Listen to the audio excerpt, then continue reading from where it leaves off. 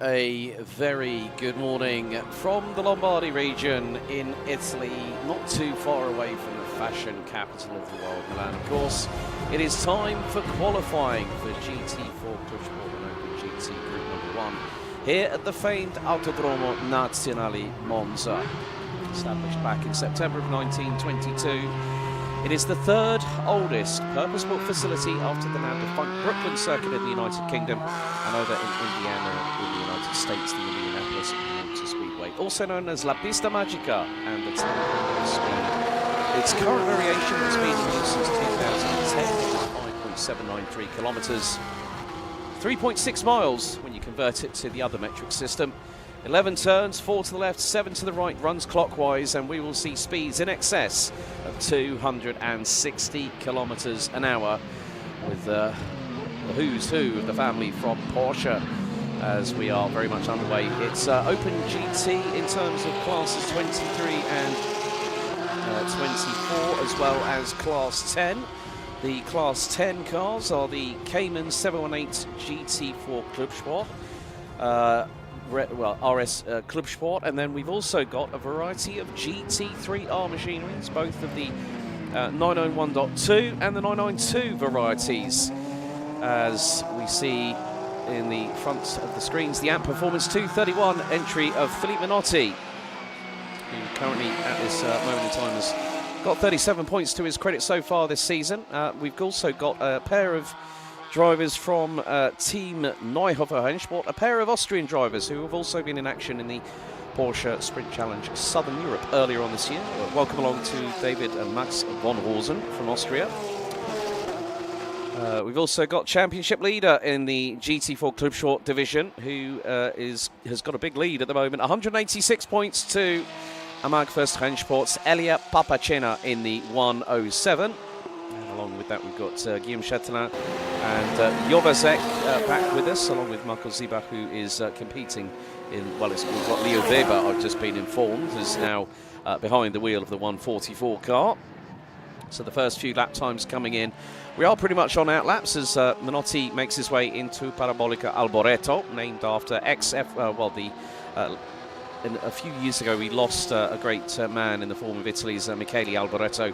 Raced in both Formula 1 and in Le Mans prototypes. As Menotti crosses the line, it is going to be a pretty quick lap here for the man in the 231. Goes across the line, 156.201.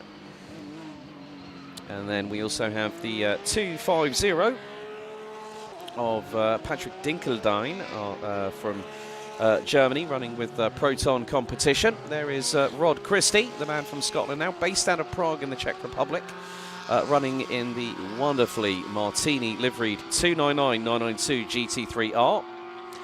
And he currently leads his respective class. Was here last year in the GT3 Cup division, so Class 1 as we call it here at Porsche Sports Cup and Sprint Challenge Suisse. And it's wonderful to be here at this fantastic circuit. As you see Menotti making his way out of the second of the first and now the second of the two Lesmos at the top part of the circuit. A little bit of trail braking is going to be needed at this particular part of the track to just carry the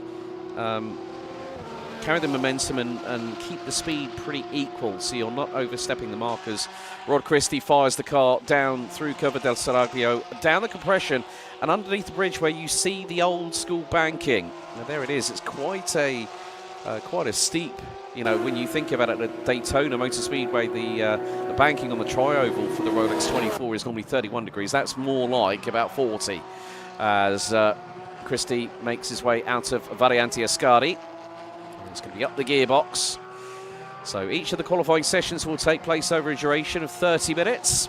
And then we'll have our first two sprint races. They'll take place before the lunch break. And then it'll be a quick turnaround before our second set of sprint races. So the first two sprint races will take place over a duration of 30 minutes plus an additional lap. And then for race 2 for each respective categories, because we're running GT4 Club Sport and Open GT together this weekend, that'll be 25 minutes plus an additional lap, and we'll also be broadcasting for the very first time something that is part and parcel of Porsche Sports Cup Suisse. It is the 2-hour endurance race. Time qualifying took place yesterday towards the end of the day between 6 and 7 p.m. local time. So at the moment, Philippe Menotti has put in a 1:48.944. We're about 23 minutes from the end of the session. And Dinkelstein has gone purple in Sector 1 with a 34.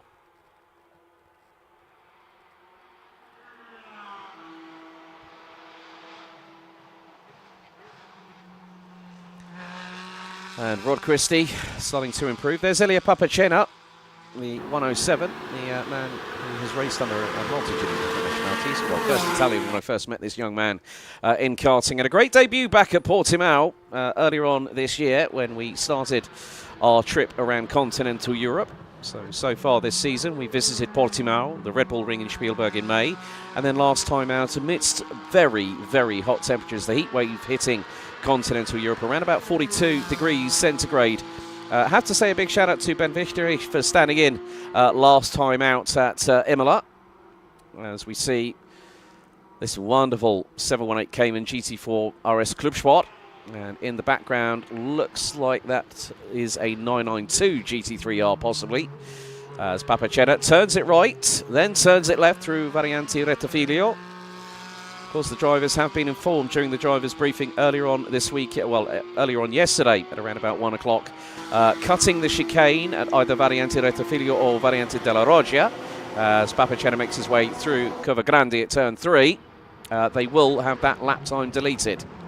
So it is all about precision, and here at Monza, the stopwatch does not lie. And there is the 250. And there's Patrick Dinkelstein making his way through into Della Roggia. Then we've got a short acceleration phase up towards the first of the two Lesmos. A little bit of camber down to the right-hand side. Try not to nibble away too much of the curb. You've got to be very careful of letting the car run wide coming out of the first of the two Lesmos, because there is a big gravel trap, and then on the run out of Lesmo 2, you see the gravel trap there. I had the opportunity to see some onboard footage of one of the drivers from a front splitter cam. One of the teams had attached a GoPro to it and just millimetres off the ground, hard on the brakes into Variante Ascari goes. Patrick Dinkelstein in the 250. Loving the contrast, the gold accents, the wonderfully black bodywork on that particular vehicle, the 992 GT3R, currently in competition around the globe in a multitude of different championships. So we are coming down to a third of the way through this session so far. So Patrick Dinkelstein again goes purple sector 1. He goes and pulls very close to the wall on the right hand side. Goes across the line. New fastest lap time overall, 1:48.188. And then Rod Christie blows that one straight out of the water. 45 thousandths a second quicker goes the Scotsman. A 1:48.143. So Christie went purple across the board in sectors 2 and 3 and managed to get the job done. Philippe Menotti in the 231, the AMP performance driver, currently P3 at the moment. So at the minute we haven't seen Leo Weber from class 10, neither have we seen either Stefan Heim from class 23 or Pierre Erret for class 24, as there is Rod Christie firing his way out through the course and then deciding, well, he's just gone through into Lesmo 1.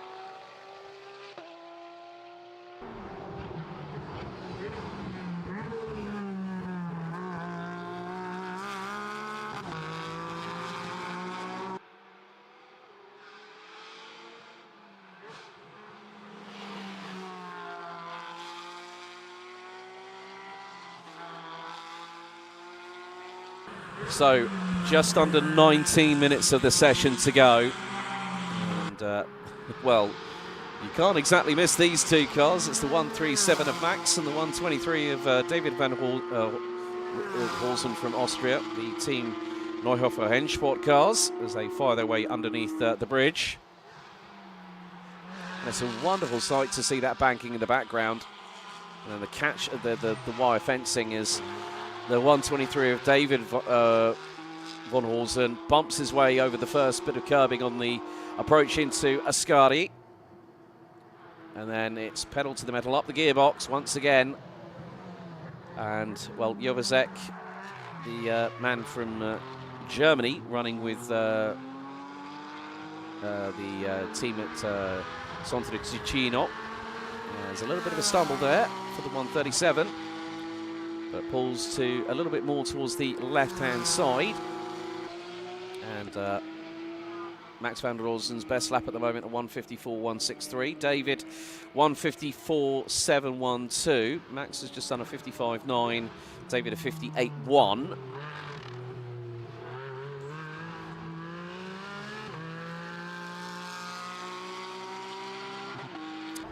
And Mr. Banderos, good morning. I know you're on your way to catch a ferry, but thank you for joining us. So if you are watching on the Alpha Live YouTube channel, who are our dedicated streaming partners all the way through the 2025 season, please give us a shout out in the YouTube chat. We'll do our best to mention your comments as much as we can throughout the day's programming. Papacena still leading the way.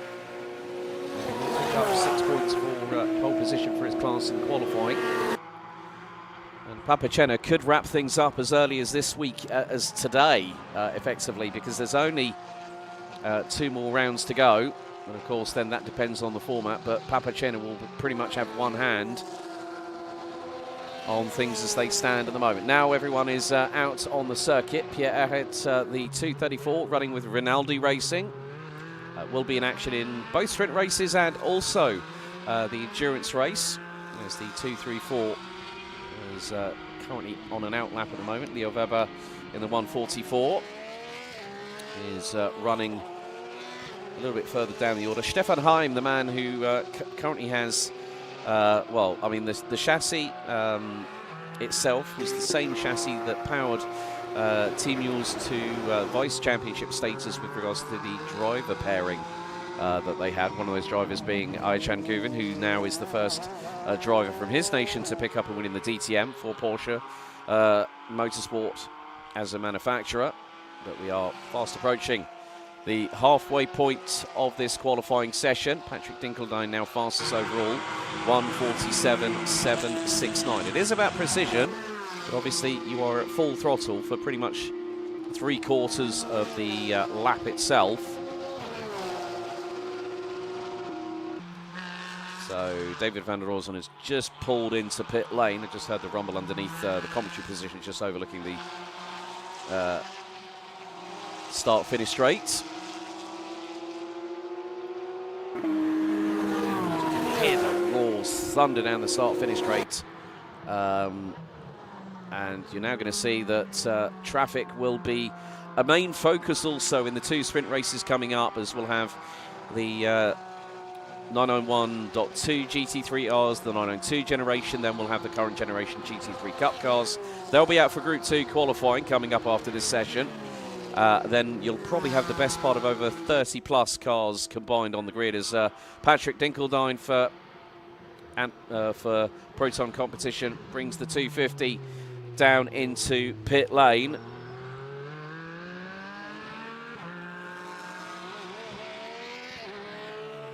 So there is Leo Weber in the 144 car for Ziebach Motorsport. We've got the returning Levin Gelf back with us. He'll be running in Open GT this weekend. Did double duty back at Spielberg.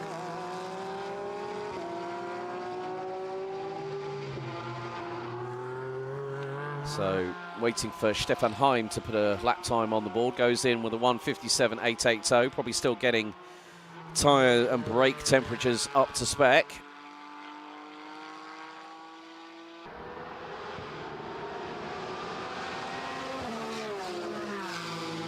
So 13 minutes and 50 seconds still to go.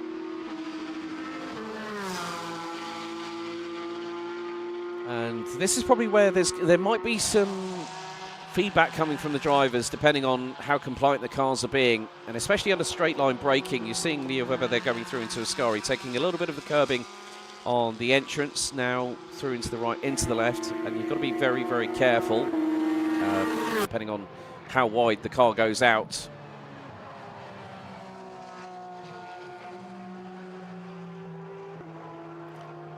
And that's in terms of proximity to barriers nearby. We did have some red flags during yesterday's free practice.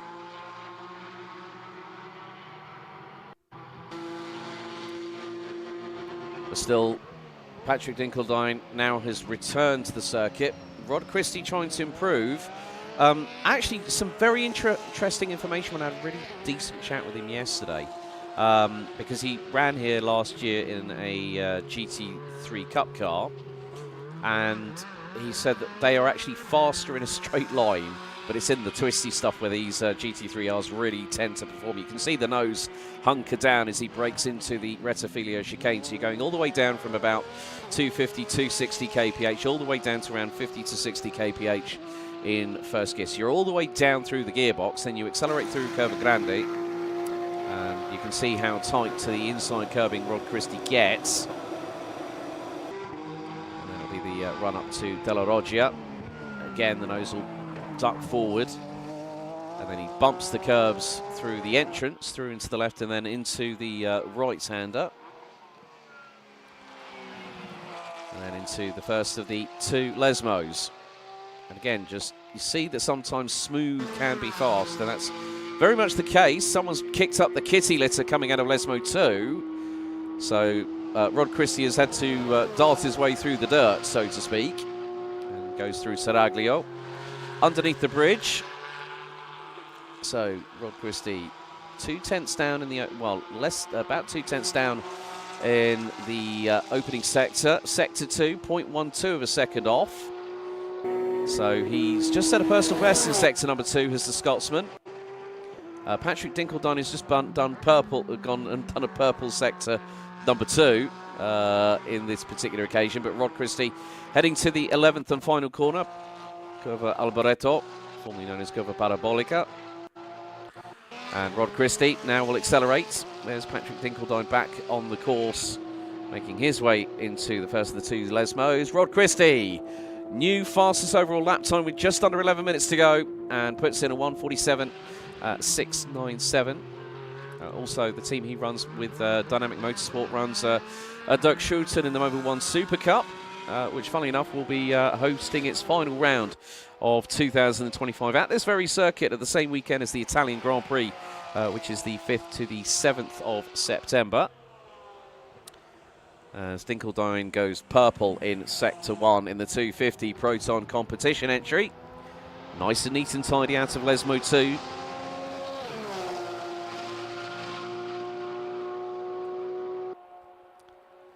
So the man from Germany makes his way down into Ascari. On the brakes in a straight line, turn it in. It's all about millimetre precision through parts of this circuit here. Runs the car a little bit wide. Coming out of Ascari. And of course, it's the two chicanes, Rettifilio and Della Roggia, that will be mainly focused on, especially if track cuts do happen. And Roderick Christie's average speed over his flying lap was 193.5 kilometres an hour. 200 kph roughly rounds out to about 120 miles an hour average speed, as Dinkeldine is going to go top of the times again, and he goes top by nearly. It's going to be a good lap here from Dinkeldine. He will cross the stripe, and he puts in a well, it's just changed to a 1:47.253 on that lap for Patrick Dinkeldine. Rod Christie 1:47.697. Philip Minotti 1:48.218. Pierre Arret and Stefan Heim rounding out the top 5 overall. Elia Papacena leading the way in Class 10. Yes, kitty litter is an English euphemism for gravel. So it's a slightly larger case of kitty litter, so to speak, is gravel.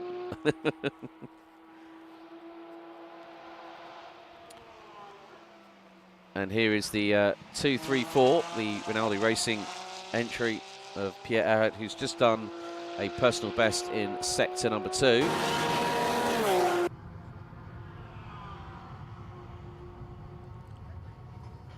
Now he's making his way at high speed down towards Cova Alboreto. 8 minutes and 20. You can see the way that the car just darted the nose downwards onto the brakes. Decides to pitch the car to the left-hand side of the circuit.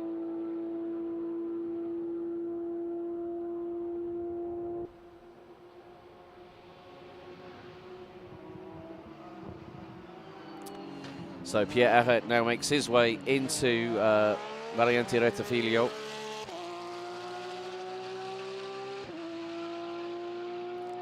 So Leo Weber now currently second in the Class 10 classification. And he is about 1.1 seconds behind current championship leader Elia Papacena, as Arret goes hard on the brakes once again, this time into Della Roggia. So 7 minutes and 18 seconds on the timing to go. Patrick Dinkeldine has ruled the roost in the combined efforts of both Class 23 and Class 24. And again, it looks like there has been some dust kicked up.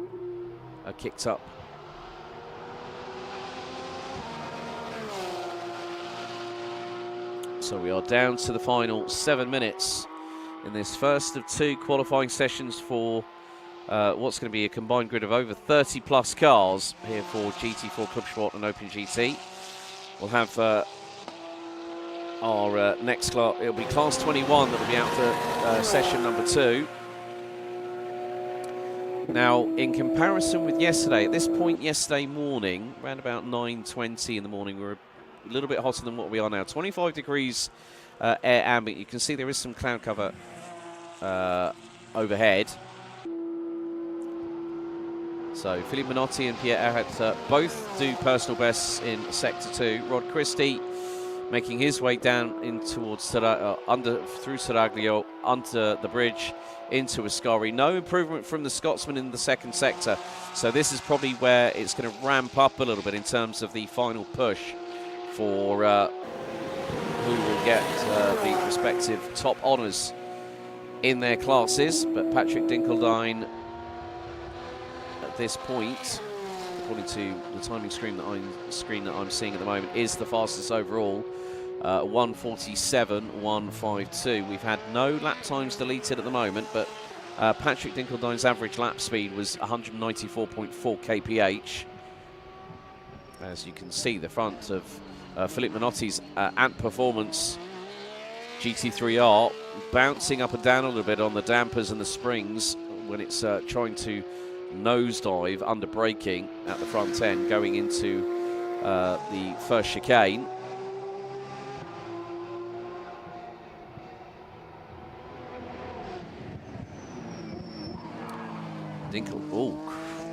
Dinkeldine is absolutely flying at the moment, the man from Proton Competition. 33.819 in the opening sector. And here is Menotti. No improvement in sector number 1 for the 231 from Switzerland. Of course, we've got a very multinational field this weekend, so nations represented, the United Kingdom, Germany, Switzerland, Italy, Austria, the UAE, the USA. Along with that, we've got the Dominican Republic, the State of Qatar, we've got Bulgaria, amongst other nations here. So truly an even as far as far east as Hong Kong, of course, with Dylan Yip being one of the protagonists in Class 1 this season. So Philippe Menotti has just gone purple overall in terms of Sector 2. As Dinkeldine, will he improve across this lap? Well, it didn't need to be a perfect lap in terms of sector times across the board, but Dinkeldine has gone top of the timesheets on a 1:47.097 as things stand. Philippe Menotti and Rod Christie, who are third and second respectively in this session. The top 3 in this session covered by just under 0.49 of a second. RH Racing, well, if you want to know about T-side quali, you're going to have to look at the YouTube channel, to be honest with you on that one. See what is planned. But Dinkeldine this time just fractionally off his personal, well, is the fastest overall opening sector of anybody in this qualifying session.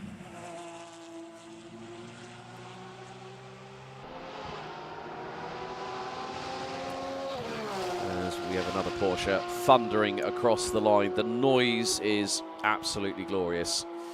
And there's a lot of there's a hive of activity. There's, you know, the drivers have been really looking forward to being here at the Temple of Speed. It's the one where you are full throttle for pretty much the majority of this lap. There's no real, you know, you might think that there's going to be time to breathe, but you're going to have to keep the cars on the black stuff and not kick up the dust going through the gravel. Dinkeldine, overall fastest in Sector 2 on this particular occasion.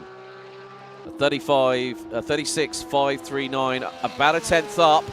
Looks like this could be a further improvement by the man from Proton Competition. Across the line he goes, not quite. Lost about 2.5 tenths in the final sector, did a 36.846.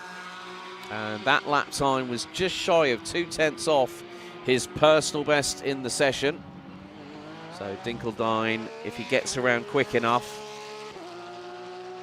might have an opportunity to set a fastest, well, a final push lap. Pierre Arret has set a personal best of 1:48.187. The only driver that looks to be out at the minute for Class 10, which are the Cayman 718 GT4 RS Club Schwarz. Elia Papacena, fastest of anybody by 1.1, a best part of 1.1 seconds. You can see that someone has also already brought a bit of gravel on the circuit through, I think, maybe Della Roggia. But at the moment, Elia Papacena has done enough to secure himself as on the top spot in terms of Class 10.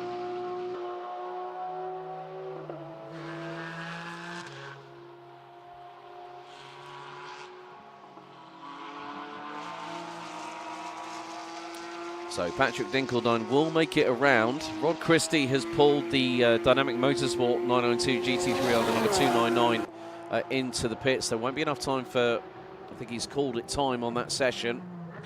Dinkeldine will have another opportunity to go for another lap here at Monza.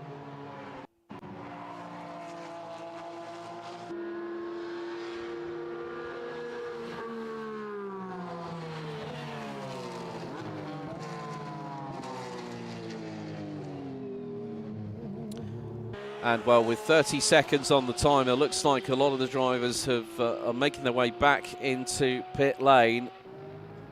So Patrick Dinkeldine is in, Rod Christie in, Jovazek is in, so is the likes of Elia Papacena, Leo Weber, Max and David von Rosen.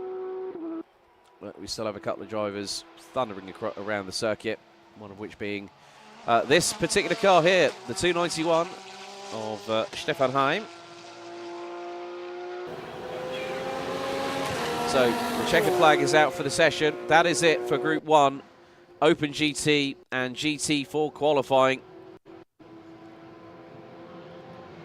So it bears the question with regards to Stefan Heim and Pierre Arret as to whether they will complete their laps or whether they will end up into pit lane.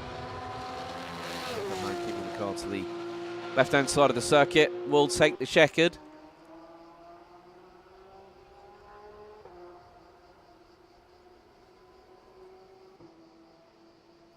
And on that particular occasion, the team used by Twin Bush 291 car does not make a further improvement. And here is Philippe Menotti in the 231. This is going to be his final assault through Ascari.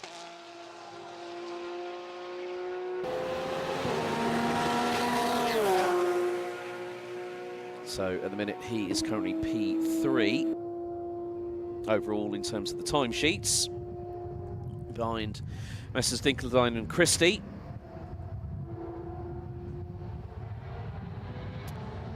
So So Pierre Herret has crossed the line. Philippe Menotti looks to be at full speed, will not go into pit lane on this particular occasion. Takes the last checkered flag. His effort, 1:48.106. And thereby, he will be making his way round the circuit. A cool-down lap to get the car back to some kind of mechanical sympathy in respects. It's a very, very hard circuit on the cars here. A lot of the brakes are going to be put under duress, the tyres are going to be put under duress, the drivers, with regards to the G-forces here at Monza, are also going to have that, but with a 1:47.097, Patrick Dinkeldine takes the first overall pole position of the weekend here at round 4 of 2025 for Porsche Sports Cup and Sprint Challenge Suisse here at the Temple of Speed by just over 0.46 of a second ahead of Rod Christie. And there is the man who takes third overall in the session, Mr. Philippe Menotti, for Ant Performance in the 2-3-1 entry. So, and Pierre Herret for Class 24 takes P4 ahead of Stefan Heim, and he's currently leading by a country mile in Class 23 on 175 points this season. Elie Papacena takes pole position in Class 10, which is the Cayman 718 GT4 RS Club Sport cars, and will be ahead of Leo Weber, Max van Rosen, David van Rosen, and Jova Zek. Includes our 10 qualifiers out. It's going to be a lot more of activity in the next session, because very shortly we will have a multitude, a plethora of cars, over 20 plus, out for group Class 21 group qualifying for GT4 Club Sport and Open GT qualifying. And then we'll go to GT3 Cup qualifying before we then head down to the grid for our first grid walk of the weekend, where I get the opportunity to speak to some of our participants.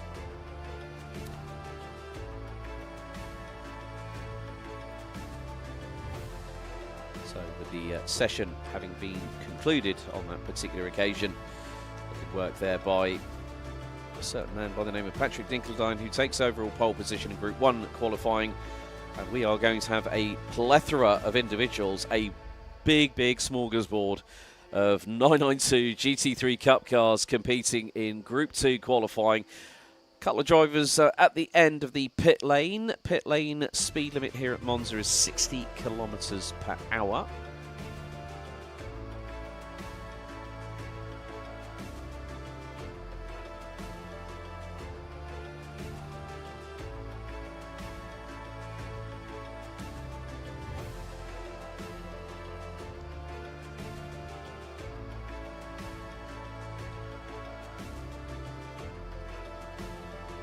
And of course, as always, the Open GT Class 21 is always very exciting.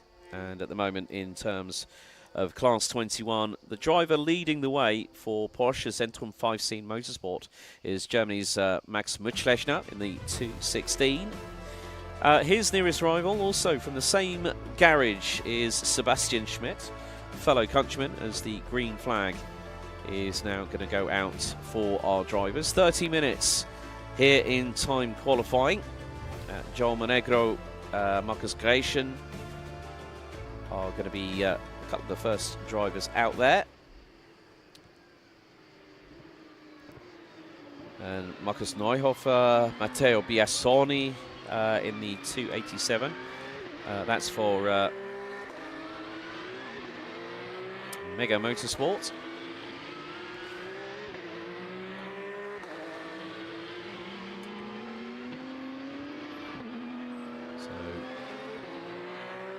Quite a few of the drivers opting to go out early in the session. Now the temperatures are a little bit colder, which might be a little bit more conducive, but it is going to be the case that drivers will have to be a little bit more forceful with warming up the brakes and the tyres. Now on the 992 GT3 Cup cars, they do have standard vented steel brakes provided by Brembo. Also, nice to see someone taking an inspiration from a Disney film. 276 Manuel Zloff has channeled his inner Lightning McQueen on his 992 GT3 Cup car.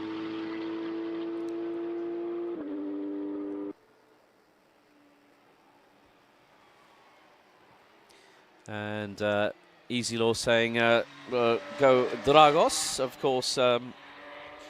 Dragos Buriu, who is with the Newton Racing team, the remaining. We've also got a man who has returned to competition in Europe for the first time since the World Endurance Championship back in 2015, as we welcome Patrick Dempsey, who's running in the 266 car with Sportec Racing, their head of motorsport, a man who's won Le Mans 3 times, Rolex 24 3 times, is a winner at the 12 Hours of Sebring. Also ran in the DTM, of course, Marcel Fessler, who's now Sportec Racing's head of motorsport.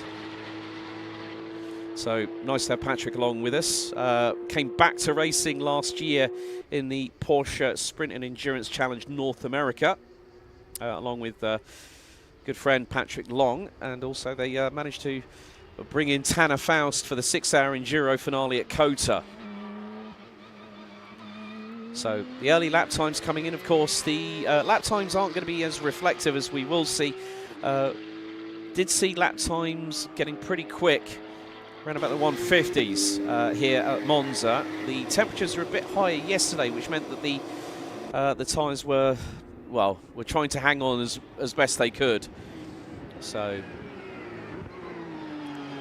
there is a lot of activity that's going to be going on over the next 27 minutes. So traffic's going to be, you know, if drivers decide to go out into the session a little bit later, then we're going to find that traffic is going to have to be managed. Drivers are going to have to use their savoir-faire, use their racecraft, just to know that they'll be told by the engineers, okay, car behind you is closing at a rapid rate of knots.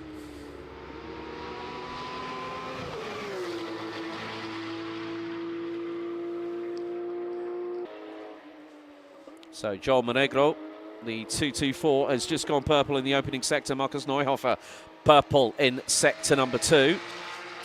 And there is the 285.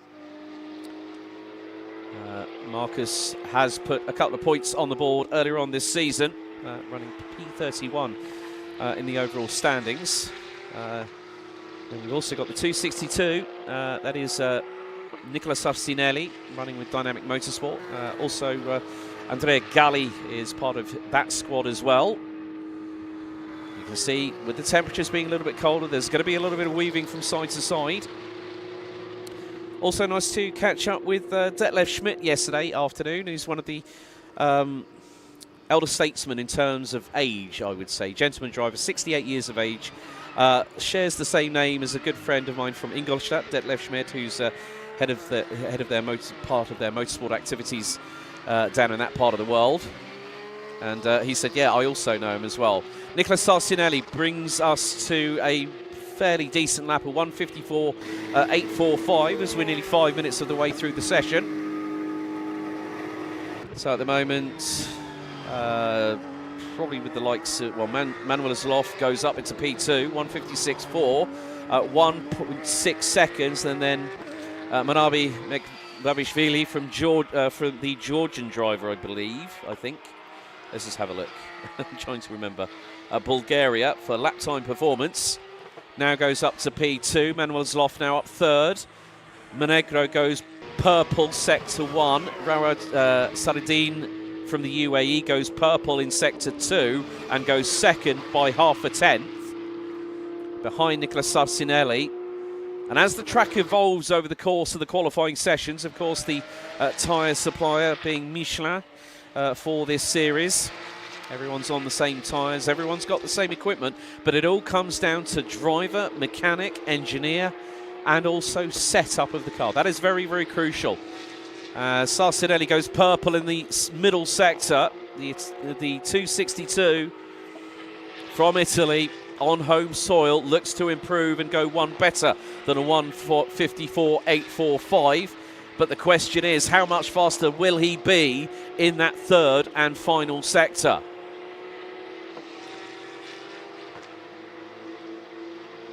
And Markus Neuhofer goes in 1:53.585, and that puts him over a second and a quarter quicker than Sarcinelli, who responds and goes in straight away. That's the lap time kind I've been looking for, a 1:51.494, but Joel Monegro goes even quicker, 1:50.985, and Manuel Zlofs, he's just had his previous lap time deleted for cutting chicane number 2 at Della Roggia.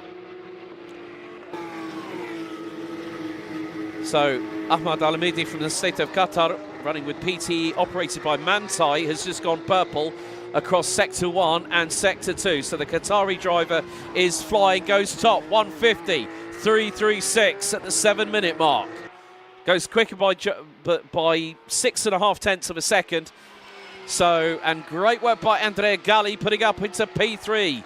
So the dynamic motorsport pairing, the two Italians, Galli and Sarcinelli, third and fourth at the moment. Marcus Gratian from the United Kingdom goes purple in sector number 1. And looks like everyone is out on track.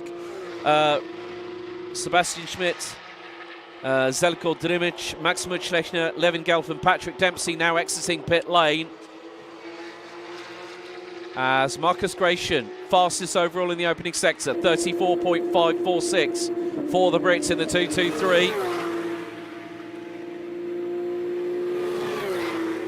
There are improvements across the board. The track really starting to evolve here at Monza, and with it comes confidence and maybe a little bit of bravado as well. But this is going to be a rapid-fire qualifying session that is going to be full throttle right up until the checkered. We've got just under 22 minutes until the checkered flag.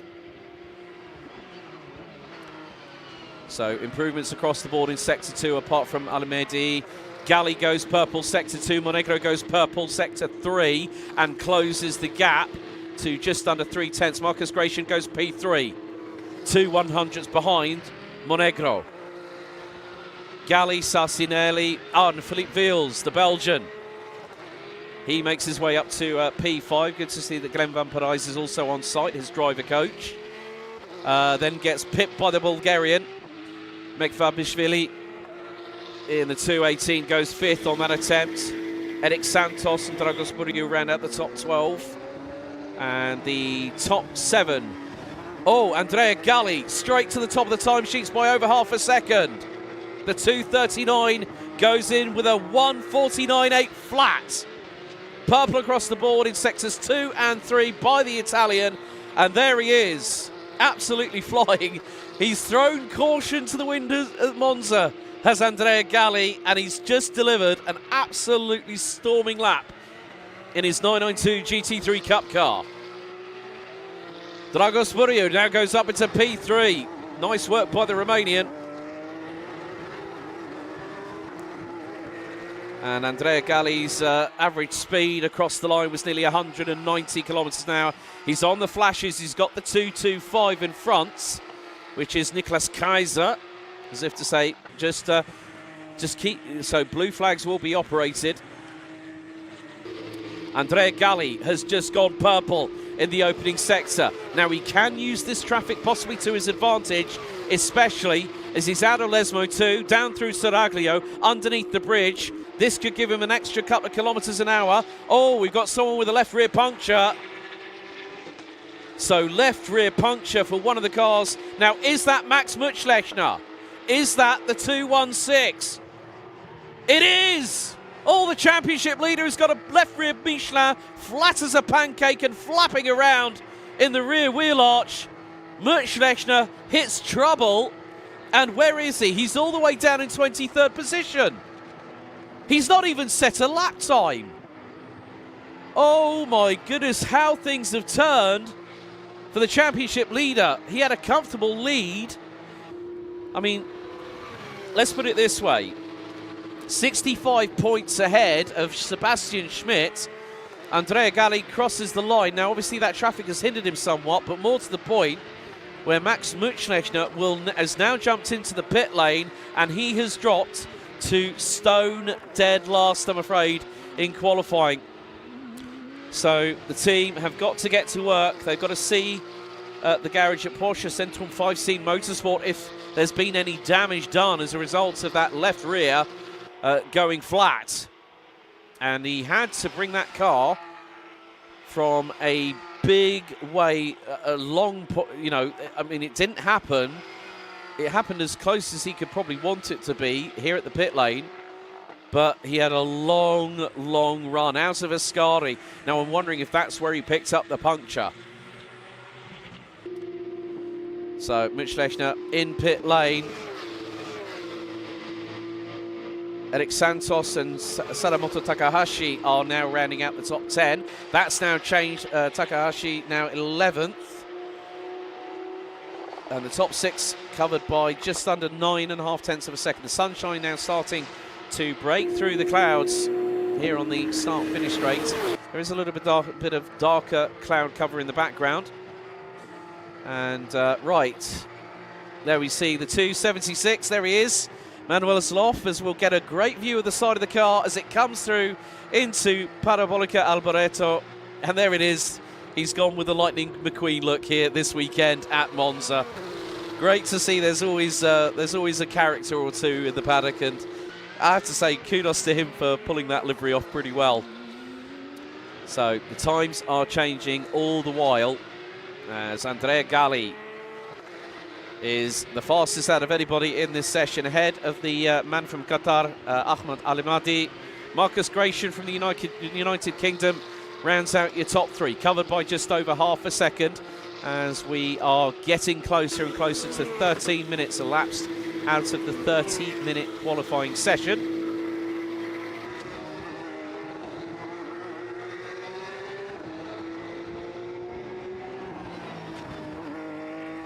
But as I say that, Andrea Galli has now jumped into pit lane. Dragos Buriu from Newton Performance is now Newton Racing Team, the Romanian, now up into 2nd position. As great to see Ahmed Almedi. Still remember his dramas in race 2 at Portimao at the season opener back in April, having a slight bit of contact and might have damaged the steering on the Qatari's car. He ended up going into the barriers at a small rate of speed. Manuel Zloff underneath the bridge after Saraglio, as Almedi has improved across the board. Sector 1, Sector 2, bumps the curbs aggressively on the entrance into Ascari. As the driver will now make his way down towards the Cova Alboreto, the 11th and final corner here at the circuit at Monza. We are just about 60 seconds away from half-time.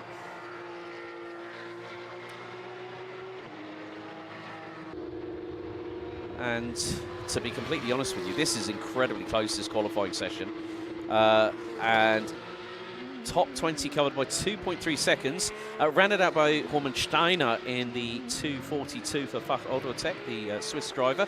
Patrick Dempsey now currently 14th and is improving all the while in the 2:66. So he's just done a personal best in the opening sector. Alamedi has gone top, and he's beaten Andrea Galli by 8/100ths of a second. So great work by the Qatari driver. And we have, coming up to halfway in the session, there is the 203, Germany's Sebastian Schmidt for Porsche Centrum 5C Motorsport. He is currently, at the moment, 7th in the timesheets. Alamadi again improves on the opening sector.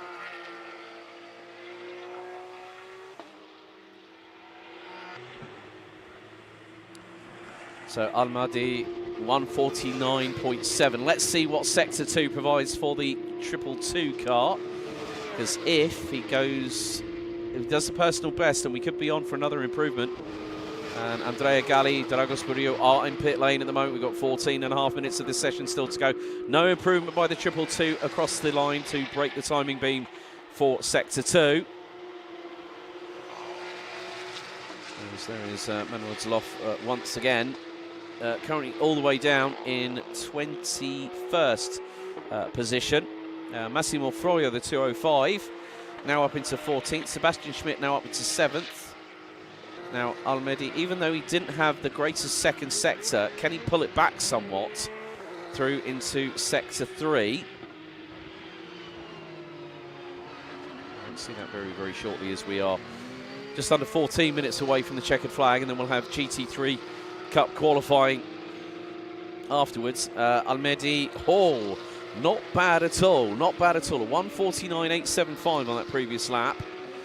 So, and you can see there's quite a bit of gravel. That will be out of Della Roggia. There's the 223 of Marcus Gratian. Currently P6 at the moment.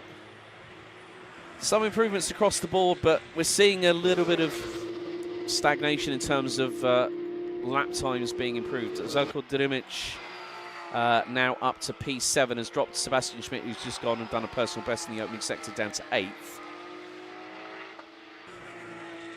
So there is still an opportunity, of course, if they get a new set of fresh Michelin tyres on the car, that will help. But then they've got to go through that heat cycle once again. So depending on how long the car is on the air jacks, that will depend on how much temperature's lost from the brakes. You put a brand new set of tyres, they're going to be cold. You need to scrub that top layer of bitumen off the carcass of the tyre to really help the compound to accelerate and then gather heat.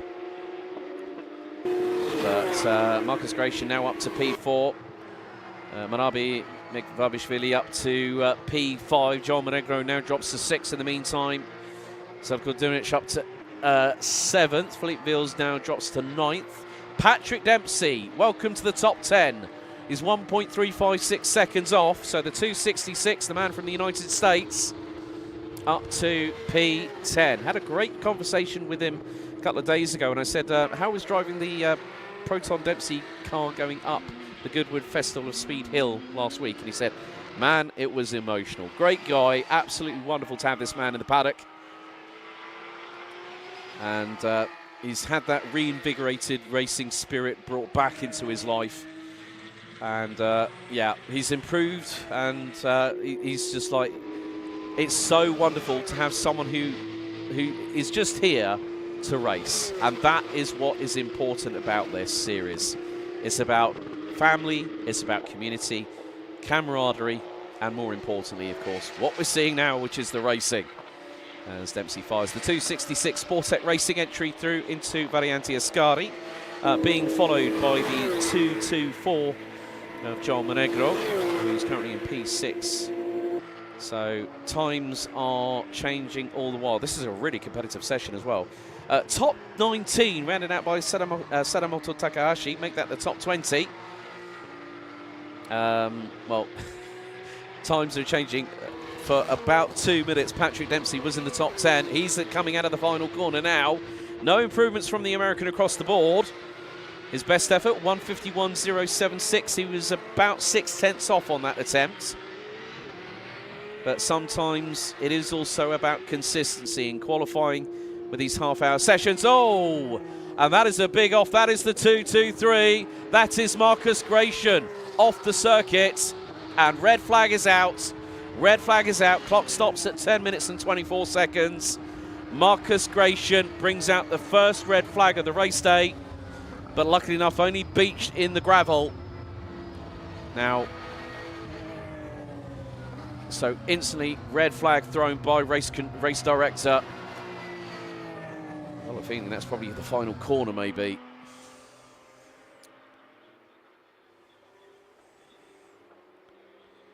So red flag is out, so timer stops at 10 minutes and 24 seconds.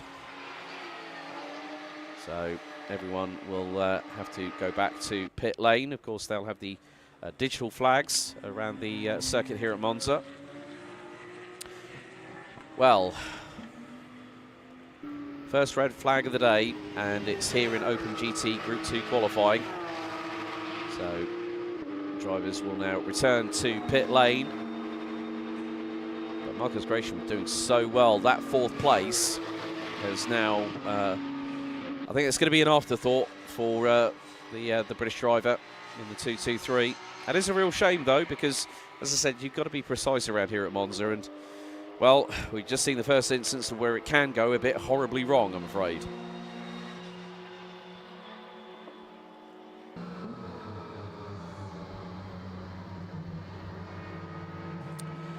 Thought that might have been the case. So the car is now lifted out of the gravel.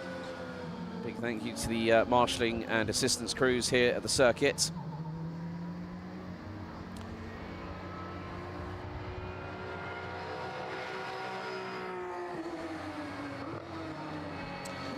So once again, red flag stoppage. So, and the good thing is, there's a lot of gravel now being spilled by the rear of the car. But the main thing is Marcus Gratian, thanks to the assistance of the crew here at Monza, has just been able to bring that car back to pit lane. So that has been expedited very, very quickly indeed. A big thank you to them for doing a fantastic job of getting the crane lift in. And so, yeah, Marcus Gratian's car has got a bit of Monza gravel dust and stones thrown in for good measure here, there, and everywhere. So the team are going to have to the crew from PT, operated by Mantai, will get to work, possibly more than likely, if he manages to get the opportunity to go out. But that depends on what happens. But green flag is now back underway after a very, very quick turnaround. So 10 minutes and, well, let's call it 10 minutes, shall we? People are now going to start going out.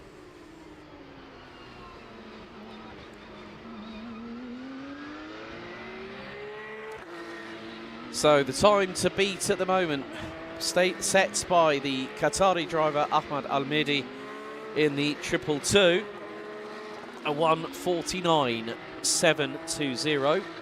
Ahead of Andrea Galli, with Dragos Burio rounding out your top three. Marcus Gratian, who brought out the first red flag of the day, in fourth, ahead of Marabi Megvabishvili in fifth. Joel Monegro, Max Mutschlechner. After that drama with the left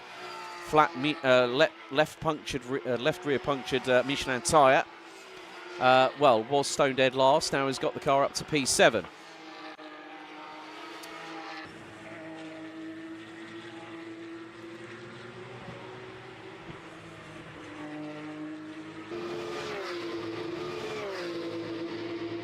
Still time for drivers to set laps across the board here at the circuit.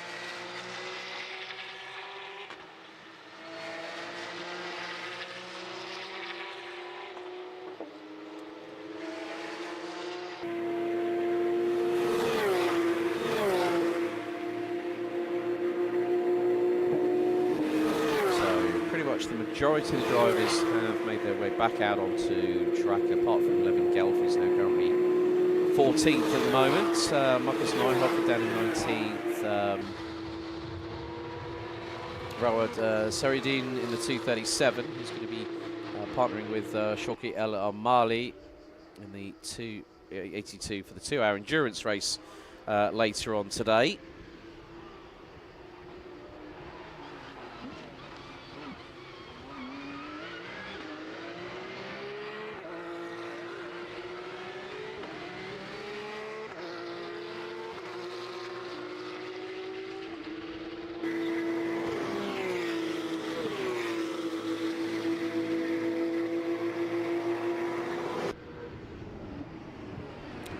So we're coming down to the last 7 3/4 minutes of this session. As the 2:18 of lap time performances, Marabi Megvabishvili. Very bright and colourful car, I must say. So Alex Rosio giving Dragos Burio a bit of cheers in the chat. Maria Forte saying, go Patrick Dempsey.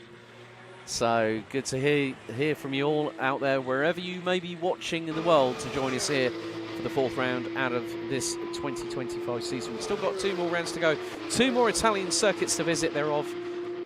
So for those wanting a little bit of a reminder, we will be heading to the Autodromo Internazionale del Mugello for the double sprint race, where we will welcome back Porsche Sprint Challenge Classic Suisse for their next round of the series. And then the 16th to the 18th of October, we go to the Misano World Circuit, Marco Simoncelli, the last double sprint event of the season, and we will round it off with a very, very special endurance race, a 2-hour enduro under the nighttime sky and the floodlights around Misano. It is a spectacle you will not want to miss, and you'll be able to catch all the action right here on Alpha Live all the way through the season. Good to see that people are up. Yes, Marie, I'm wondering if it's Pacific, Central, or Eastern Standard Time that you're currently in with regards to time zones. Because if it's Eastern, it's 5 in the morning, isn't it? So we're 4 or 5 o'clock in the morning. 6 minutes to go, and Marcus Gratian improving again. He's done a personal best, and the top 4 now covered by 2 tenths. 2.5 tenths cover the top 5. Philippe Vils is now in. Patrick Dempsey has just improved on lap time, and that's one of his best laps so far, obviously in qualifying, but with free practice you can do longer runs with regards to tyres and everything else. So Patrick's just put in a 150.972.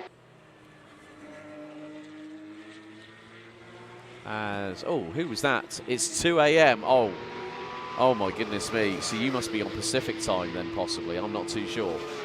Time zones I have a problem with at the moment, but never mind. Right, Massimo Froyo in the 205 up to P12. Takahashi in the 204 for DCV by Omra Racing. Oh, big old bump through the curbs there by the 207. Dragos Burio is pushing. He's gone personal best in the opening sector. And he's right behind Mekvabishvili and is getting a tow. Sebastian Schmidt pulling to the right-hand side of the circuit. Now into Alboreto they go. Could this give the opportunity to Dragos Burio to get the slipstream out of the final corner? Will the Romanian go up the timesheets? He's got to find about the best part of 2 tenths of a second. To do so, he pulls to the right-hand side. No, not quite. It was a 150.188.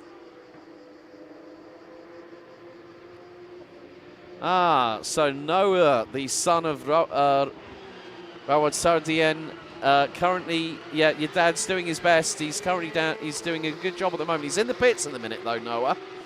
Currently 23rd in the timesheets.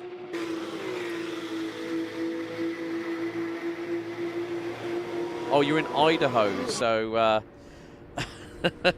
oh, it's Mountainside. There we go. That's a... Well, greetings to Idaho, Marie. Thanks for joining us, even though it's 2 in the morning where you are at the moment. I hope you've got your caffeine stack on standby. It's going to be a long day.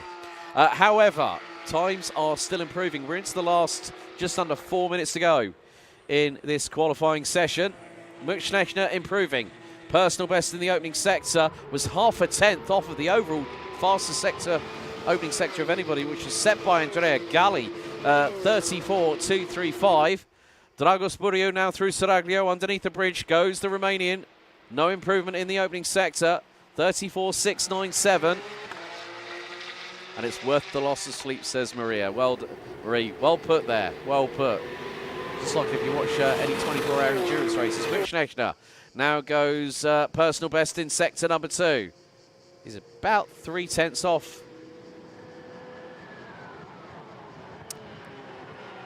So 3 minutes to go, and this could be it. Now, I have to give a shout out to a very, very good friend from the Qatar Motor and Motorcycle Federation, Amro Al-Hamad, who's currently doing some JSP4 testing, I think, with Ligier at the moment. It looks like we're going to have a very, very happy...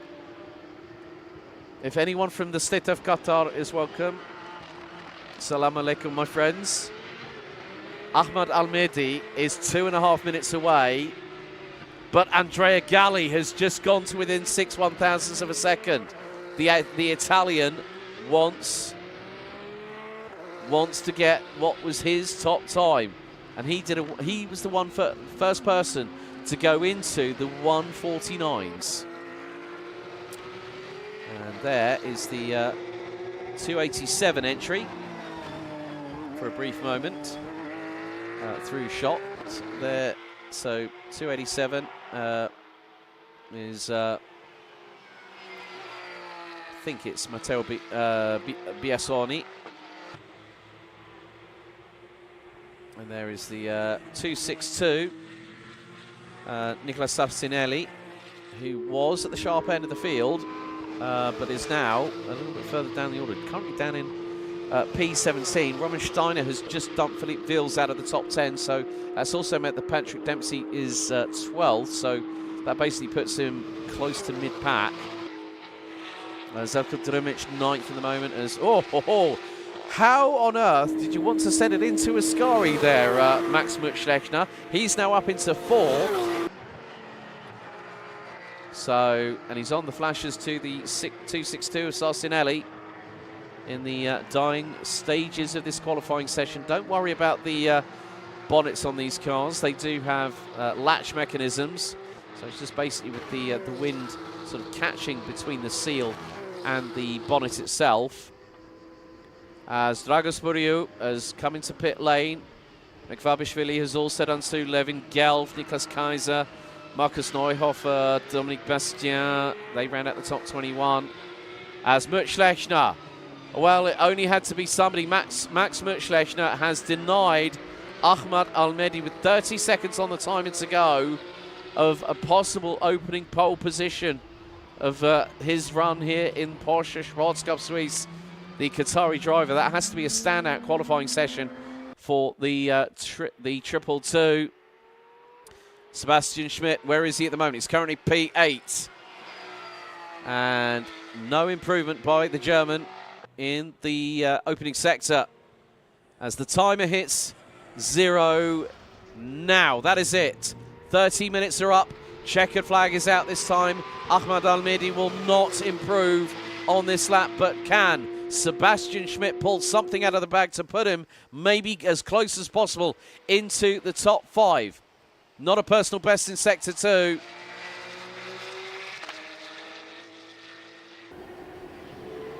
But more to the point, well, it's advantage Mutschlechner. He knows now he does not have to push any harder.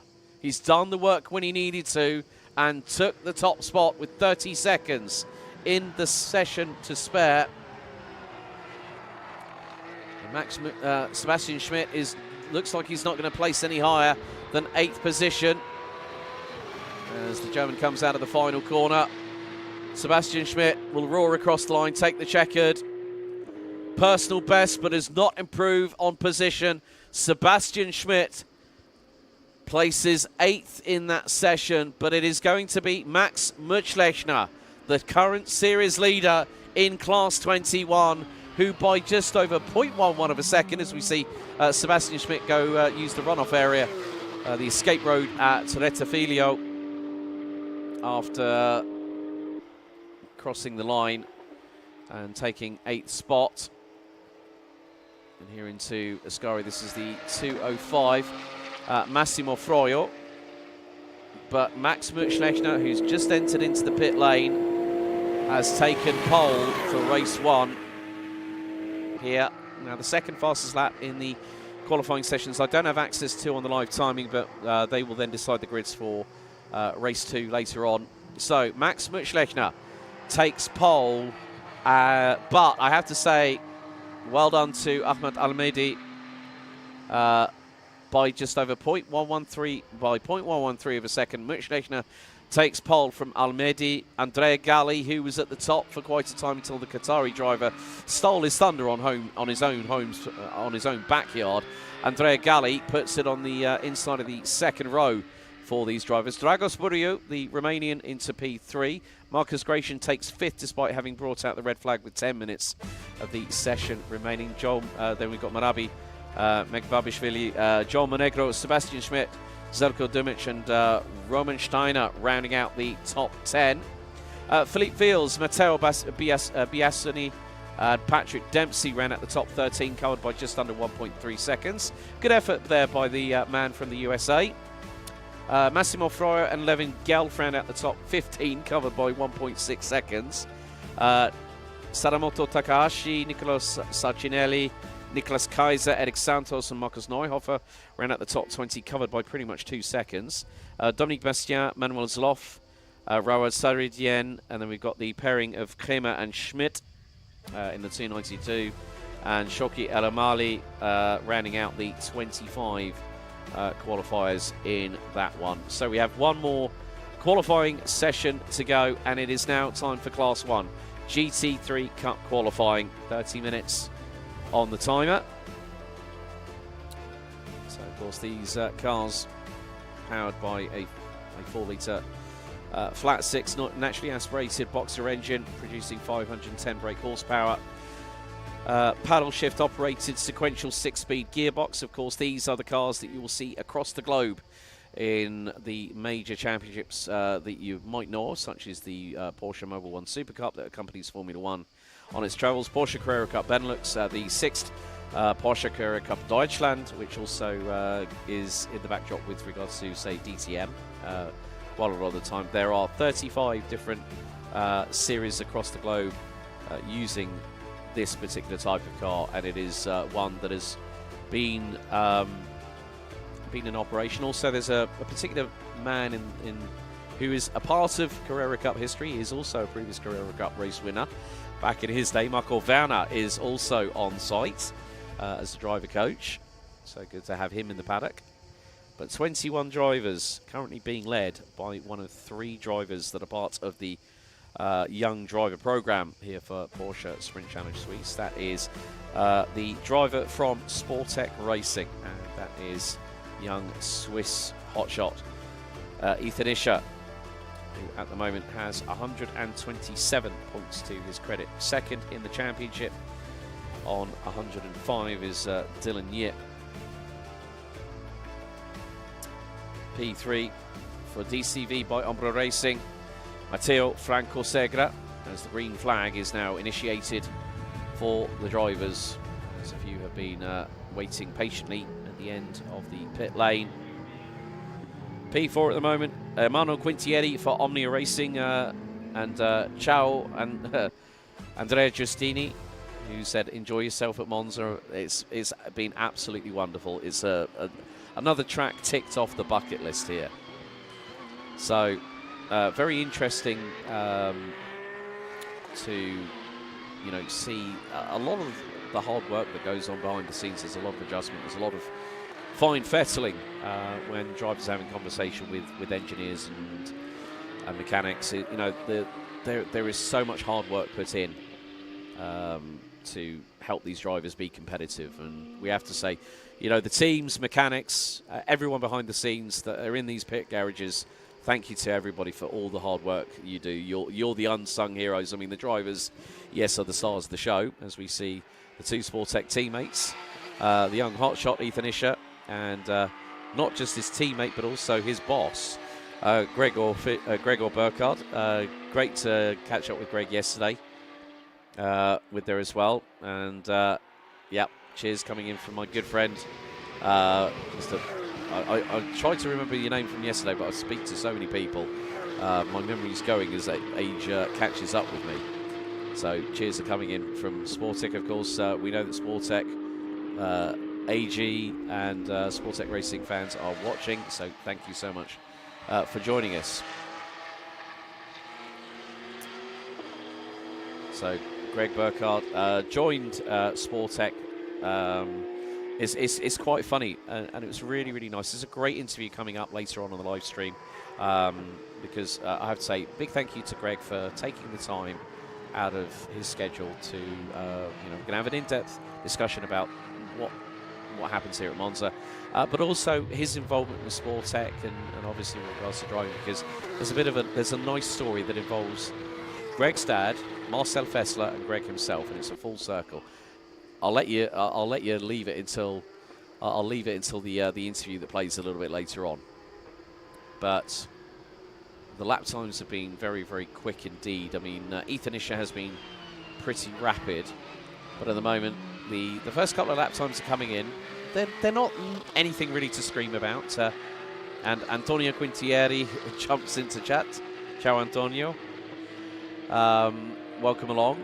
It is a case that, like we saw with Class 21 for OpenGT, they're effectively pretty much the same machine apart with, I think, with ABS as part of the specification. So these are the cars that are these are the cars where you can't really hide. Nothing can be left to chance. There's Ernst Inderbitsin in the number 9 car. Running with Fach Autotech, currently P12 in the series, 25 points to his credit so far, but straight out of the way, I think you might have heard me, Greg Burkhardt has just gone bubbled across the board. He's done a 42.7 in the second sector, 40.5 in sector 2, and now he's going to be on a push lap. But, well, all I can say is this: when you go and put in a 36.1 and your teammate goes 3.5 tenths quicker, Ethan Isher, 35.7, who was channeling his inner Sunny Hayes earlier on, bouncing tennis balls off the side of the Sportec truck with his headphones on. So you're going to see, like we've seen with Ernst Albert Inderbitsin. Great to also have a nice chat with Danielle van Balmus, the driver from the Porsche Basel racing team. She's currently P16 in the series, 17 points at the moment on her tally. So, first benchmark lap time put in Jeremy Siffert, the grandson of Joe, who's also been racing the ADAC Prototype Cup Germany this year. Puts in a 1:57.959. So, now we're probably going to see some quick lap times. I would say that Burkhardt and Isher might be going up to the top pretty quickly. There's the number 74, another addition who's also taking part in the endurance race tonight, Mark Arn, the number 74, and has scored points already. Gregor Burkhardt, top of the timesheets. Well, 1:54.079. As that was Carlos Scanzi in the 55 car for Prima Ghinzani Motorsport.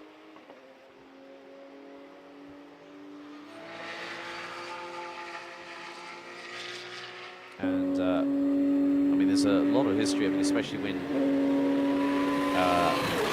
Prima Ghinzani Motorsport, the person who is pretty much a founder of the team, Piercarlo Ghinzani, who actually raced in Formula One between 1981 and 1989.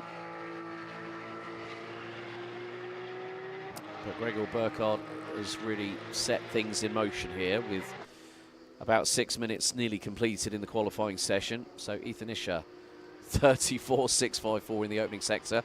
Jeremy Siffert actually going pretty quick in the second sector, 38.759. Of course, we're still, when we get to about halfway through the session, we'll really have a bit more of an indication. And we are now, for those that didn't catch it earlier on, we are live streaming the 2-hour race later on. So after our sprint races are completed, we'll have a little bit of a breather, and then we will be back for the 2-hour enduro race. So we're covering all the on-track action here today for round 4 of the series.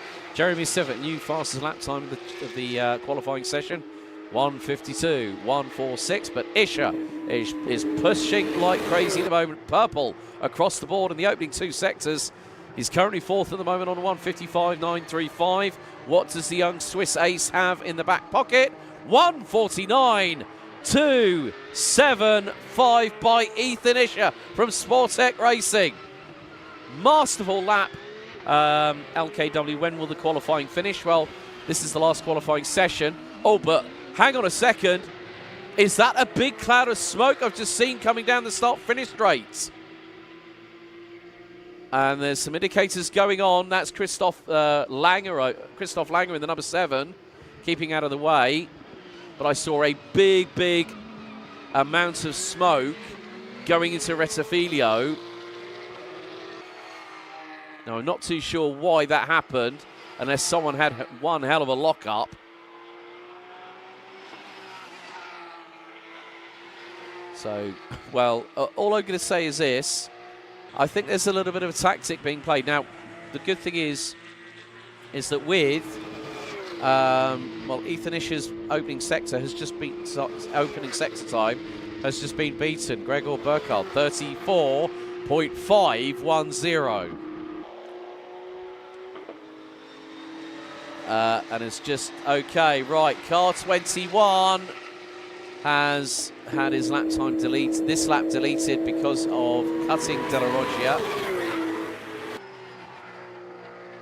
So there was a big lock up of brakes into Rettifilo.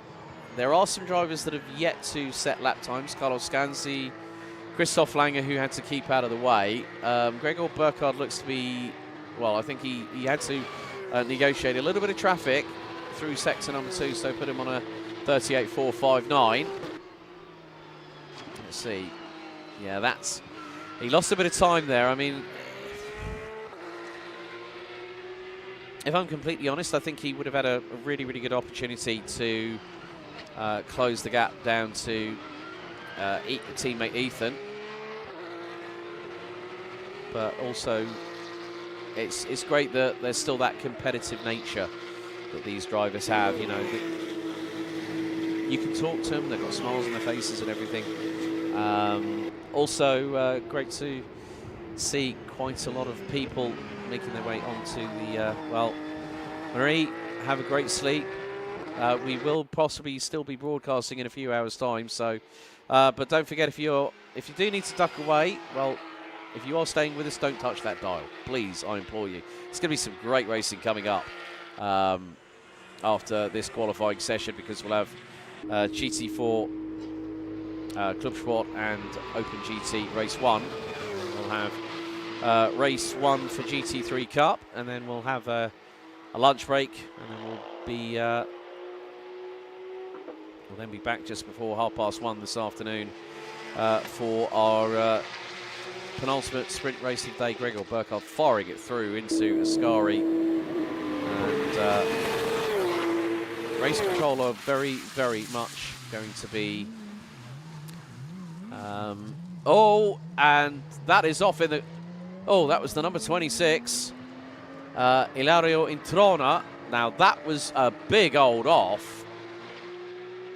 That looks to be the entrance into yeah, that's the entrance into Alboreto. The car went completely exit stage left. Not too sure if he misses braking point there. And Lucy Bassendale, welcome along.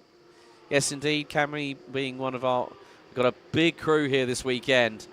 So a big thank you to all the team here at Alpha Live for putting together all the images and sound and vision that you see on your screens at home. So Ethan Isher has gone quicker still, 1:49.186. Now come on, give your team boss a little bit of a, well, he's not giving his boss a slipstream here at all. He's definitely gunning for the series crown. So at the moment, Jeremy Siffert P2, Christian Caramuccia, Gregor Burkhardt, Ilario Introna. Yes, Eros Banderos, another one fell in the kitty litter. Oh no! And there's another one that's just gone off, exit stage left, and that is the 55, Carlos Scanzi. I think that's beached. That is possibly going to bring out a red flag. That's dependent on race control. If it's not safe enough, they will throw the red flag just on safety grounds. Ethan Isher, red flag has just been called, 18 minutes and 23 seconds, with Carlos Scanzi bringing out the second red flag during qualifying of the day. And it is again, well, it's at another point on the circuit. So red flag, 18 minutes and 23 seconds on the timer. Ethan Isher was on a fast lap as well. He just done a 34.385.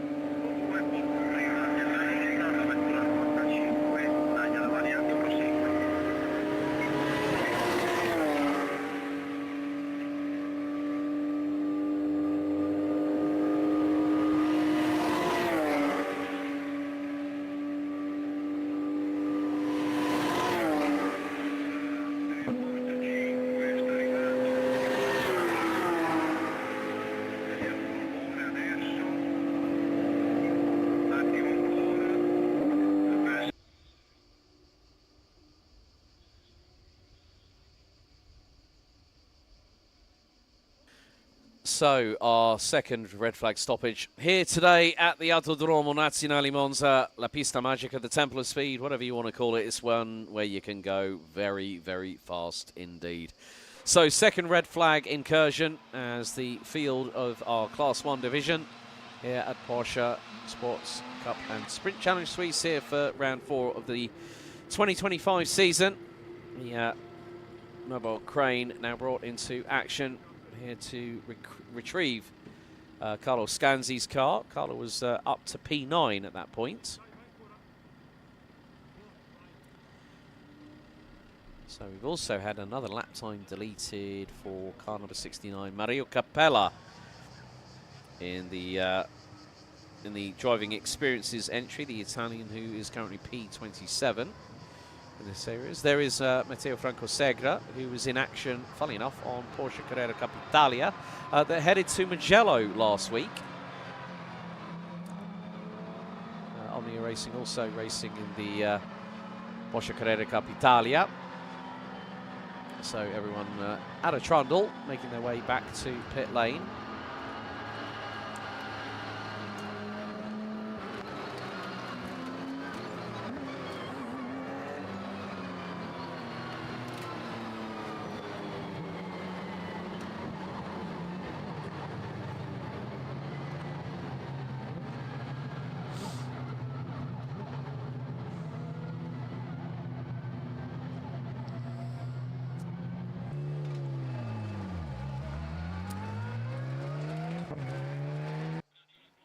And there we go.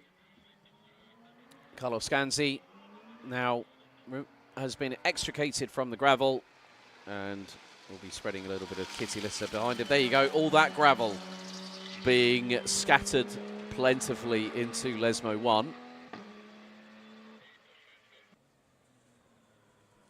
So at the moment, Ethan Isher leads the session with a 1:49.186. Christian Karanuskija got ahead of Jeremy Siffert and is on a 1:50.331 on his previous lap. Jeremy Siffert a 1:50.474 rounds out the top 3. Gregor Burkhardt and Ilario Introna ran out your top 5 ahead of Mark Arn, Christoph Langer, Daniel Schmid, Carlos Scanzi and Georga rounding out the top 10. As there's a lot of activity down in pit lane at the moment. Of course, the iconic podium you see in the background is where we'll be welcoming our top drivers once we've had our respective races concluded. Of course, I will manage to get down to pit lane and also to the grid throughout the day, keeping my step count up, but also chatting to some of the drivers after what are set to be some of probably the most exciting racing when you couple high speed, heavy braking zones and technical precision. It's as soon as I found out we were going to Monza this year, I was like a kid in a candy store, rubbing my hands with a smile on my face, bigger than the Cheshire Cat from Alice in Wonderland. As we head to our mobile camera, there's Carlos Scanzi pulling in to pit lane, as the team will now get to work.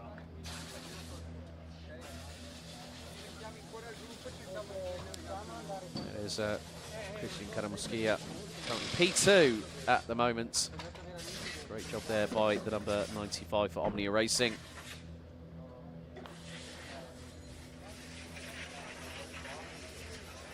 There's Ernst Albert Indebitzin in the number 9 car for Fach Autotech.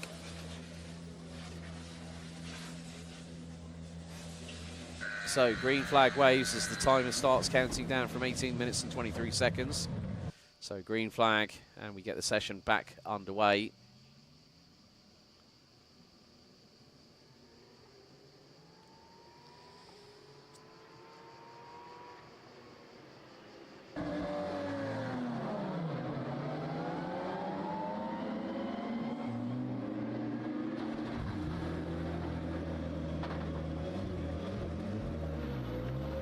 So there is the number 3 car, Georga, for the Bell Speed outfit. Now heads to the end of pit lane.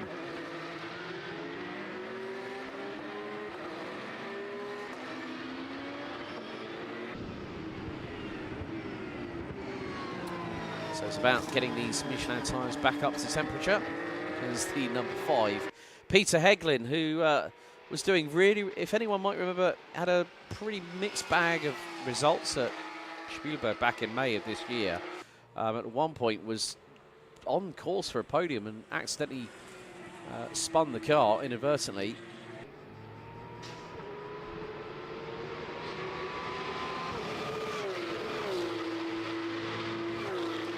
So with the drivers getting up to speed, can anyone beat Ethan Isher's time? 1:48.186. Now we did see Class 21 GT3 Cup cars doing at the fastest a high, a 1:47. I think it was, if I remember correctly. So there is still some time for these drivers to find.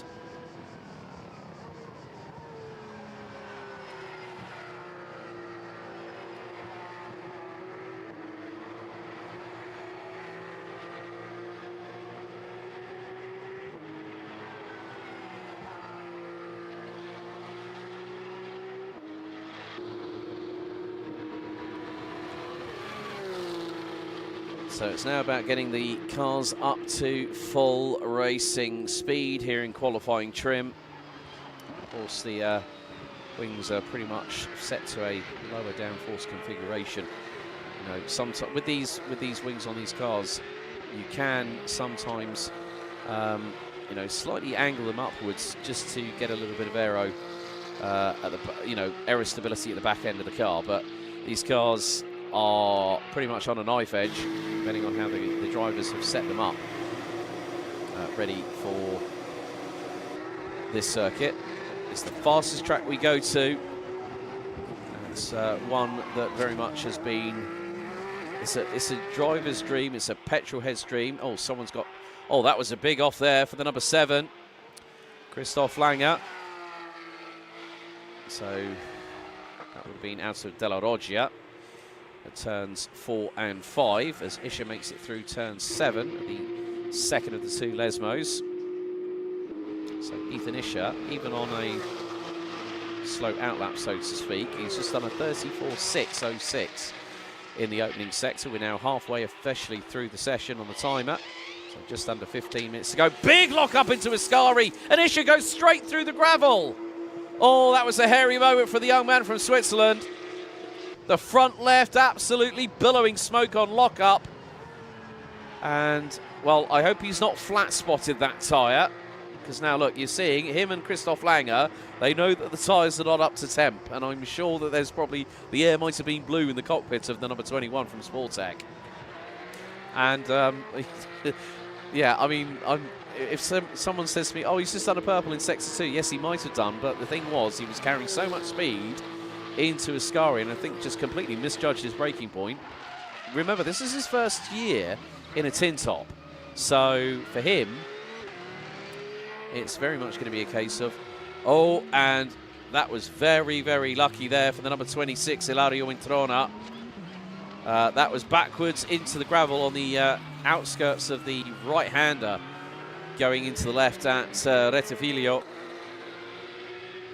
And there is the man who calls himself the Chinese rain god, Dylan Yip. He's being closely followed by Greg Burkhardt. Now, Dylan did actually run with Sportec in this series last year. Sportec now have on their YouTube channel a series called Push the Limits. First 2 episodes are already out on YouTube. There's Dylan running with the Team Proton Cuba competition. Now at the moment, Emmanuel Quintieri. Oh dear, yes, Lucy Bassendale, Code Brown. In other words, yes, underpants change for the locked up car. Yeah, well, Ethan Isher has decided to get out of the way.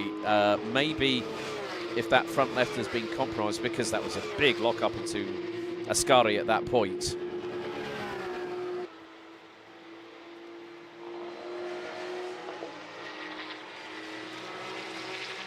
So Peter Heglin is, oh, Dylan Yip has just gone purple. Here we go. Here's the foreboding sign that I think a lot of people have been waiting to see.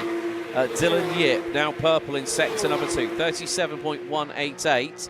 He's done a 34.845, so nearly half a second down in the opening sector, set by Ethan Isher. So Dylan Yip makes his way out of Curva Alboreto. the 11th and final corner. The final of the 7 right-handers here at the circuit. And he's going to pull it towards the wall on the pit lane. Dylan Yip goes P2. 1:49.611 for the man from Hong Kong. Greg Burkhardt improved on lap time, did a 1:50.695. Top 10 rendered out by Mark Arn in the 74 from Sportec Racing. 2.3 seconds off of the lap time set by Ethan Isher. So can Dylan Yip, I'm sure that Dylan Yip will improve over the course of this lap as Ethan Isher has pitted into pit lane.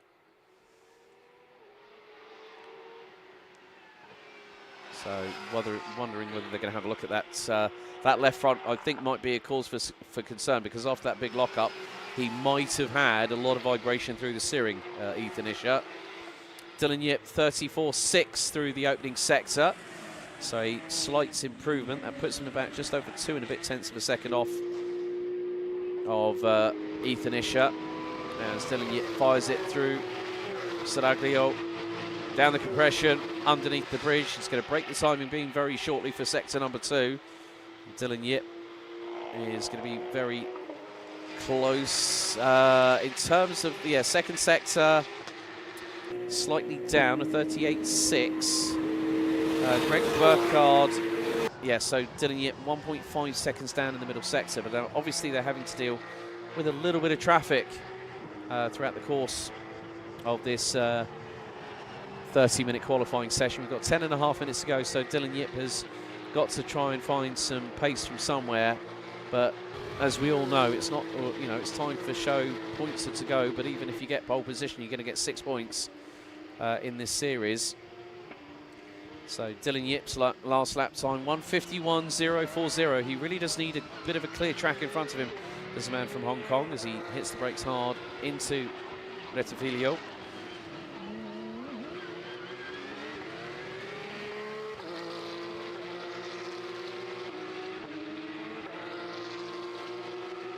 Sebastian Pidou in the number 20 car, another one of the Sportec contingent here. He's now gone up into P9 ahead of Ilario Introna. Matteo Franco Segre from DCV by Ombra Racing has just gone purple in the middle sector, 37.151. He did a mid 34.6 in the first sector. Dylan Yip about 1 second off in the opening sector this time around. Matteo Beretta's just gone in with a 34.415. So the track is evolving.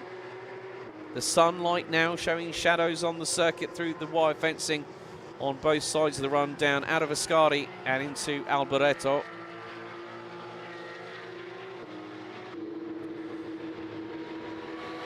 So the top 3 covered by just under 6.5 tenths of a second. And Matteo Franco Segre's last lap was, that was a 45.2 in the final sector there for the Italian, in the number 45. So he needs to find a little bit of pace to get himself out. Probably more than likely into the lower part of the top 10 as a first effort. He's just done a 34.586 in the first sector. So 2 tenths the overall fastest in the session so far in the opening sector by Ethan Isher. But with a gap of 0.644 separating the top 3. Matteo Beretta looks to be improving. He's just done a 37.292 in sector 2. So can number 12 from DCV by Ombra Racing improve? Now he is currently P5 on 62 points in the series. And Beretta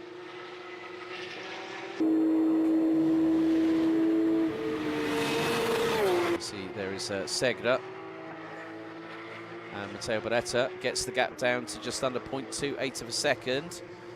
Penalty for car number 95, Christian Caramusquia. This lap deleted due to cutting De La Roggia, chicane number 2.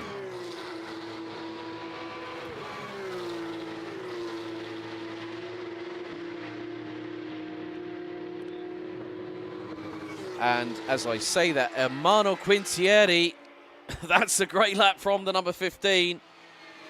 Currently P4 in the standings on 67 points, puts the car up into P2. 14 thousandths slower than Ethan Isher.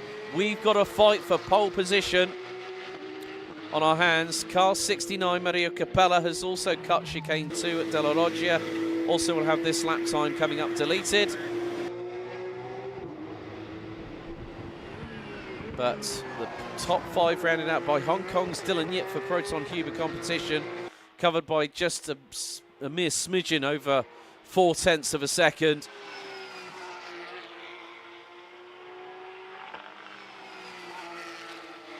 There is still a window of opportunity for someone maybe to put the frighteners on Ethan Isher.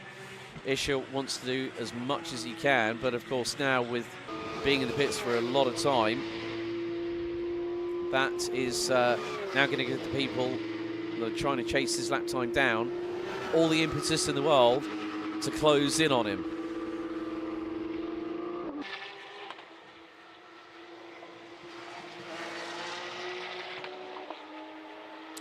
As Matteo Franco Segre, who's now up into P5, just goes purple, sector 2.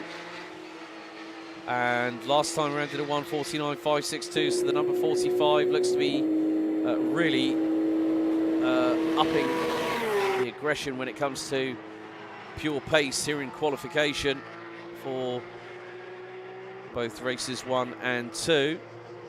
And there's car 15. Segre goes up to P3, top 3, covered by 6 100ths. 6 100ths, as Matteo Franco Segre says, right, it's not just going to be, now look at this. We have Switzerland. You're going to like, if you are from this very nation, you're going to be very, very happy about this, because car 15, Emanuele Quintieri from Italy, Omnia Racing. Matteo Franco Segre, DCV by Umbro Racing from Italy. And Matteo Barretta, his teammates in the number 12 car. They round out the top 4, and then it's Hong Kong's Dylan Yip. We've got 4 Italians in the top 6. So if people might say to me, well, Ethan Isher might have this championship in the bag. Look, we're at the Temple of Speed. We've got a fast circuit, and you can see a little bit of probably slight over-exuberance there on the trail braking for Emanuele Quintieri, going into Lesmo number 1. As we are into the final 4 minutes and 20 seconds of the qualifying session, Ethan Isher is still in pit lane. So the current championship leader in the 21. I think it might be the case of Segre might have an opportunity here, but it depends on how much of that second sector he can claw back in sector 3. It's more the case in point here, really, to be completely truthful with you.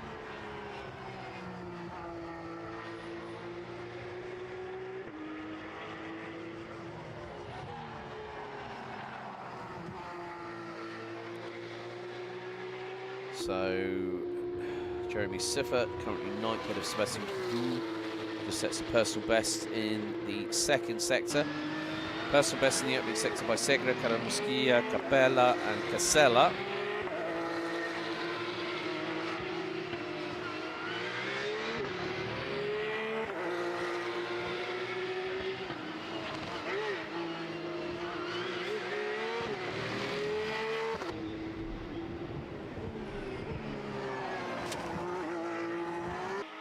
So as they say, the stopwatch doesn't lie, but always the fact that the timer counts down. Matteo Franco Segre has he improved on the opening sector, not quite. Left rear wheel, and while Matteo Barretta has just had, well, this lap he's currently on at the moment will be deleted for cutting chicane number 2 at Della Roggia. Ilario Introna last time round put in a personal best of 150.992, top 11, rounded out by Introna, covered by just over 1.8 seconds.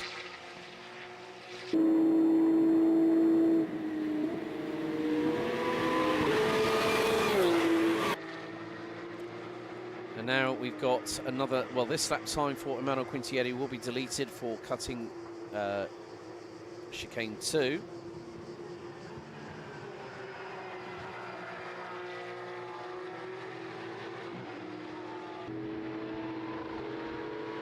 As we get closer and closer towards the end of this qualifying session, which will be up in about 2 minutes' time.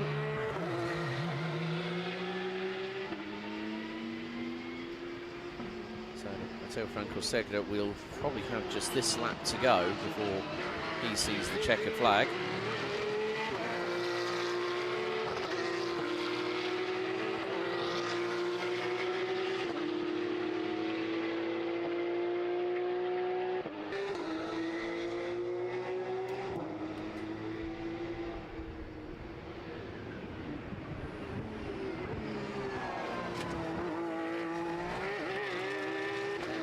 Segre being a little bit aggressive on the curbing into Della Roggia, now into the first of the 2 Lesmos. Jeremy Siffert now up into P6 on a 150.007, puts in P6, 0.8 of a second behind Ethan Ischer. Emmanuel Quintieri has also dived back into pit lane. Matteo Beretta is there too. As the cars rumbling down the pit lane. Not too sure that, I think that was Dylan Yip who's just come into the pits. The thing is I can actually see the pit lane entrance, or the pit lane, as the drivers will come underneath the podium. 26 is in pit lane. Ilario Introna. So Matteo Franco Segre currently out on the circuit. The timer is counting down here at Monza in our final qualifying session here on the 4th race meeting of the season. A total of 6 in all, 4 of which will have Porsche Sprint Challenge Classic Suisse, as the checkered is out. The timer has hit 0.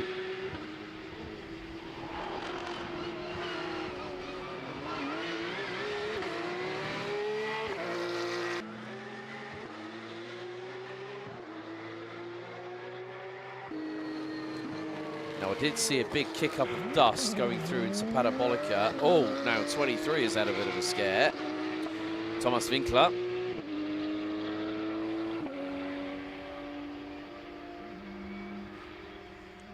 But the session has concluded. Jeremy Siffert did cross the line.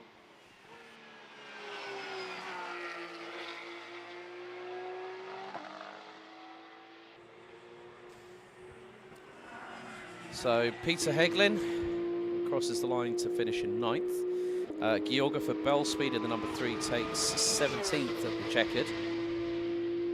Matteo Franco Segre is about nearly 3/10 off the opening sectors, the fastest sector time in sector 1.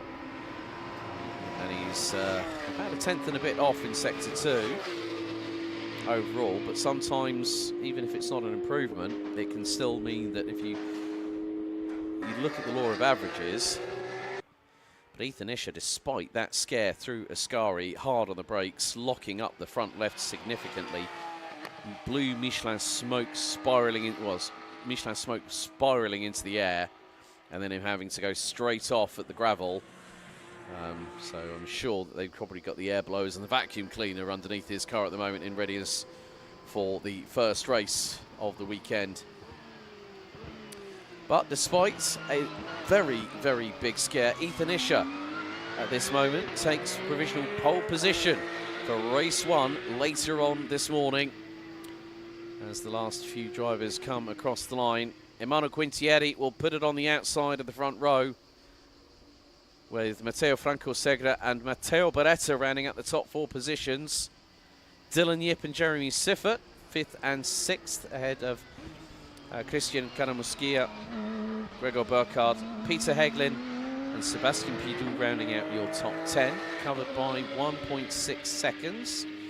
Ilario Introna, Mario Capella round out the top 12, ahead of Christoph Lange and Thomas Winkler. Mark Arndt, Daniel Schmidt, Georga, Carlos Scanzi, who brought out the red flag in the session, with about 18 minutes on the clock remaining. 18th, head of Ernst Albert in Debitzin. Daniel van Balmus and Luca Casella rounding out the 20-run runners and riders here as qualifying for GT3 Cup concludes, and thereby qualifying for round 4 of the 2025 Porsche Sports Cup Suisse and Sprint Challenge Suisse season here at the Temple of Speed. Well, in a few minutes' time, folks, the wait will be finally over. We will have a plethora of cars as we are getting set and ready for GT4, Club Sport and Open GT. Race 1, 30 minutes plus a lap around this 5.793 kilometre, 11-turn clockwise circuit. First opened back in September of 1922. 103 years now in operation, as it will celebrate that 103rd year, I'm sure, later on this year in the early part of September, around the time when the Tifosi lined the grandstands here for the Italian Grand Prix.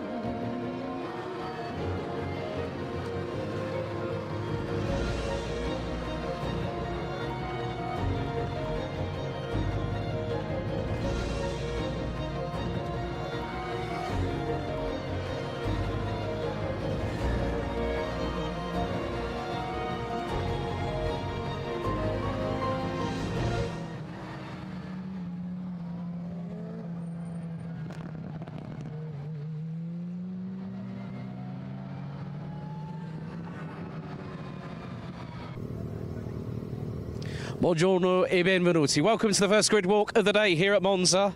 Well, you know what? What a great race we've got in prospect here. We've got over 30 plus cars from the 992 GT3 derivatives.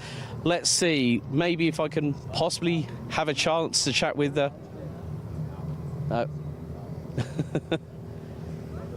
I think they're busy in discussion, but I think maybe if I can. Let's have a quick chat with Philippe Minotti, P3 overall.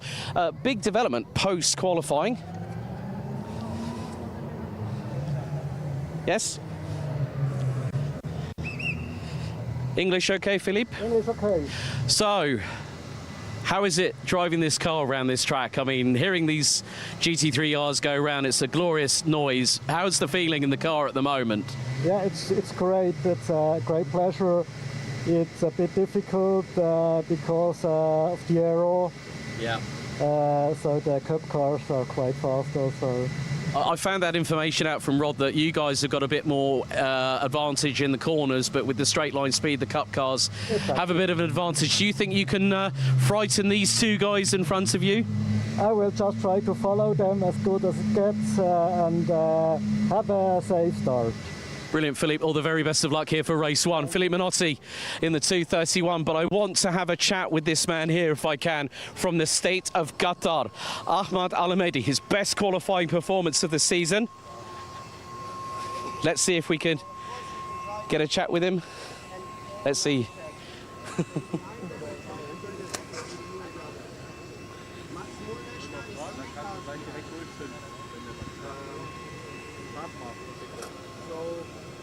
So just bear with us just a second, folks. Obviously, there's discussions always happening between coaches, engineers and drivers. So probably have the grid being cleared very, very shortly. But this man has improved all the way through the season, starting at Portimao and now here at the second half of the season. He's really showcased that he belongs on this grid.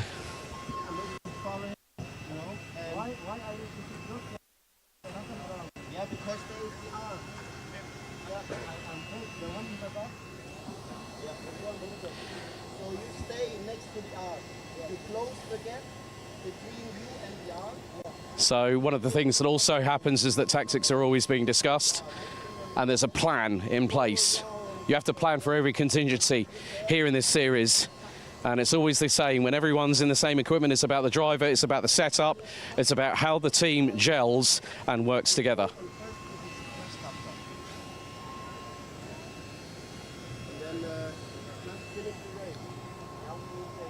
Just keeping an eye out because we probably haven't got that long. So 5-minute board is out. But you know what? Let's leave this man to it. Folks, get ready. We're ready to go racing here at the Temple of Speed as the safety car, the Porsche Panamera GTS, goes down into Rettifilo. Stay tuned. This one is going to be full throttle, adrenaline fueled, and we're ready to go racing for 30 minutes plus an additional lap.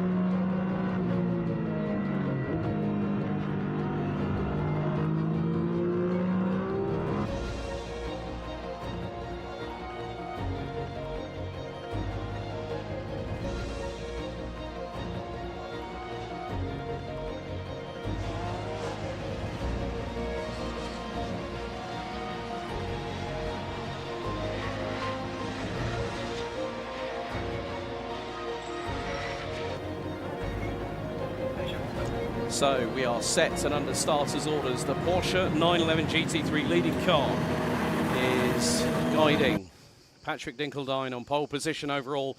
Roderick Christie to his outside. We have multiple classes. We have Class 24, Class 23, Class 21 and Class 10 ready to rock and roll. We're ready to race here for the first time for round 4 of the 2025 Porsche Sports Cup and Sprint Challenge Suisse here at La Pista Magica, the Temple of Speed, approaching speeds of 260 plus kilometers an hour. And it will be down to Dinkelstein and Christie to lead the field at around about 80 kilometers an hour. And they must be in 2 straight lines. It's Dinkelstein from Christie, Minotti, Erret and Heim. Then Almedi leading Class 21 in pole ahead of Gali, Burio, Muchlechner, Kreischen. Leading Class 10 will be the 107 of Elia Papacena, who starts 26 on the grid. 34 cars ready to roar into life here at the Autodromo Nazionale Monza. As we are ready. Great to speak to Philip Minotti on the grid. He's going to try and give the 2 up front a bit of a fright. The lights are red here on the gantry. As 1, 2, 3, we get ready. We go from red. They accelerate, we head to green, it's underway. Down to the Rettifiglio, drivers can now attack and overtake. As Dinkelstein leads the field down into the Rettifiglio, one of the Neuhofer Henschwart cars, as we can see a little bit of a battle. Sebastian Schmidt trying to dive up the inside as Muchlechner trying to dive the inside of Almedi. It's going to be close, there's contact going through into turn 1. Sebastian Schmidt having to use the outside of the first. And a couple of drivers having to use the runoff area to escape any incidents. They're going to have to rejoin safely. As one of which will be the 175 Jovazek for Porsche Centre Ticino. I think maybe Patrick Dempsey was another driver that ended up going to use the escape road as we head into Della Roggia. Round the outside, looks like there's going to be a position lost by Stefan Heim. Start is under investigation. Multiple drivers cutting through Della Roggia. I always knew that with 34 cars on the grid, there was going to be a bit of madness here on the opening lap. And by golly, did we have it. But a great launch. And look, the top 3 starting to lead away. Dinkelstein leads ahead of Christie and Minotti. And who's that? That's Dragos Buriu. Dragos Buriu now up into 4th position. Class 21 leader. Started 8th on the grid. As they go into Ascari, and now into the next corner, into Ascari they go. There's going to be some altercations. Patrick Dempsey trying to fight. I think that maybe might be with Sebastian Schmidt, possibly in the 203. You got compromise going into Della Roggia for the first to Rettifiglio for the first time. But the slipstream trains are very much in force here. As round the outside at Parabolica, that's Joel Monegro on Marcus Gratian from the United Kingdom. And the man from the Dominican Republic is going to use the side draft. We'll have a look at this. Almedi is currently P2. He's 5th at the moment in Class 21. Erret and Heim 6th and 7th. Muchlechner now up into 8th. Monegro and Gratian going toe-to-toe. Erret dives up the inside of Almedi. And Burio cuts across the nose of the 2-3-4 from Rinaldi Racing. Pierre Erret dived to the inside. Burio was not going to give that position up easily, even though it might be a 992 GT3R behind you. Well, all I'm going to say is Dragos Burio's definitely got some stones in that cockpit accompanying him. But Rod Christie trying to catch up with the 250 of Proton competition and current race leader Patrick Dinkelstein. We ride on board through into the first of the 2 Lesmos. So here at turn 6. Use the curbing on the outside, now into turn 7 and watch the acceleration. 3rd gear applies the power. Up through into 4th, you can see that the change-up point is when the LED display for the rev limiter goes up to blue and flashes. So they'll be up to probably about 5th gear, north of 220 kilometers an hour. Nose dives in as they hit the brakes hard and then attack the curbs through into Variante Ascari. And, well, it looks like it's been dramas. Nicholas Kaiser, I believe, is not taking any part in the race. Might have had an issue. But they are starting to pull away the top 3. The gap between Philippe Minotti and what is now going to be Pierre Erret is probably going to be the best part of 2 and a bit seconds. Stefan Heim looking to get through. Ahmad Alamedi the Qatari driver. All dive to the inside. That was by Andrea Galli, possibly on Philippe Vils from Proton Huber competition. And here we ride on board with the 144 Leo Weber in the Class 10 division on the Porsche 718 Cayman GT4 RS Club Sport. So for Sibach Motorsport, and also he's got a well. There's quite a few drivers. So that's that was a little bit of a shortcut there by the 239 Andrea Galli, who's had to give up positions. So it's down to the sense of what the driver decides, but also to do it in a safe and orderly fashion. Meantime, the Class 21 battle is really heating up. Dragos Murillo versus Ahmad Al-Mehdi from the state of Qatar. And this is going to be an interesting battle at the front end of the field in Class 21 as things stand. So more to the point, the drivers will have to be on their best behaviour as these drivers, a bit of a clip on the grass there. I think that might have been Sadamoto Takahashi in the number 204, running with DCV by Umbro Racing. Oh, someone's lost a bit of the front splitter, I think. And that's debris straight on the racing line, coming out of Lesmo 2 and going into Saraglio. So, effectively, that is not going to be conducive to the Michelin tyres that these drivers are sporting on their car. So 5 minutes and 20 seconds completed out of 30 minutes plus an additional lap. As Andrea Galli has got a challenge from behind. That is going to be, I think, the I think that might have been the 230 of Philippe Vils, who's running a different livery, ran in bright orange. As there we see a challenge. That is Sebastian Schmidt in the 203, and is going toe-to-toe with Takahashi down the start-finish straight. The German and the Italian side-by-side, wheel to wheel, very much Senna and Mansell-esque from Formula 1 in 1991. Senna was with McLaren, and Nigel Mansell in his return to the Williams outfit the year before he won the F1 World title in '92.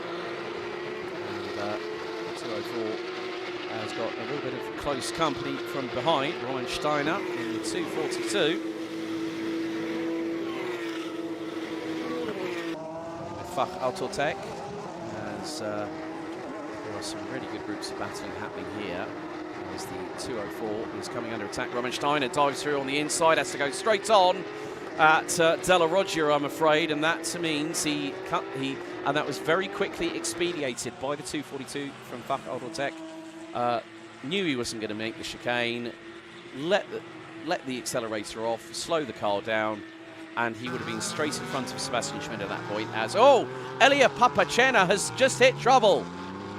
And was there contact? There is a little bit of a scuff, I think, possibly on the right front of the Amag First Rennsport number 107, the current series leader in Class 10. So whether he's had a moment all his own. Start under investigation, no further action to be taken. So Papacena gets a bit of a fright and goes round, but he's back up and running. He's down through into Saraglio at this point.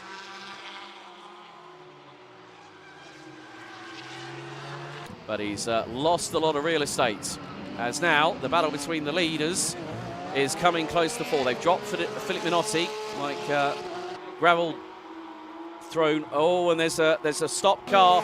David van Rosen has pulled the car off to an escape road. Great foresight by the Team Neuhofer Rennsport driver from Austria. But Christie versus Dinkeldine. This is a battle I've been waiting to see. So at the moment, leading in Class 10 is going to be Max van Rosen in 28th position. Leo Weber second. Elia Papacena has dropped down to what will be third position. Jovazek will be fourth. But Ahmad Al-Mehdi, the Qatari driver, closing in on Dragos Murillo as we run on board with the 207 from Romania, running with the Newton Racing team. Joining up with Oh, and that's Sassinelli, the Dynamic Motorsport 262 car. He's gone off the circuit. And there is Pierre Arret, who will also be competing in the 2-hour enduro race later on this afternoon. 21 minutes still to go. Patrick Dinkeldine is going purple across the board. He's got clear air, but Rod Christie has got the fastest lap of the race, 1:48.3 flat. So there's drama now. Who is that? That's Andrea Galli. I think that's Andrea Galli. Went off at Lesmo 1, has brought the kitty litter out onto the circuit, and plumes of dust into the air off of Lesmo 1. A shame for the Italian, who was in contention for pole position in time qualifying for Class 21 earlier on. But Dinkeldine now starting to stretch that advantage. Stefan Heim has got a bit of clear air as Ahmed Al-Amedi is now closing in on Dragos Buriu for the race lead in Class 21. Will the Qatari decide to send it up the inside here into Rettifilio? There's enough room, but Dragos Buriu shuts the door. But there's a little bit of overcorrection by the Romanian out of turn 2. But Almedi was on the flashes straight away. 5th gear, 220 plus kilometers an hour on the run through Curva Grande, down into Della Roggia. Here at turns 4 and 5. Hard on the brakes, down the gearbox. Almedi up the inside. Is he going to make it? No, he does. But he's going to overcorrect coming out of the second part of Della Roggia. Buriu's going to get the inside line. Great battle we've got here for Class 21. Almedi saying, Dragos Buriu, you've got to do a lot to keep me off your tail, sunshine. Brilliant stuff there from the Qatari driver. And now this is bringing in championship leader Max Muchlechner into the fray. He's on the back bumper pretty much going through Seraglio. On Almedi, Buriu leading the Class 21 division. And, well, it could be a couple of other drivers. They say that 2's company. Now Muchlechner makes it 3 a crowd. It could be a quartet or maybe a quintet, depending on the speed and the performance of Joel Monegro and Philippe Vils, who round out the top 10 at the moment.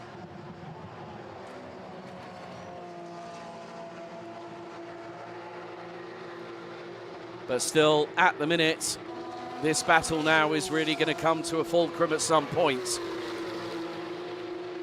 Buriu, Almedi, Muchlechner is going to get a double toe slipstream here down the start-finish straight.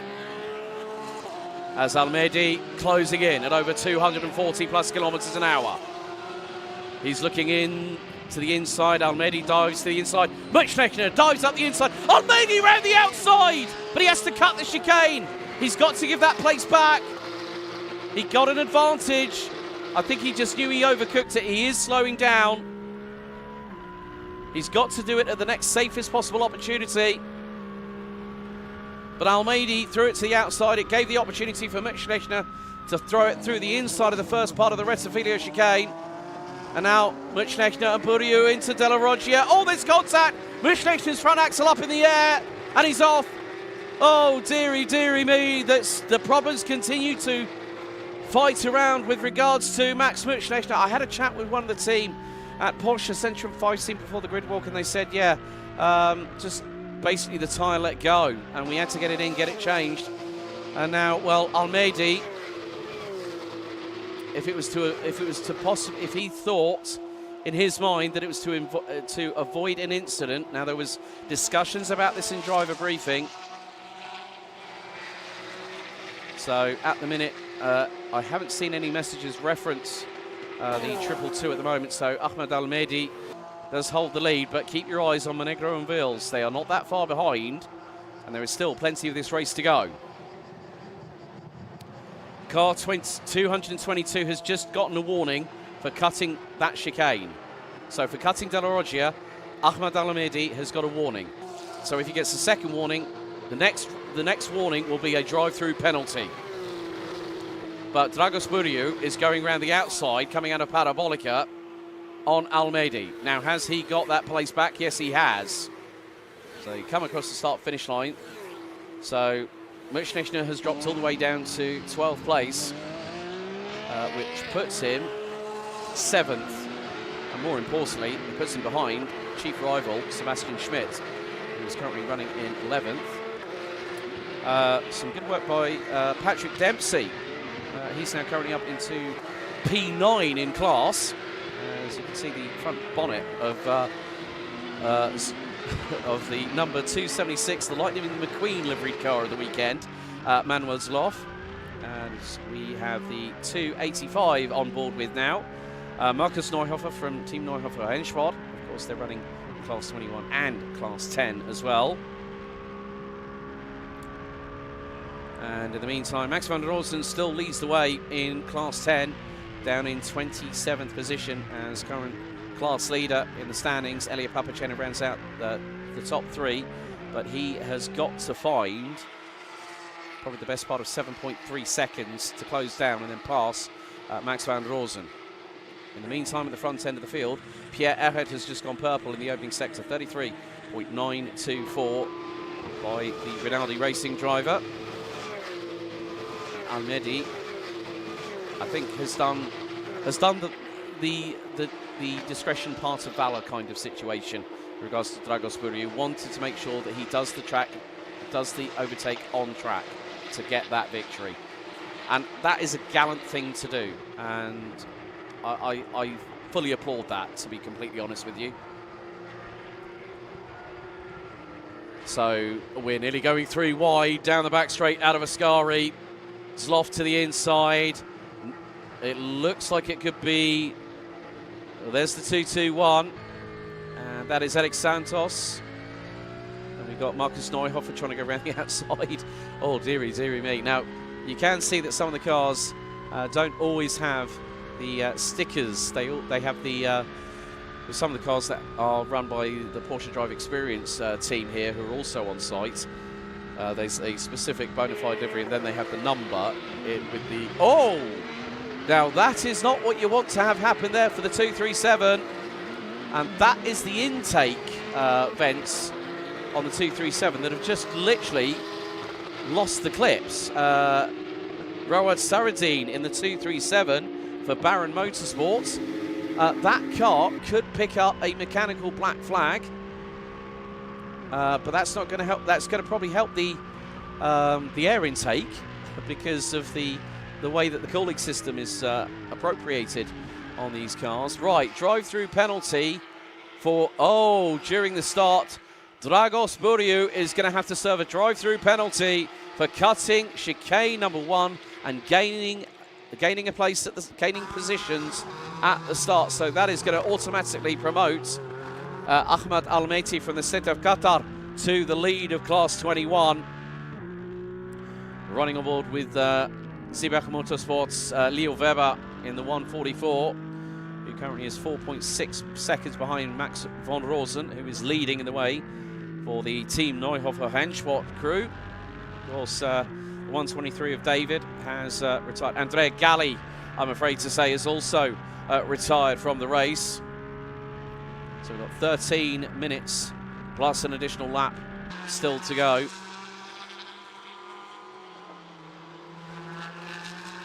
And there is Elia Papacena, not too far behind. So the gap at one point was the best part of a few seconds, but Elia Papacena last time around through the final, through the sector timings, was 1.6 seconds behind. I think he's more like probably half that. They're going to go across the timing beam now very shortly they've come across the line for sector 2. So Papacena is fired up. As there is Dinkeldine. He is still currently leading the way. He's also got the fastest lap of the race, and now they've got back marker traffic. I would have mentioned that's probably going to be Jovazek that they've got in front of them, the 175 for Amag First Henschwart. Obviously, his first season in racing altogether. Very, very late starter, but you know what? He's managed to keep himself in the fight. I mean, he's level on points with Guillaume Chatelain in the Class 10 division, but will go up into P2 in the standings, depending on what transpires. Car 239, Andrea Galli has had a warning for cutting chicane della Roggia, but that's not going to really hurt him any time soon.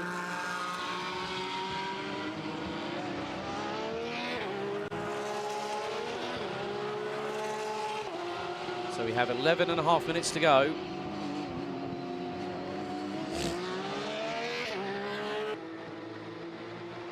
So 11.5 minutes to go, plus an additional lap in this opening race out of 2, as here we go. It's the 2 championship rivals in Class 21. Mutschlechner on the inside of teammate and countryman Sebastian Schmidt. They are wheel to wheel, they're side by side. Mutschlechner gets the inside line, will get the side draft. But down into the Rettifilio chicane, but where is Sebastian Schmidt going to place the car? Mutschlechner brakes late, dives up the inside, and Sebastian Schmidt has to go late on the anchors through the second phase of Rettifilio to avoid hitting his teammate up the rear bumper.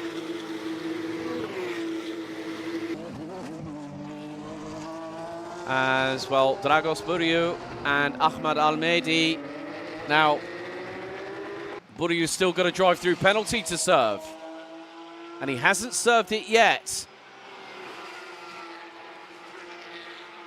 And normally with a drive-through penalty, you've got to serve it within 3 laps of it being issued. And that drive-through penalty was issued over 3.5 minutes ago. So, give or take, with lap times at around about a 1:52,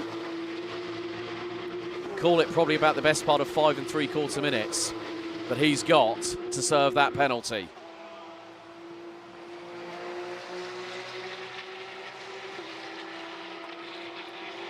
But Mutschlechner and Schmidt battling over what is 11th overall. But more to the point, that is P7 in class. And Roman-Steiner in the number 242 Fach Autotech entry rounds out the top 10 in class 21. But this is not happening. No, we can't. You know what the thing is? Dragos Buriu, because of the fact he hasn't, they're going to serve that penalty as late as possible.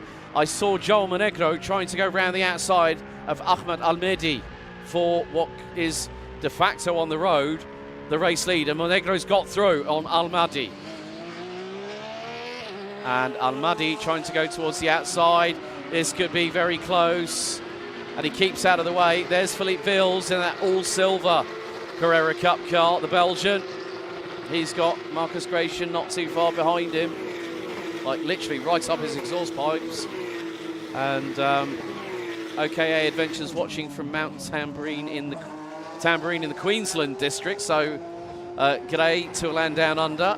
This is going to be a dive and a half there from Gratian up the inside of Vils. Vils has to shortcut the chicane to avoid contact with Gratian.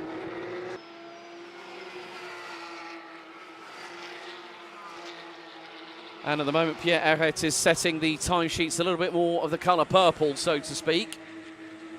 That does not give an open invitation for Whoopi Goldberg to be here. 33.841 seconds by the Rinaldi Racing driver. Car 242 has just gotten a warning for cutting Della Roggia.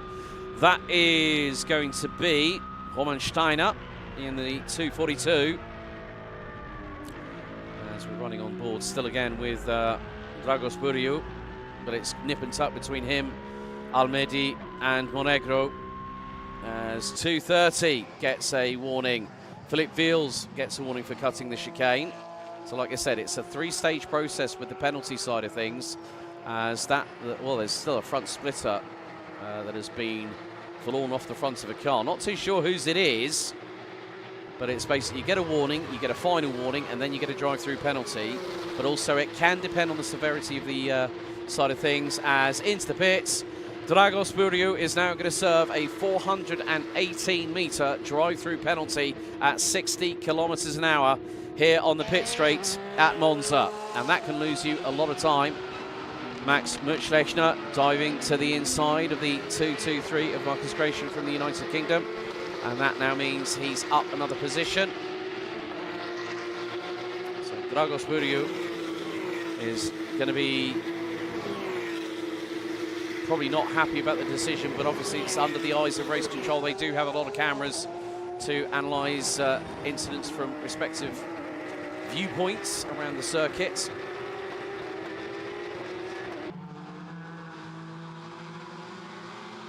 And there's been a drama for the 262, Nicola Stassinelli. As now Elia Papacena closes in on Neil Weber. Look, this is the top 3 for Class 10. Papacena now has his sights set on another victory. He's done a clean sweep every race weekend so far, And now he's going to dive to the inside at the Rettifilio. Through he goes on Leo Weber. Does he get it stopped in time for turn 2? Yes, he does. Great expert over the take there by Elia Papacena from AMAG First French Sport, demoting Seebach Motorsports. Leo Weber down to P3, and now the chase is on with 6 minutes to go, plus an additional lap. And there's a car closing in on their 6 very, very quickly. Patrick Dinkeldine has clawed away to the gap of 5.3 seconds over. And it is Dinkeldine. There's Christie in the background. Minotti's a further nearly 10 seconds adrift of the Scotsman in P2 overall. As Dragos Buriu has just exited out of pit lane. How far down the order is this going to bump him down? Well, it's going to dump him down to round about 10th position. Behind well, no, even more than that. Make that third, probably about 12th or 13th. It's, no. Oh, Dragos Buriu is not going to be a happy camper, I'm afraid. And exits pit lane down in 19th position. And that is effectively 13th in Class 21, as Patrick Dinkeldine has just got to be very careful. Neatly slots in front of Elia Papacena through the Class 10 traffic.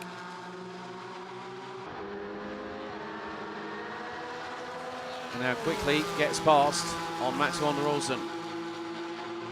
He made an appearance, I think it might have been Portimao or Estoril for the Porsche Sprint Challenge Southern Europe earlier on this year. Portimao being the first of our 6 rounds this season here in 2025.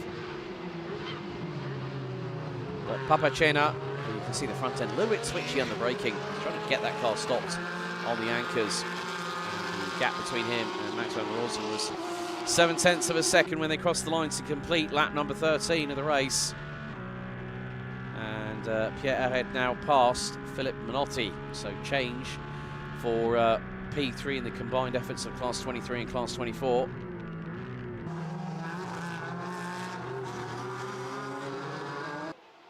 So the drivers having to be very, very wary of this back mark. You know, the thing is, there's always this known rule that if you are the faster car, you have the responsibility to expedite the move, but also the driver that you're chasing down also has to hold position and more than likely stay on the racing line. Elia Papacena is going to have to wait for Rod Christie to go past.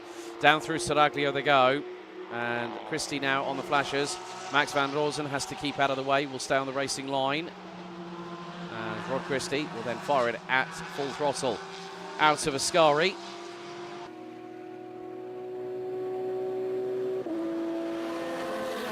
Van Rosen indicates right. Papacena on his rear, down the run into Curva Alboreto, named after the late F1 Ferrari and Audi Sport driver Michele Alboreto, but Marcus Gratian has been off the circuit. Oh, the 2-2-3, who was running effectively quite well. He was running behind Max Mutschlechner and was 5th in class. As we've got the 2:42 there of Homensteiner and Papacena. Is this his chance to go for the race lead? A little bit of carbon gets split in two as he's on the brakes, hitting it with the left front tyre, but he makes it through. And now Max van Rosen coming under fire from Leo Weber. Weber to the outside of the run to Curva Grande here at turn number 3. So within a matter of corners, could it be the fact that Team Neuhofer Rennsports Max van der Rosen, who's led the majority of this race after dramas for Elia Papacena early doors, could he be on the cusp of going from 1st to 3rd position in Class 10?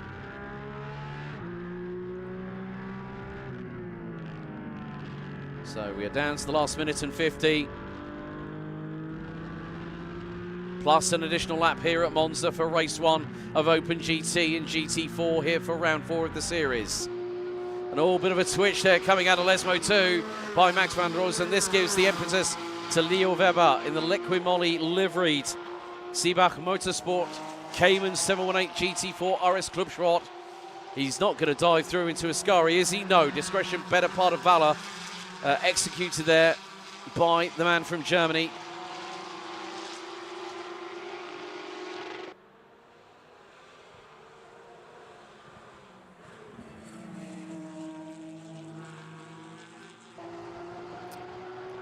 But in the meantime, here, a sneaky look up the inside from Leo Weber. I think caught out Max van Rosen from Austria, a little bit out of sights there. And here goes Leo Weber. Watch out, here comes Pierre Ehret. Is this going to be three wide? Yes, it is.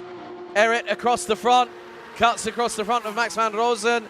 This is more than like, yes, this is going to give second position. And there is Philippe Menotti. Philippe Menotti is closing in on Pierre Ehret, who wants to try and close in. Will Leo Weber finally get the move done on Max van Rosen? Yes!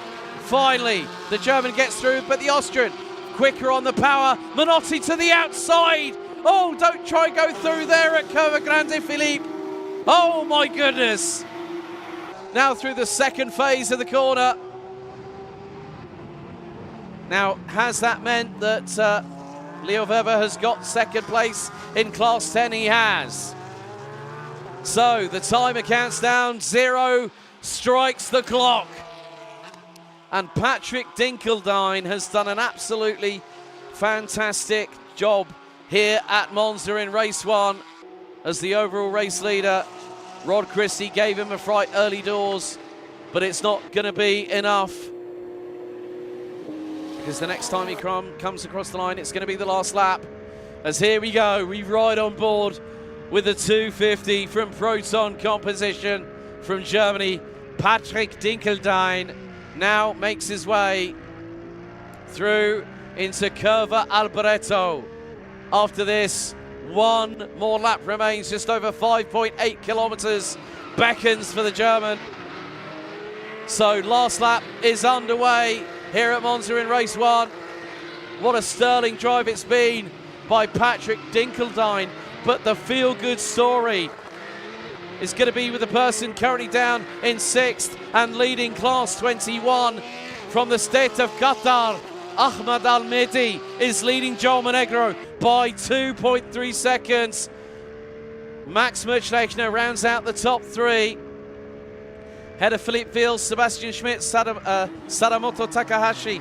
Patrick Dempsey now runs P12. Oh, dramas for Max van Rosen.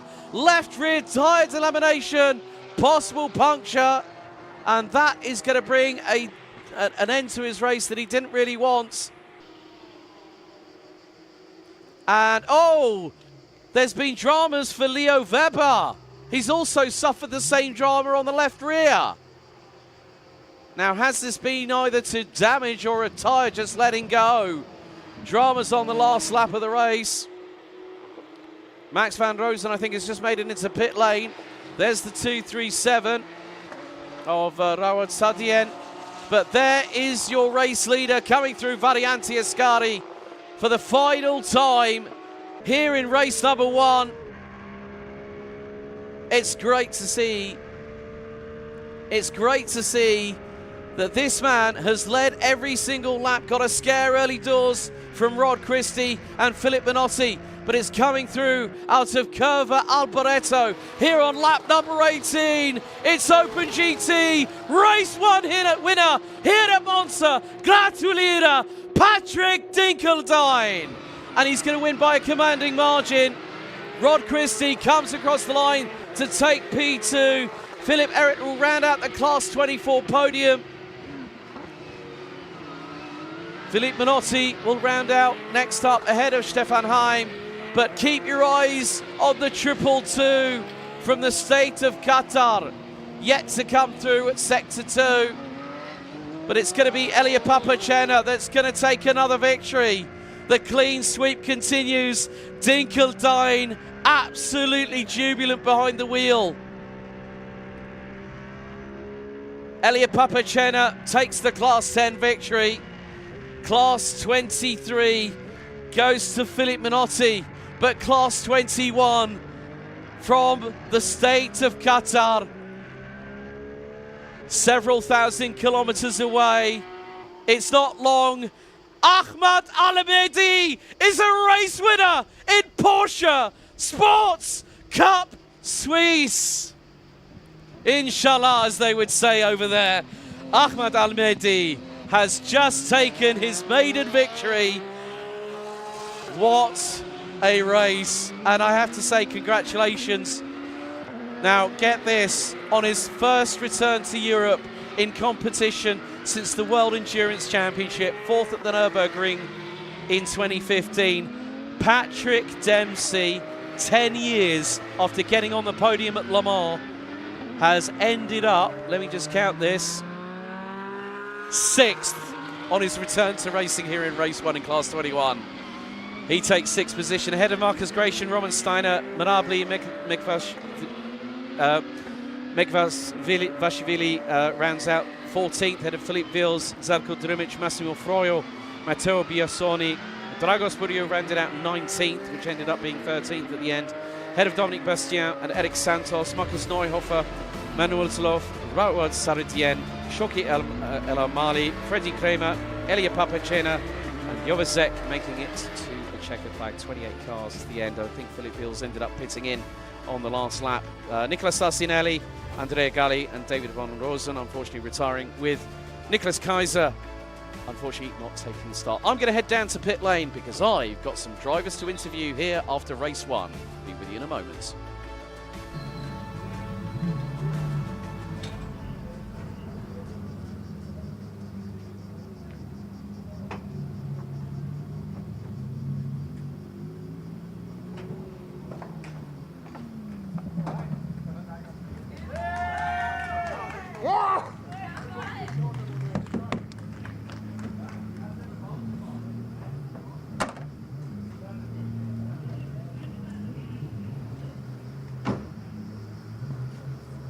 Yes.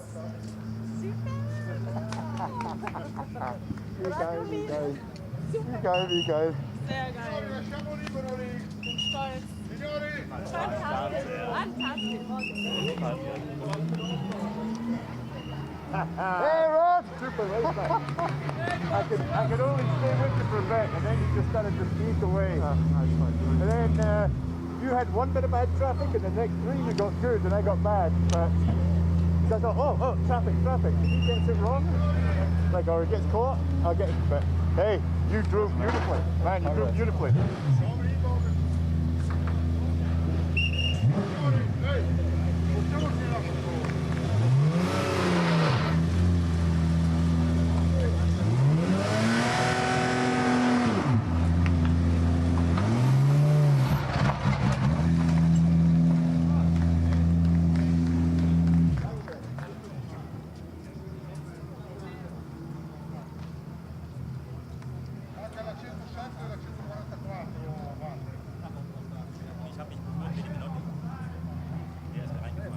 Flap ist noch halb dran. Willkommen in Monza. Da wollte ich einmal mit dir reden, aber Ja, gleich nee, mag ich gar nicht.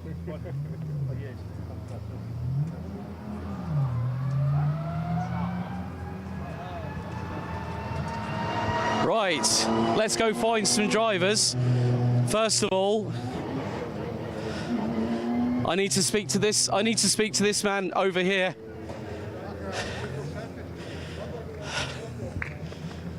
Ahmad Al-Mehdi. Yes.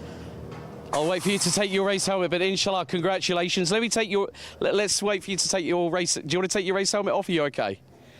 No. Yeah, let's. No, I'm okay. I leave. Give me this. Yeah. Because this man has improved. Finally, Class 21 race winner. How does it feel? It feels really great. I'm so happy, especially it's my first time in Monza this weekend, and I could get to the podium P1, so it's really nice. And I would love to thank Mantai Racing for all the preparation and good training, instructing. If it was not Mantai, I don't think I will be in this position. Well, I'm good friends with Amro Al-Hamad over at the QMMF. I've been to Lusail, and it's great to see a man from the state of Qatar, not just obviously the QMMF team that run, also in the GT World Challenge. So good luck to the guys over there in Misano this weekend. But it's great to see someone that's part of a licensed driver by QMMF over here, several thousand kilometres from home. So inshallah, congratulations on your first victory. Thoughts ahead of race 2 this afternoon? I would love to take the position. Well, let's see what happens, but congratulations, well done. Let's see if we can catch a winner, a chat with our overall race winner. There he is.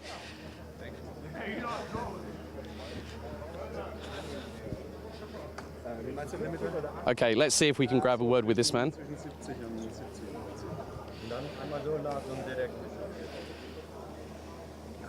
Herr Dinkeldein. Yes, hier bin ich. Gratuliere. Danke, vielen Dank. Starke Leistung bei dem Auto vom Proton Competition. Ja, super Auto, super vorbereitet. Aber gute Pace, gute Leistung. Jetzt kommt die Sonne raus hier in Monza. Bist du ganz zufrieden mit dieser Leistung bei dem ersten Rennen? Ich bin heute sehr zufrieden, weil es war heute im Quali schon sehr stark, meine Leistung. P1 hatte ich bis dato noch nicht geschafft. Und Start-Zielsieg, was will man mehr? Hat irrsinnig Spaß gemacht. Man hat sicherlich an meinen Rundenzeiten gesehen, relativ konstant bis auf halt ein paar Überrundungen. Aber von hinten kommt der Rod Christie immer näher an die ersten paar Hunde. Aber danach, hey, wie der Tom Coronel sagt, he ate your dust. Du warst völlig am vorne mit einem großen Vorteil und von Start bis zum Ende. Ja. Siege hier in Rennen Nummer 1. Deine Gedenknis über Rennen Nummer 2 ein bisschen später? Oh, Rennen Nummer 2 gehen wir genauso an. Ich weiß nicht ganz genau die Startposition, aber ich vermute mal wahrscheinlich auch 1. Ja, und dann versuchen wir das zu wiederholen. Aber wir werden sehen, wie es laufen wird. Ja, besonders hier bei Monza. Aber gratuliere. Vielen Dank. Und viel Erfolg für Rennen Nummer 2. Vielen Dank ein bisschen später. Vielen Dank an euch. So, really happy with the car. Great performance. The Proton have given him an absolute weapon. He said, yeah, I felt a little bit of pressure from Rod Christie. You know what, let's, come on, Mr. Let's see if we can grab this man briefly. Mr. Christie, come on over.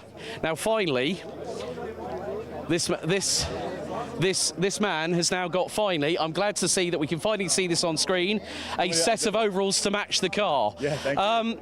I just spoke to Mr. Dinkeldein. It was a great little early squabble between you two. You got close, but he cantered away into the distance a bit, didn't he? He did. He was very. Sector 1, he's super consistent on, and I'm too variable in sector 1. If I'm good, I hold it, and then I'm good in sector 2 and 3. I kind of close a bit because obviously I get the toe. Yeah. But he was just every time. He drove beautifully and super consistent. And then first bit of traffic, it was unlucky for me. Second bit was unlucky for him, and then the next 2 were just unlucky. And I was like, I'm not catching him anyway. But he drove a beautiful race. It was like poetry in motion, wasn't it, really? But of course, you know, in class 24, you're leading the way in many respects with regards to points gathered. But is this the commentator's curse? Is it? No. No, I don't believe in that. It's fate of circumstance. If I'm talking, no. But the thing is, we're into the second half of the season. Yeah. We've got some great tracks on the calendar. We've got Mugello, then we got Misano, which I'm looking forward to Misano especially. But to be here at the Temple of Speed, it's quite weird how humbled you feel being on such hallowed ground.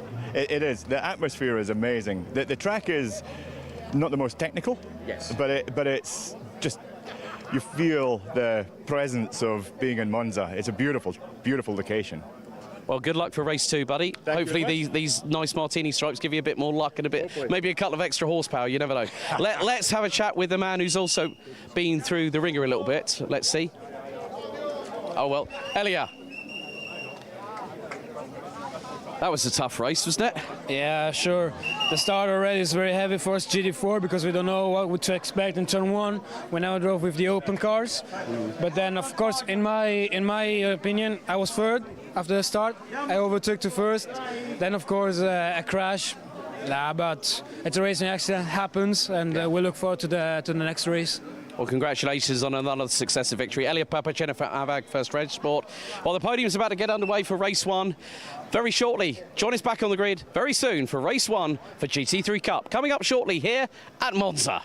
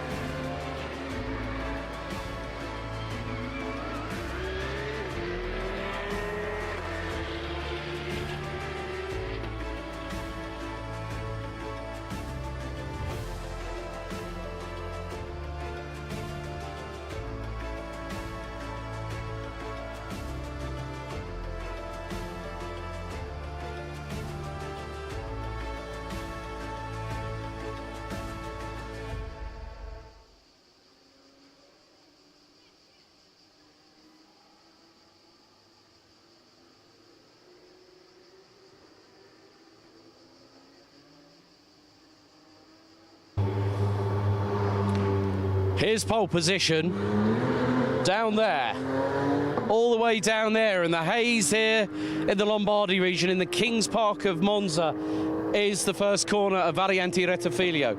Here is pole position, and there was a change. Ethan Isher did not hold on to pole position because Omnia Racing have their maiden pole position, more importantly, home soil. The driver, number 15, Ermanno Quintieri, will line up, and it's an all-Italian front row, because alongside him on the front row of the grid will be championship challenger from DCV by Ombra Racing, Matteo Franco Segra. So Ethan Isher for Sportec has been demoted to P3. Now, obviously, I'm wondering whether that might have been down to the incident where he locked up at Ascari, went straight through the gravel. Of course, we've had the 718 Cayman GT4 Club Sport. The cars are coming out of pit lane. This is our wonderful, brilliant red Porsche 911 992 GT3. That is our leading car. Of course, this particular vehicle is the 992 generation. Of course, there's been some news hitting the air on social media and the internet that there is an upcoming new version. The 992.2 Carrera Cup car is under development, and it's also been testing here at Monza. But who would have thought it? At the Temple of Speed, La Pista Magica, you'd have an all-Italian front row here at Porsche Sports Cup Suisse. You know what? I'm absolutely excited about this. The weather's on our side. The clouds are sort of, I mean, if you can see in the skies above, we've got a bit more blue sky. So we've had the sunshine beat down on the circuit. The 510 brake horsepower, 4-litre flat 6 cars are going out. I've just seen Greg Burkhardt go out. Who's next? Not too sure. It might have been Georga in the number 3 Bell Speed entry. Of course, Omni Racing could not be in this championship without the help of one particular team. Their technical partners, Prima Ghinzani Motorsport, who have done a really, really good job so far.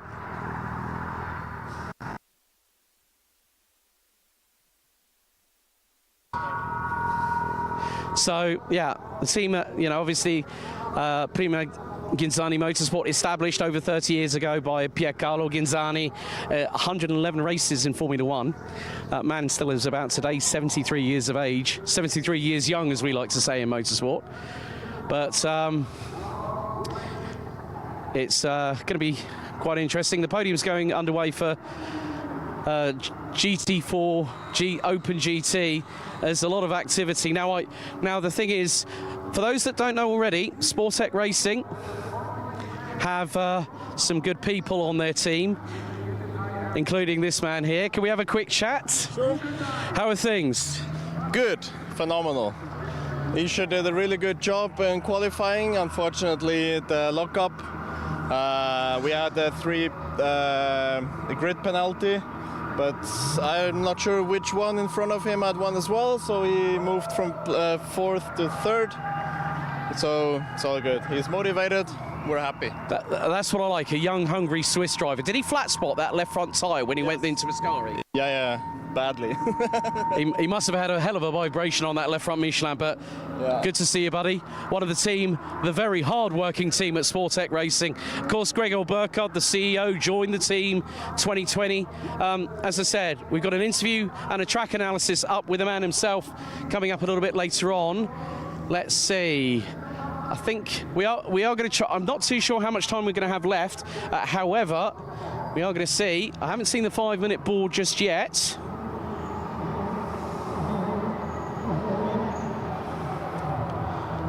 So probably at about, we've got about 7 minutes. Here comes our second place man, Matteo Franco Segra.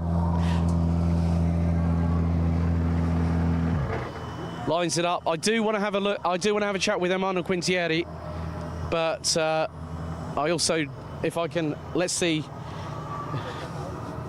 Let's have a chat with this man here, Matteo Franco Segra, in the top 3 in the championship. Ciao Matteo, va bene? Ciao. Everything good.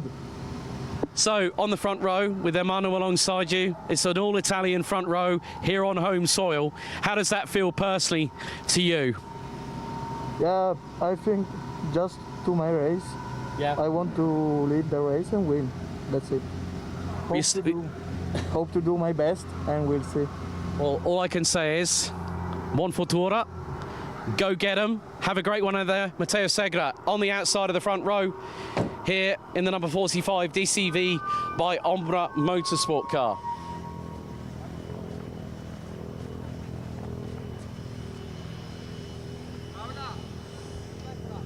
So we are still waiting.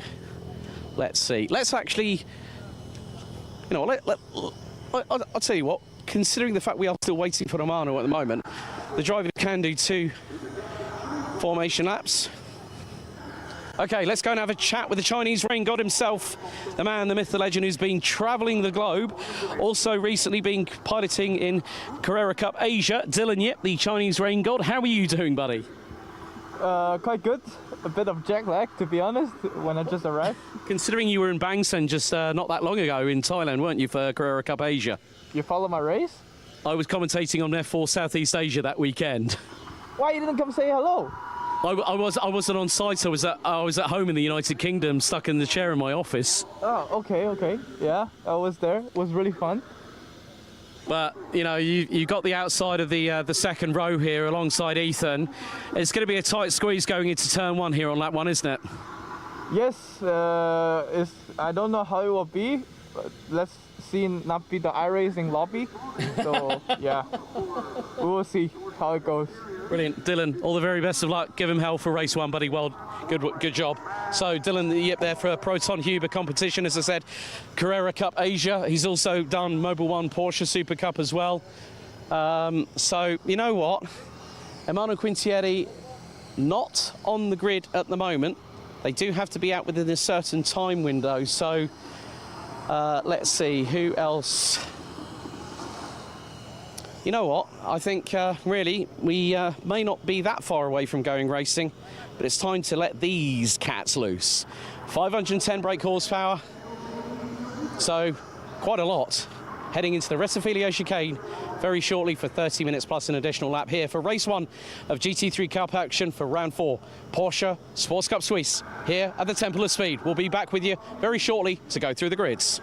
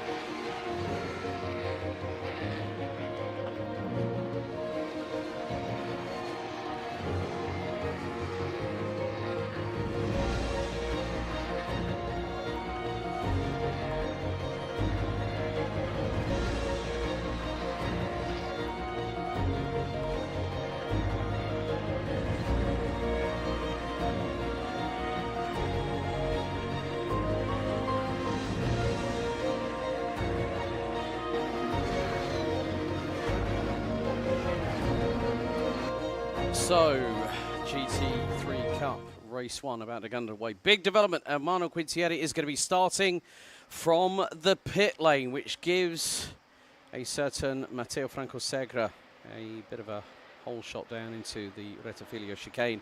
Ethan Isher and Dylan Yip will be lining up alongside each other on row number 2. Matteo Beretta and Christian Caramoschia ran out row 3 ahead of Peter Heglin and Jeremy Siffert rounding out row number 4. Sebastian Pidou and Gregor Burkhardt ran out your top 10 ahead of Mario Capella. Christoph Langer, Ilario Introna, Thomas Winkler, Mark Arndt, Daniel Schmidt, Gioga, Carlos Ganzi, Ernst Albert Inderbitzin, Daniel van Balmus and Luca Castella rounding out your 21 strong grid, with of course Quintieri starting from the pit lane. Once they get released, then Quintieri will be released and he will unleash the hounds of, well, 510 hounds of brake horsepower from the rear axle of the 992 GT3 Cup car he currently resides in. He's got a lengthy wait as we've got the leading car, the Porsche 902, 991 and 911 GT3. That lovely striking red. Of course, we have the Porsche Panamera GTS safety car. 4-litre twin turbo. A lot of horsepower behind the throttle pedal on that car. So it is going to be down to the field to control the pace. And what this means is that Ethan Isher is going to have to leave a gap between himself. He's got to have Dylan Yip alongside. Leading car in the pit lane as we are ready to race here at Monza for race 1 GT3 Cup, as they will now start to accelerate from 80 kilometers an hour. The red lights go from red to green. We're underway here in race 1. 30 minutes starts now. And it's going to be the run down to the Rettifilo chicane. Segre trying to close off Dylan Yip, who's right on his rear bumper. Isher is side by side with the Proton Huber competition driver as it's 3 wide into the Rettifilo, who's going to dive into it first while Isher's going to get through and take P2. Quintieri now leaves pit lane and has got a lot of traffic to get through. And I've also just had his start under investigation. But Matteo Franco Segre leading the way. Ethan Isher, he got a post qualifying penalty as Sebastian Pidou goes side by side with I think that was Mario Capella. Greg Burkhardt's made some moves. He's up behind the number 9. I think it is, or it might be the number 5. That's the number 5 of Peter Heglin. So careful coming through the first Lesmo. Down to the inside. I think that's Jeremy Siffert ahead of Mario Capella. And, well, I think it's... Who is that? That's the number 26, Ilario Introna. So the field makes its way into Ascari for the first time. Top 3 very much nigh on, not separated really. So Matteo Segre leads the way ahead of Ethan Isher, ahead of Dylan Yip. And those three occupy the top 3 positions. Running on board with the man from Hong Kong, the Chinese rain god. He was at Bangtan in Thailand. The east coast of Thailand, smack bang in the middle between Bangkok and Pattaya City for what was the Hong Kong Grand Prix. Oh, dramas there for the 26. And Ladio Introna. Oh no, hard into the barriers. Mario Capella. I think that was Mario Capella that's gone straight on into the barriers. And the car's the car's the wrong way around. So that is a big drama there. He went spinning into the gravel, and it was the car over rotated, and Mario Capella is into the barriers hard. And obviously, that's going to be analysed now by race control as to what the discretion is going to be. Now, could that bring out a safety car? But that's dependent on what race control decide. There's a direct correlation. Matteo Beretta, now the fastest out there. And he is currently sitting in the number 12 car. Very different livery from what I first saw earlier on this year. Coming into the pits, Emmanuel Quintieri. And the number 15, has he suffered some kind of trouble? Not sort of sure. Safety car's being deployed now. Safety car is now out, so the Porsche Panamera GTS will pick up Matteo Franco Segre. So Mario Capella backwards into the barriers. And now that brings us our first actual safety car intervention of the weekend.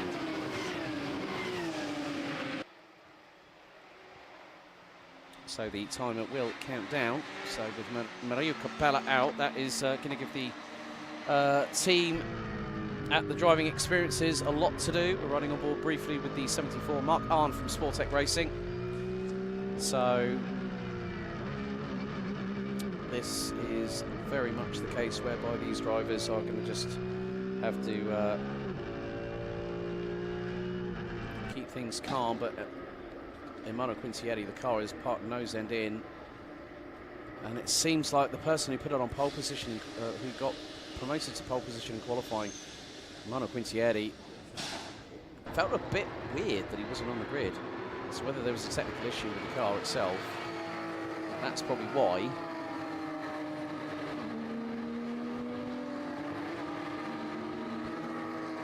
So we are under safety car conditions here at Monza for race 1 for GT3 Cup.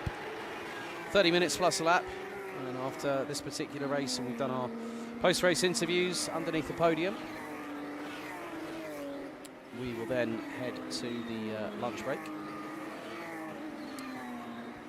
So dramas with Maria Capella, and also having the slight contact. I think that was with Ilario and Trona in the 26, but Trona just went a little bit wide, whereas I don't know whether the impact was severe enough for maybe. I mean, the thing is, if you're going back, if you're going into the gravel, you know, the minute the front end hooks in, it's more than likely going to, with the centrifugal force, it's going to turn the car around at quite a rate of knots. But at least, well, the back end is going to be engine, rear wing, rear dampers, rear suspension. That's got to be looked at, investigated. If there's panels that have been damaged as a result of the contact with the foam barriers.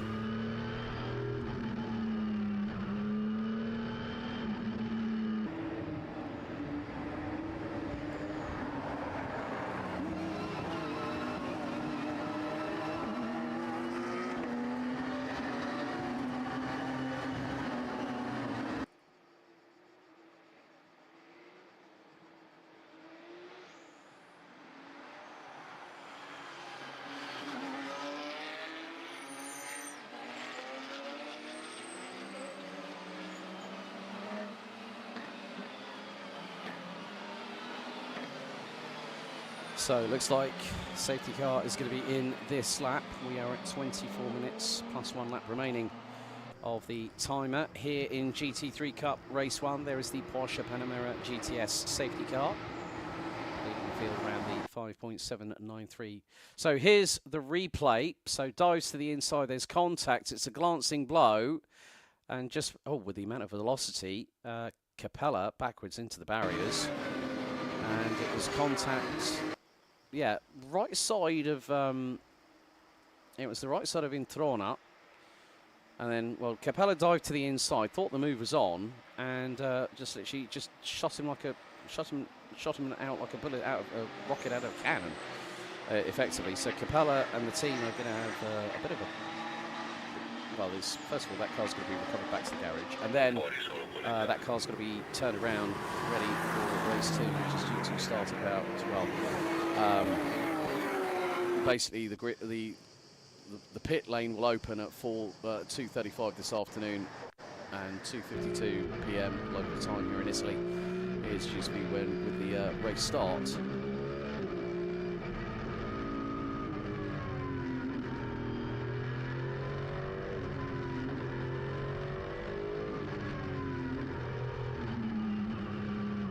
So it means that we will go single file on the restart here with Matteo Franco Segre leading the way. We're on board back again with Dylan Yip.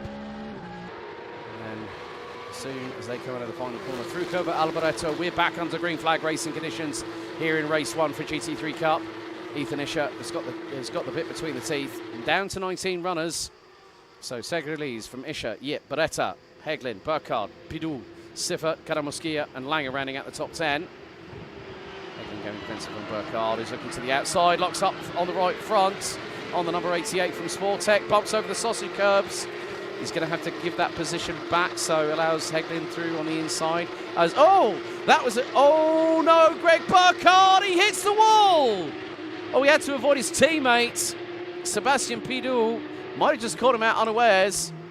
And Gregor Burkhardt has just found the escape road on the approach into Curva Grande at turn 3. Dramas for the man who is the CEO in the day-to-day operations at Sportec AG in the suburbs of Zurich.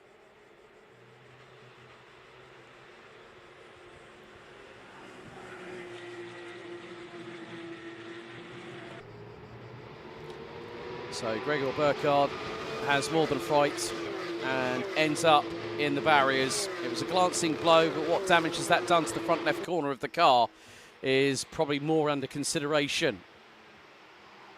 But in a minute, Ethan Isher chasing down Matteo Franco Segre, who admitted to me on the grid walk earlier on. I said to him, "How does it feel being on the front row?" He said, "I'm just here to do my race."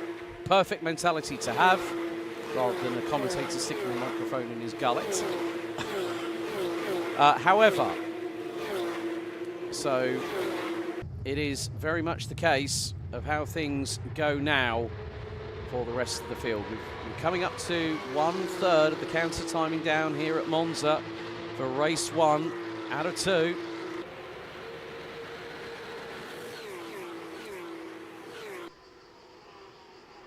So Gregor Burkhardt has come through. Isher starting to look for the opportunity. Gregor Burkhardt has dropped all the way down to 19th. As we're going to see an opportunity here, that is by the 26. Ilario Introna, that was on Thomas Winkler. There's the 74 of Mark Arndt from Sportec. Needs to give that place back to Georga in the number 3, just behind, who's running with the Bell Speed crew. Oh, that was a bit close from Georga. And there is Gregor Burkhardt's car, stuck by the outside of Curva Grande here at turn 3. Now, obviously, again, safety being the priority for race direction. They will have to make the appropriate call as to whether they bring out the safety car again. Well, as the term goes in motorsport, safety cars breed safety cars.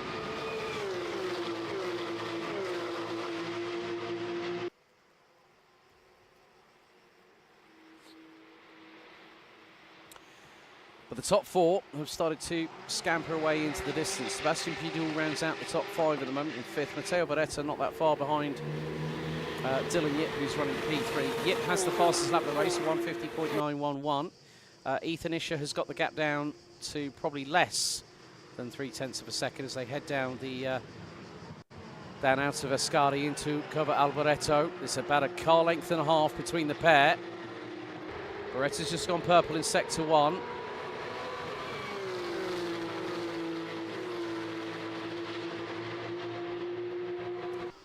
Now, how much? Now, Segre has got to break the toe.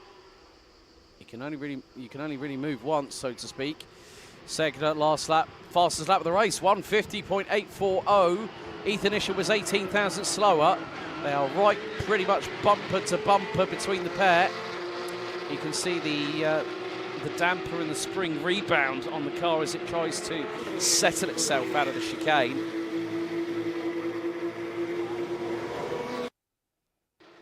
So let's have a look at the replay here. So there's Sebastian Pidou up the inside of Peter Heglin. Oh, and Greg Burkhardt. Oh, that's a clobber and a half. It's like being hit with a haymaker whilst hitting a steel barrier with a Porsche 992 GT3 Cup car. Greg Burkhardt out of the race, I'm afraid. And Peter Heglin has just dived into pit lane, so maybe there's dramas him for the number 5. Incident involving cars 5 and 88 in chicane number 1 is under investigation by race control. Meantime, with the top 4 covered by about 1.9 seconds, Dylan Yip is trying to close on into Ethan Isher, who's now got nearly a 0.6 of a second advantage over the man from Hong Kong, the Chinese rain god. Good to see he was all smiles when I said to him, it's the Chinese rain god, Dylan Yip, how are you doing, buddy? And the big smile on his face. It's good to see. And it's quite funny how small this world is. I have to give a shout out to people, the likes of Peter Mackay, Arjuna Kankapati, John Hindhaugh, who also do commentary for Carrera Cup Asia. So big shout out to them. So we are about a couple of minutes away from halfway point of this race. We have had one safety car intervention.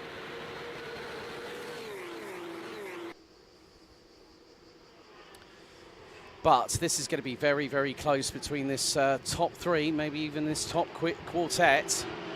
So it seems as if Greg Burkhart's car is far away from the racing line to mandate a possible, well, they'll be able to extract that, but that depends on obviously if anything transpires. Looks like the car has been quickly gotten away and probably down an escape road. So well done to the recovery crew once again for their fantastic work, as Venetia now really starting to put the frighteners on Matteo Franco Segre here into Lesmo 1. And Isha chomping at the bit. You can see there's this sense of urgency, not the sense of desperation, the sense of urgency. This man is wanting to win this series, his first year in sports cars, his first with a roof over his head. And Isha is looking. He's looking left, he's looking right. He's not telegraphing anything, but he's showing the sign of intent to the man in front of him.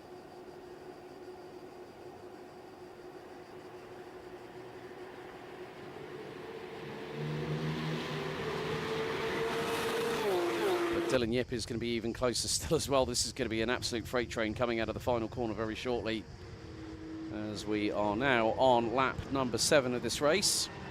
Into Curva Alboreto we go. Matteo Franco Segre.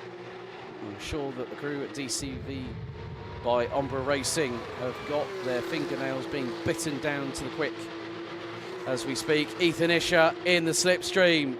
Could this be the moment where Isha pulls the pin and fires it past Segre? Let's find out. Down into Rettifilio. Isha dives to the inside, and that is our new race leader, or is it? Segre around the outside of the Rettifilio. Mamma mia, that was a perfect move by the Italian and put Isha straight into the clutches of Dylan Yip in P3.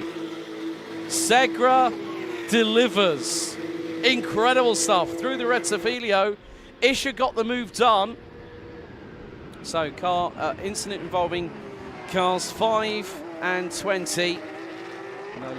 No further action taken by race control.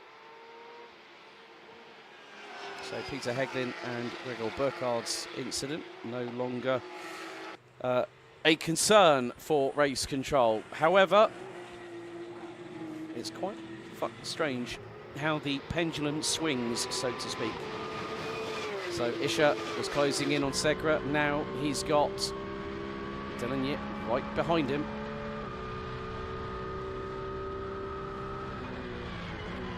So the start was under investigation. No further action to be taken. As we got on board with the man from Hong Kong, closing in on the man from Switzerland in front of him. One of 3 drivers, along with Elia Papacena and Jeremy Sivert, who are under the Porsche Sprint Challenge Suisse Junior Driver Program.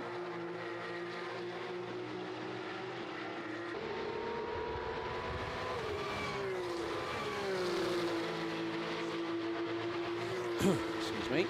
But this is where Segre can now start to stretch the legs on the number 45 car.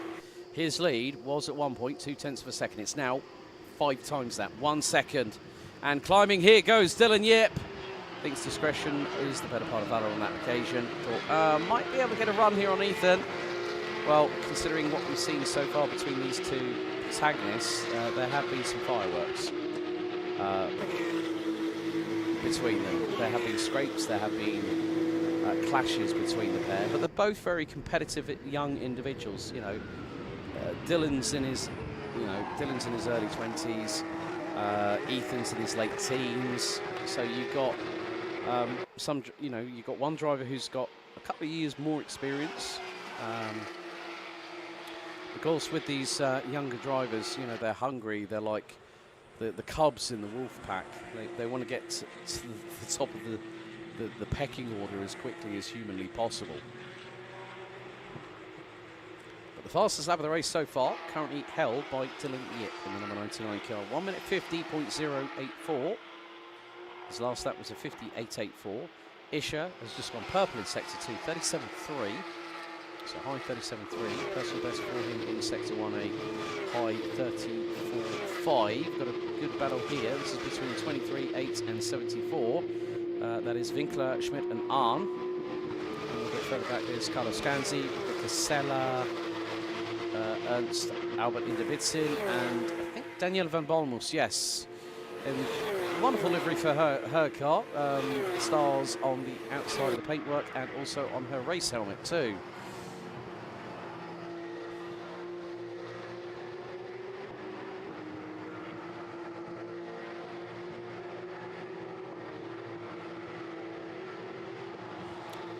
But the gap between the top two is coming down. Matteo Franco Segre now finds himself only 0.6 of a second ahead of Ethan Isher. Here we go, side-by-side moment here. And that is on the left-hand side, Daniel Schmidt. Possibly that's Mark Arndt on the right-hand side. Oh, how close do you want to be? Look at this, not even a door card's width between the pair. Mark Arndt fires it up the inside. Through goes the Sportec Racing driver. He's through on the man from Ant Performance in the number 8.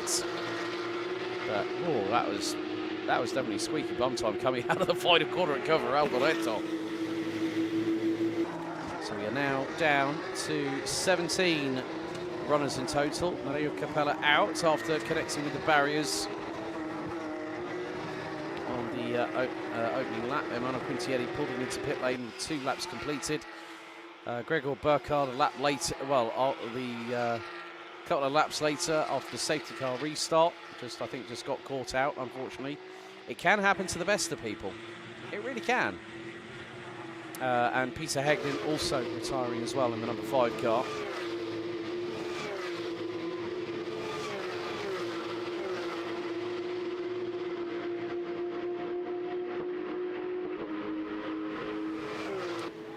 So Ethan Isher has the new fastest lap of the race, 1 minute 49.563. He's taken probably the best part of nearly another 0.2 out of Segre, so the gap could be down to around about 3.5, maybe 0.4 of a second. Make that 0.34. There they are. 150.26 for Isher, 150.53 for Segre, Yip 150.4. Into Rettifilio we go here on lap number 11.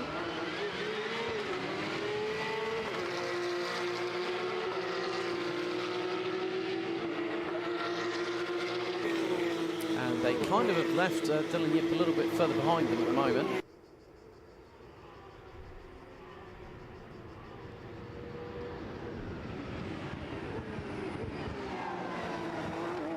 But the two at the front of the field, Segre versus Isher. Oh, 2 wheels. It was like Knight Rider and Kit in the 1980s. Going through the sausage curves at the second part of Della Roggia by the number 21 from Sportec Racing. Isher now giving chase. There's Sebastian Pidou and Ilario Introna battling over what is now 7th position.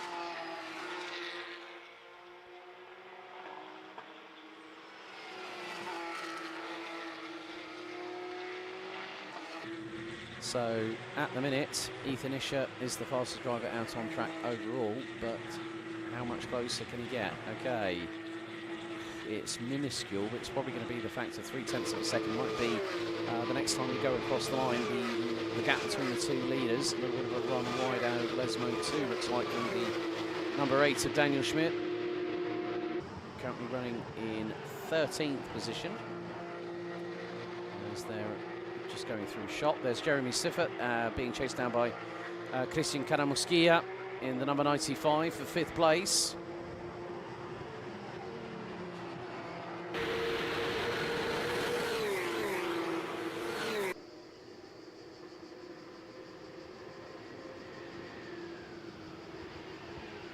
Ethan Isher flashing the headlights at Matteo Franco Segre on the run down to Rettifilio. See if Swiss driver can get the power down quicker. Doesn't seem to be the case. Segre might have just got this car really well hooked up here at Monza, and it's proving, well, as they say, the proof is in the pudding. It's definitely what you make out of it. You know, you might not have the finest agreement. You know, say for example, you might be in a restaurant where the chef might not have the finest ingredients, but the meal that comes out as a byproduct of that is absolutely wonderful. Oh, right, in the gravel, Daniel Schmid. The Ant Performance car is beached, I'm afraid. Now, depending on how close that is to the racing line, could there be a possible intervention? Yes, second safety car deployment of the race. Safety car deployed at 6.5 minutes, plus an additional lap to go here in race 1. Oh, well.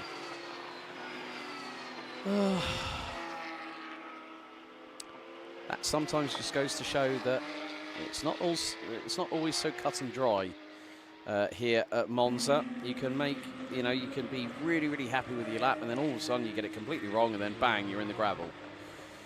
So let's have a look. Daniel Schmid. Where is this going to be? Oh, big rates of speed. I think that might... that's the same place that Maria Capella went off as well.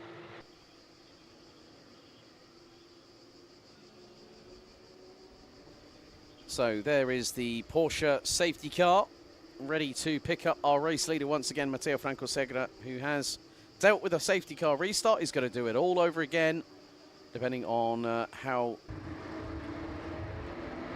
So there come the drivers. It's going to bunch everybody up together.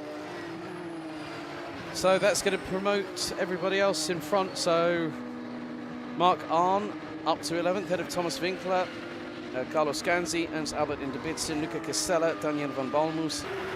Rounds out 16, still running. So we've lost 5 cars as a result of what has transpired so far. Over the last 25 minutes. We've still got 5 minutes to go, plus an additional lap here at the Temple of Speed. Oh, right. There's another car. Now, could this be also a reason why the safety car has been deployed? That is Luca Casella has parked it and the door's open.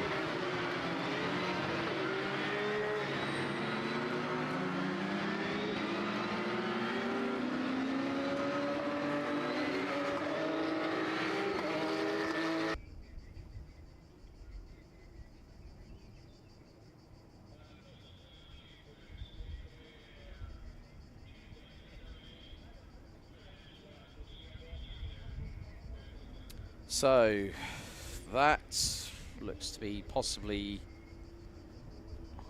let's see. So safety car is bringing the field through. That is more likely, if that's a left, right, that's going to be De La Roggia. So we'll be coming through Curva Grande.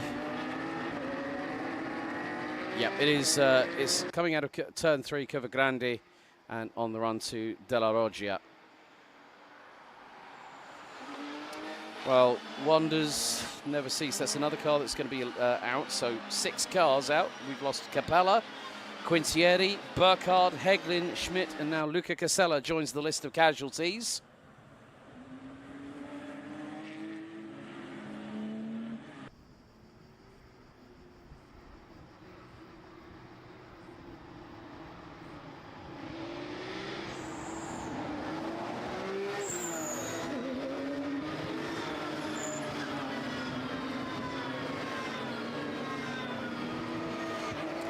So the counter is ticking down here at Autodromo Nazionale Monza here in GT3 Cup.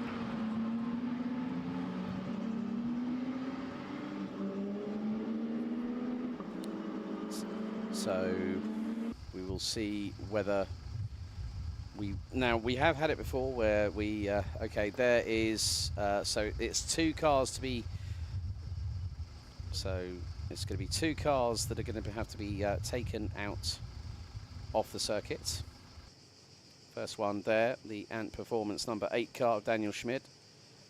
And then obviously, depending on how quickly they've been able to expedite the car off circuit of Luca Casella in the number 11.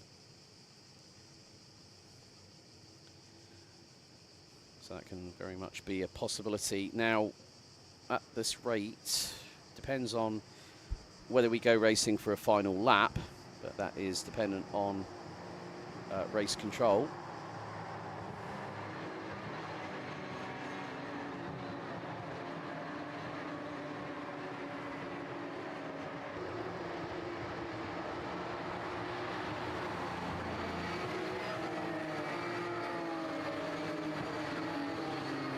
So just under 2 minutes to go.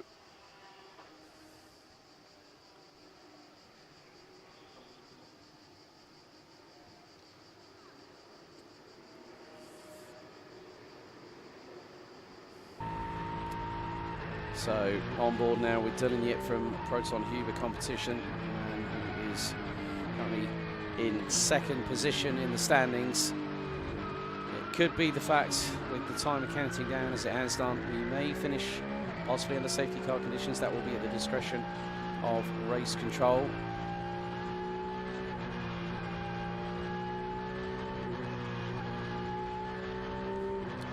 So, safety car will be in this lap. The Porsche Panamera GTS safety car is pulling away. It's going to be one more lap, 5.793 kilometers, 3.6 miles, 11 turns here at the Temple of Speed. They've got to get those tyres and brakes up to temperature.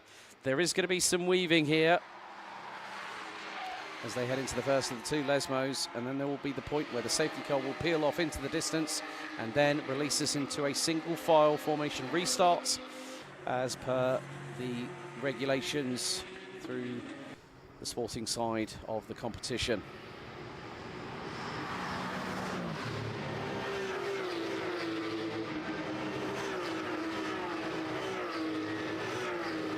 So we will have one lap once the safety car peels into pit lane, and then it will be down to Matteo Franco Segura to decide when he puts the pedal to the metal. So safety car lights are out. It now goes off into the distance, so the Porsche Panamera GTS safety car heads back into pit lane, and Segura is going to dictate how things start and how this chapter of this race is going to be started. So get ready for the roller coaster ride. One more lap here at Monza to decide our race winner in race one of GT3 Cup action. And look, Segner's backed them up. He's now started to accelerate. Isher's gone with him. Yip and Beretta and Siffert. A top five, a top quintet as we go green for one more lap. Segner has got to keep everyone behind him at bay as we hurtle at breakneck speed down to the Variante Rettifilo. Segura to the outside. Yep, is he going to make it into the middle? He's going to try and do what he can. Isher tries to the inside of Segura, who keeps the lead. Lock up from the Italian. He cuts the chicane. Oh my goodness me, he might get away with a warning on that one, but that's dependent on race control. He locked up under braking. Now Isher and Yip have got to get... They're going to be giving themselves the hurry up. They're saying to themselves, right, now we can get him. We've got him under pressure now. And Yip tries to dive to the inside of Isher into Della Roggia for the final time. Isher goes off onto off the chicane. He's going to have to relinquish that. Yip through into the middle. Yip to the outside of the Swiss driver into the first of the two Lesmos. Isher dives to the inside. Yip to the outside. He's going to go through the gravel. Beretta's through. And watch out for Jeremy Siffert. Dylan Yip has now lost out on third position. And behind them is Caramuschia from Omnia Racing. He's trying to go side by side down through Seraglio and into Ascari on the grandson of ex-F1 driver Joe Siffert. But coming out of Ascari for the final time, Isher putting the pressure here on Segura. Down the back straight away for the final time. Pidou also in the battle with the likes of Caramuschia and Siffert. That is for the battle for fifth place, but it's the race lead. Swinging to high wide to the outside goes Ethan Isher. Can he get the undercut through here out of Curva Alboreto on the final lap? Here we go, it's the run to the line, but it's not going to be enough. Will he do it? Will Isher do it? No! Segura wins! Segura wins on home soil here at Monza. From lights out to checkered flag. Bravo, bravo, Matteo Franco Segura, who picks up the win here on home soil at Monza by 0.14 of a second. Isher tried to get the run on him, but it wasn't enough. Matteo Beretta makes it 2 Italians on the podium. Drama's there for Ilario Introno on the final lap. Oh dear, not a sight you want to see. Looks like the left front mirror's taken a bit of a battering along with the left rear quarter panel. Dylan Yip takes P4. Jeremy Siffert 5th ahead of Christoph Langer. Thomas Winkler, Christian Karamuskia, Gioga and Mark Arn round out the top 10. Carlos Scanzi, Ernst Albert Interbitzin, Daniel van Balmus, Sebastian Pidou round out the 14 finishers. And unfortunately, with 1 lap to go, when we went green, Ilario Introna out on the final lap. Luca Casella, Daniel Schmid, Peter Heglin, Gregor Burkhardt, Emmanuel Quintieri and Mario Capella unfortunately did not make it to the end of the race. But Matteo Franca Segra and DCV by Ombra Racing after 15 laps are victorious here in Monza.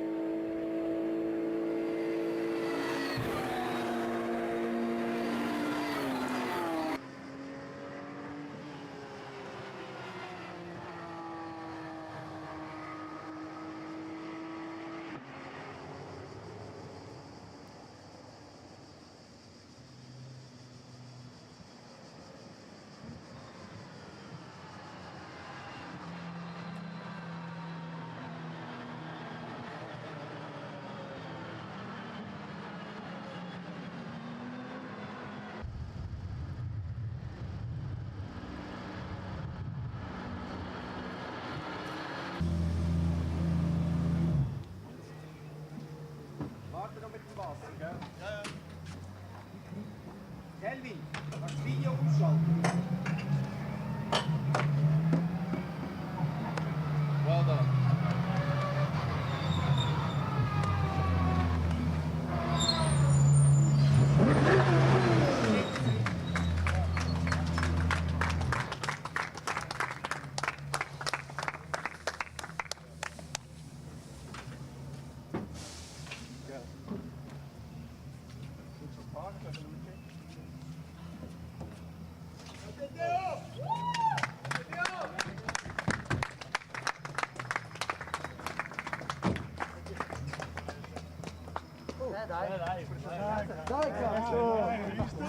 Portata a casa alla fine, bravo. Tutto sommato. Bravo, che mi piace. Grande, grande, grande, grande. Grande Matteo!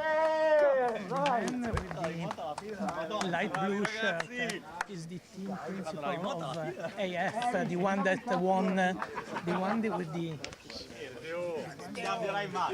light blue shirt.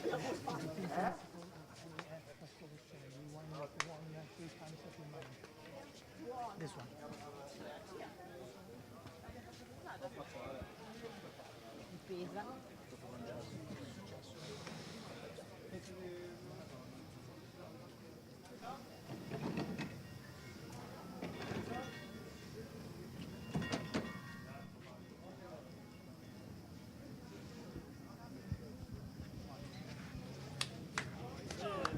Right, well, we're down here with the top 3 cars. In the middle, Matteo Beretta. On the right, Ethan Isher. But let's grab a word with this.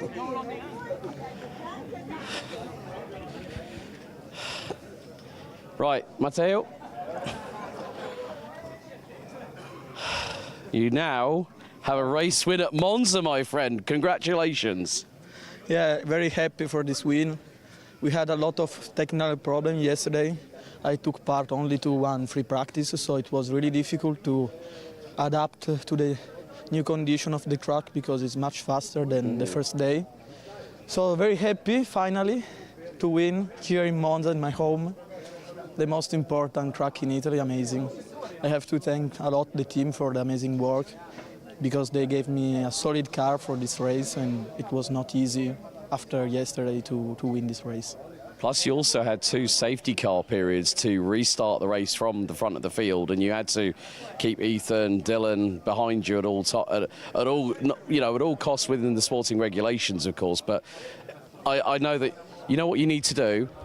You need to go over and celebrate with your team. So congratulations, race winner at Monza, Matteo Franco Segre from DCV by Umbra Racing. Let's see if we can grab Ethan as well. Actually, let's just see. Matteo Beretta. Thank you. Well, congratulations, P3 here at Monza. You definitely decided to fire it up the inside of Dylan, didn't you? Yeah, exactly. I wasn't, to be honest, quite fast as the first 3, as Yip, Isher and Matthew, but I was quite good lucky to catch up the safety car. So I said in the last lap they are going to make a huge crash or something like that. So I be quiet and I take the opportunity in the last Mo 2. So I just been patient. So we hope to change the car, improve the car in the race 2, and even myself to gain something more. Plus also not just you, but also 2 Italians, a race winner and a P3. It's not a bad thing here at Monza, is it? No, that's not bad. I always like Monza, even when I used to race. It's 10 years that I didn't race here, since I left to race the race car. So I'm quite happy to be in my hometown, because I live in 30 minutes from here. So quite good. It's fine. Quite happy. Brilliant. Great. Great job, Matteo Beretta. Last, but by no means least, Ethan. So close, but you know what? I think that's what we need. We need a little bit of excitement in this championship. Of course, exactly. you got a healthy points lead, but even though you haven't got a race win in race 1, there's still race 2 to come. But the good thing was, and I have to be completely honest, the way that Matteo managed the race, I think from your standpoint, he showed that he can race hard and fair with you, and you can do the same with him, and that's what I love, that where we got two young drivers. So so for sure was quite a nice race, I would say. A lot of fighting. Just the safety car restart was a bit strange. He put throttle, brake back, and put throttle, so I was not in, but it's happened. And fighting was very close. Dylan was also with us, and I think Beretta was also with us. Yes, he was. So we are the 4 drivers fighting for the win. So it was nice and fair. No one touch. I mean, we touched once together in the braking. It's happened. But otherwise, it was a clean race. So I'm happy. And I need to ask you to cast your mind back to Thursday. First session behind the wheel of a Porsche 992 GT3 Cup car, and you gun it down into Rettifilio. What was your first thoughts? Was it Mamma Mia or something along those lines, like this is going to be a quick car around this track? Yeah, for sure. Yeah, it's my first time on the track with this car. 5th time I'm sitting in the car, so I don't have that much experience. But it changed a bit from Formula Car. We are 250 in the end of the straight, and here more nearly 280. I reached 280, so it's a bit different, but it's quite nice. I say, it will be a nice race weekend. Brilliant. Congratulations on the P2. Well, that's it for our morning's coverage here on Alpha Live for round 4 of Porsche Sports Cup Suisse 2025. We've got the highlights coming up for the day's action and something very special for you all to have a watch of here in the lunch break. We'll see you in about, just over 25 minutes' time. See you then.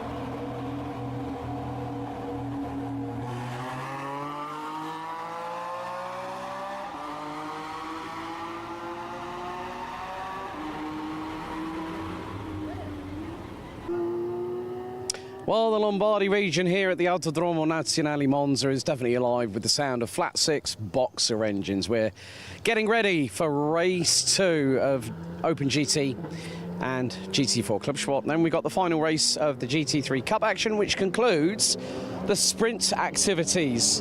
But the festivities continue because we've got our 2-hour endurance feature later on this afternoon, which will take us round about, it's probably about 6:30, 7 o'clock local time, barring any delays. You know what?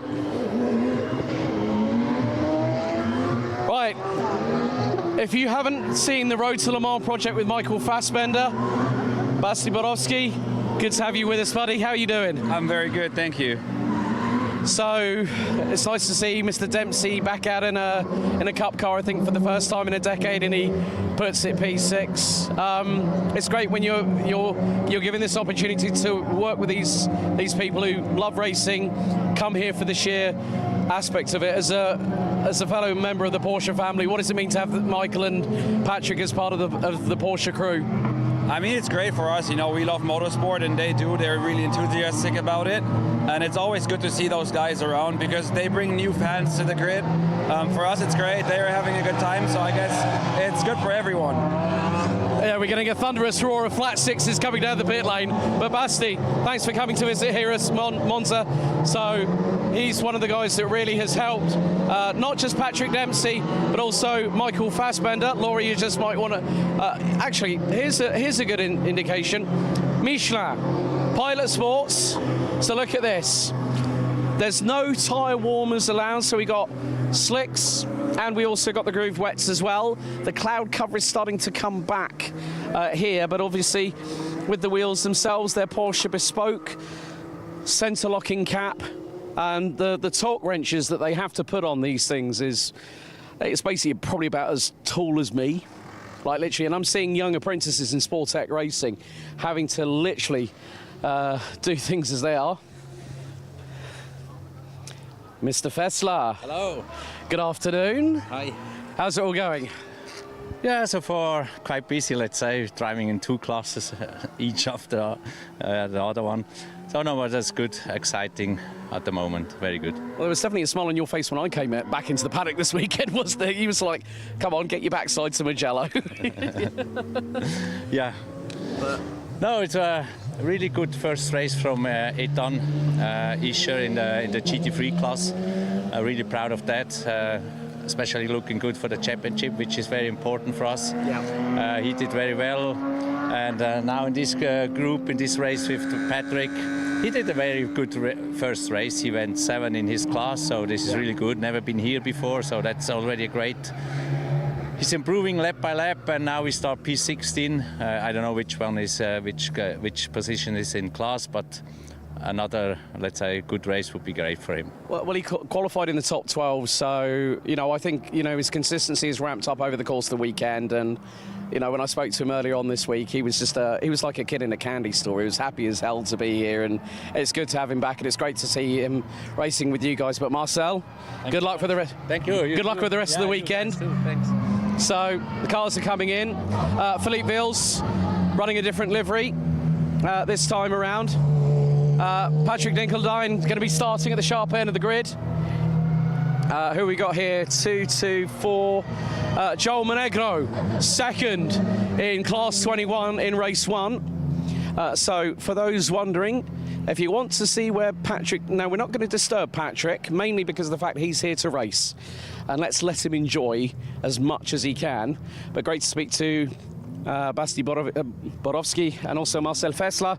So Patrick will be starting on the outside of row number 8. Let's see.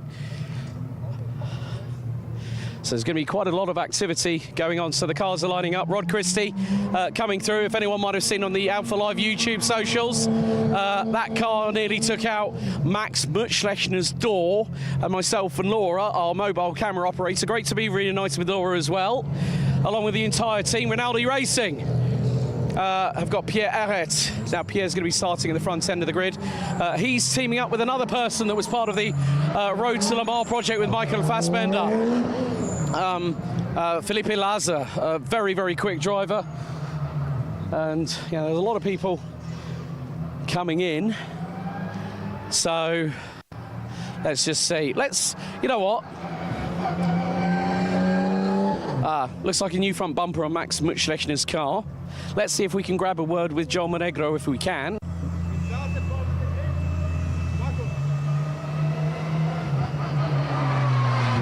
Our race 1 winner, Ahmed Al-Amadi, just goes through into his grid position.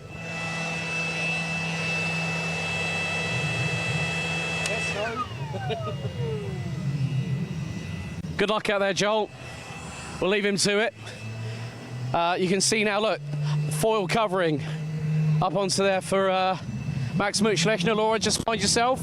Stefan Heim coming through with the 991 GT3R from Team Mules by Twin Bush. Of course, Twin Bush, their title sponsor in ADAC GT Masters. Trying to see who else we might... right, let's see. Might have a chance to maybe have a chat with this man. Actually, let's see. I tell you what, let's have a chat. Now, this man communicated with me on Instagram.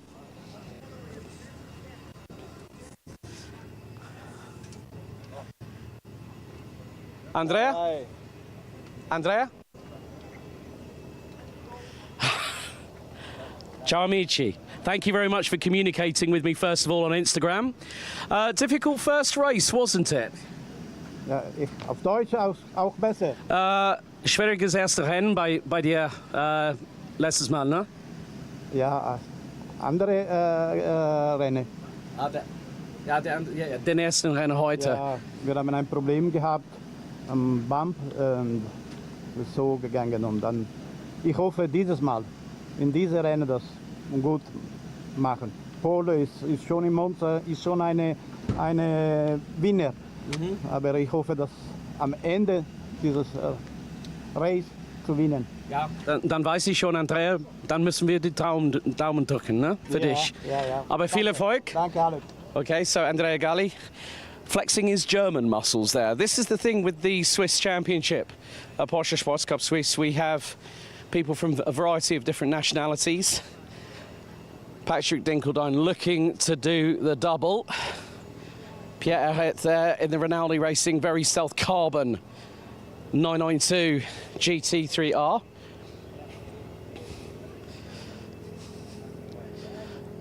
Felipe. Hey.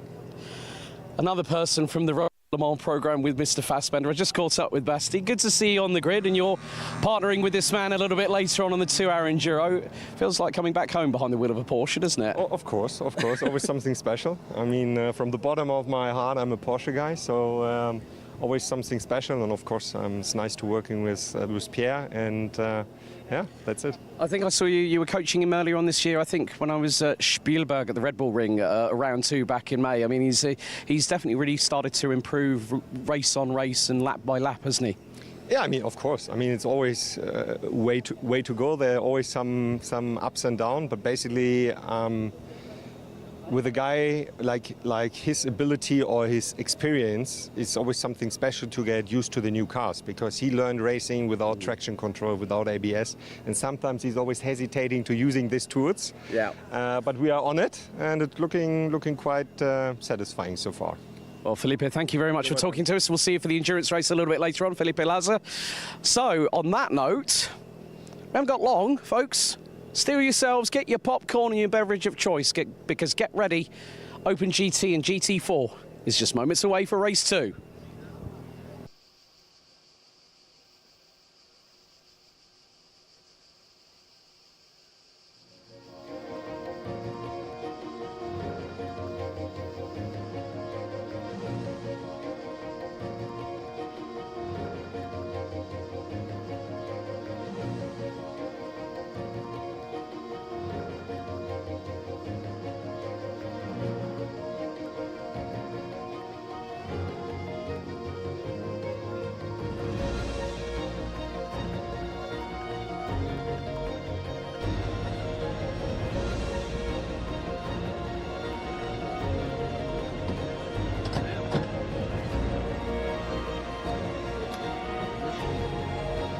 Stefan, musst dich doch da auflassen. Ja, Ja, sag gut.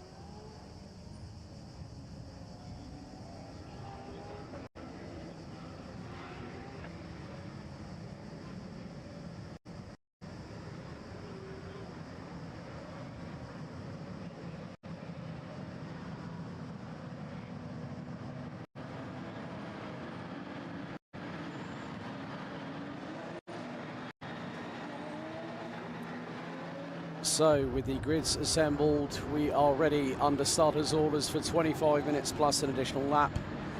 Here at Monza, it's race 2, Open GT, GT3 Cup Suisse. Dinkelstein and Christie back again on the front row of the grid. Leading car into pit lane. And for the final time. For these two classes, the red lights are on the gantry. They accelerate from 80 kilometers an hour. The red lights, they very shortly will go green. Here we go. It's the rundown to the Rettifiglio. Now it's down to measure your braking point. Dinkelstein gets the initial advantage. Stefan Heim looking up the inside. Very early into the opening couple of corners. All careful. 224 might get a little bit of contact. There's a bit of a rub. That's with Ahmed Al-Hamidi, I believe, and there's an absolute scramble through the Rettifiglio cars. Oh, that is not going to happen. Massimo Flora gets collected by Sebastian Schmidt.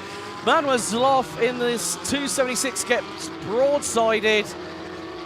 Big incident, and it all started with a chain reaction. Sebastian Schmidt trying to go around the outside of turn number 2, and that car is not going anywhere. The German is at a standstill. Game over for the 203. This is not exactly what the German wanted. Start is currently under investigation by race control. But, well, that was definitely cats amongst the Porsche pigeons. So, safety cars being deployed. No surprise, because Massimo Froio would have been, well, got broadsided. Manuel Zloff also got broadsided. So I'm wondering who has ended up in the... who's ended up in the barriers, more to the point. So once we get a replay, it's going to give us an understanding on exactly how things. So we are under safety car conditions, and it's for the 3rd time today. So dramas, Sebastian Schmidt eliminated on the opening lap coming out of the Rettifiglio at turn number 2.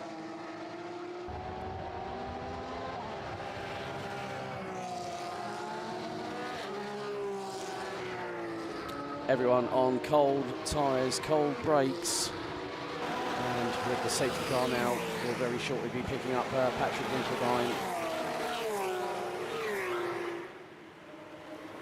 So just waiting to pick apart what happened there where Sebastian Schmidt went airborne. So did Massimo Froio. So safety car conditions here at Monza for race 2, Open GT and GT4 Cup Suisse. Not exactly how some drivers would have wanted to have seen this work out.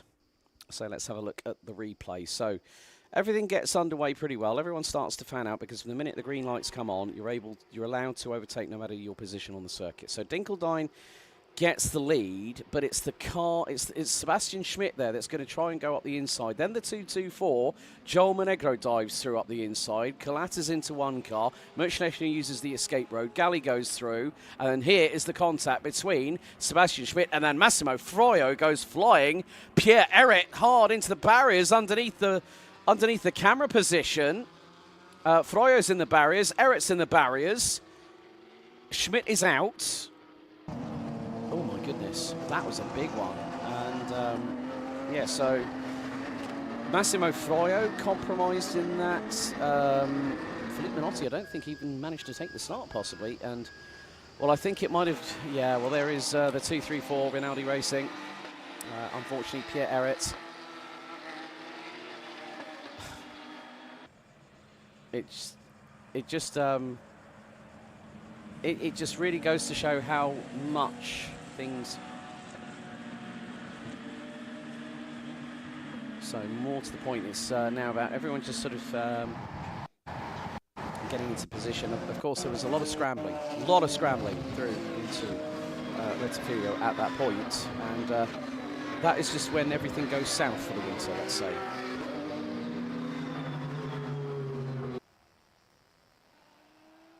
So the Porsche Panamera safety car has picked up the drivers.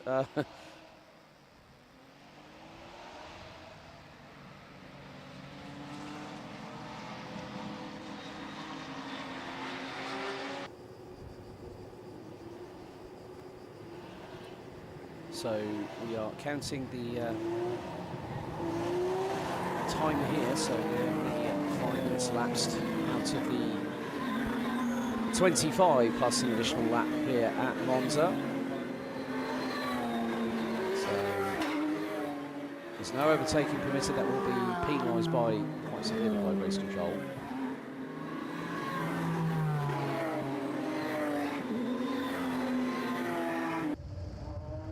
So a few drivers, unfortunately, not able to score points. So at the moment, we've not had there's a bit of a clear-up operation, to be completely honest with you, by the Rettifilia chicane. So there is going to be a little bit of a clean-up required. So Patrick Dinkeldine leads ahead of Roderick Christie. Stefan Heim leads in class 23. Ahmad Almedi, Andrea Galli ran at the top 5 overall. So Ahmad Almedi.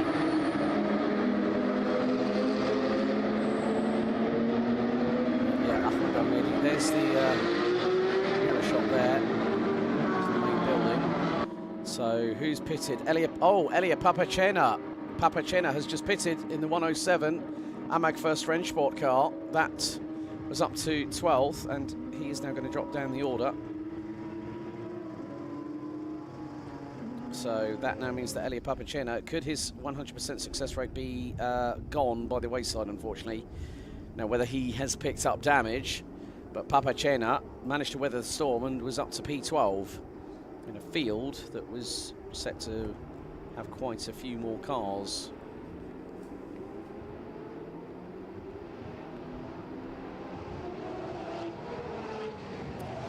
So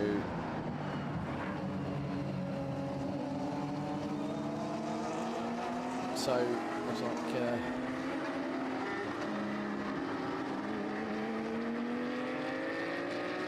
Papacena might be making his way to the end of the pit lane. So there is Elia Papacena making his way out. Can't cross the white line whilst exiting the pit. So yeah, that's going to tumble Elia right down the order. We're 3 minutes away from 15 minutes to go. So the safety car lights are still on for the Porsche Panamera GTS. So Dinkeldine leads overall ahead of Christie and Stefan Heim.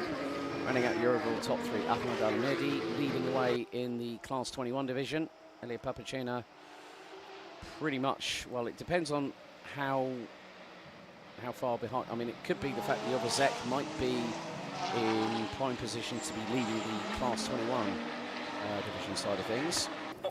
Class 10 division, the 718 Cayman GT4s.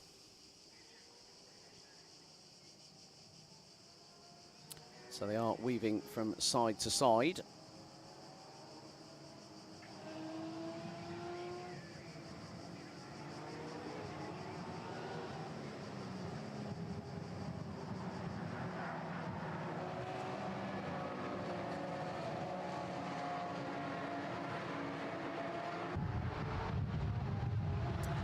So through into the parabolic into cover Alboreto. There's a little bit of damage on the left front corner on Andrea Galli.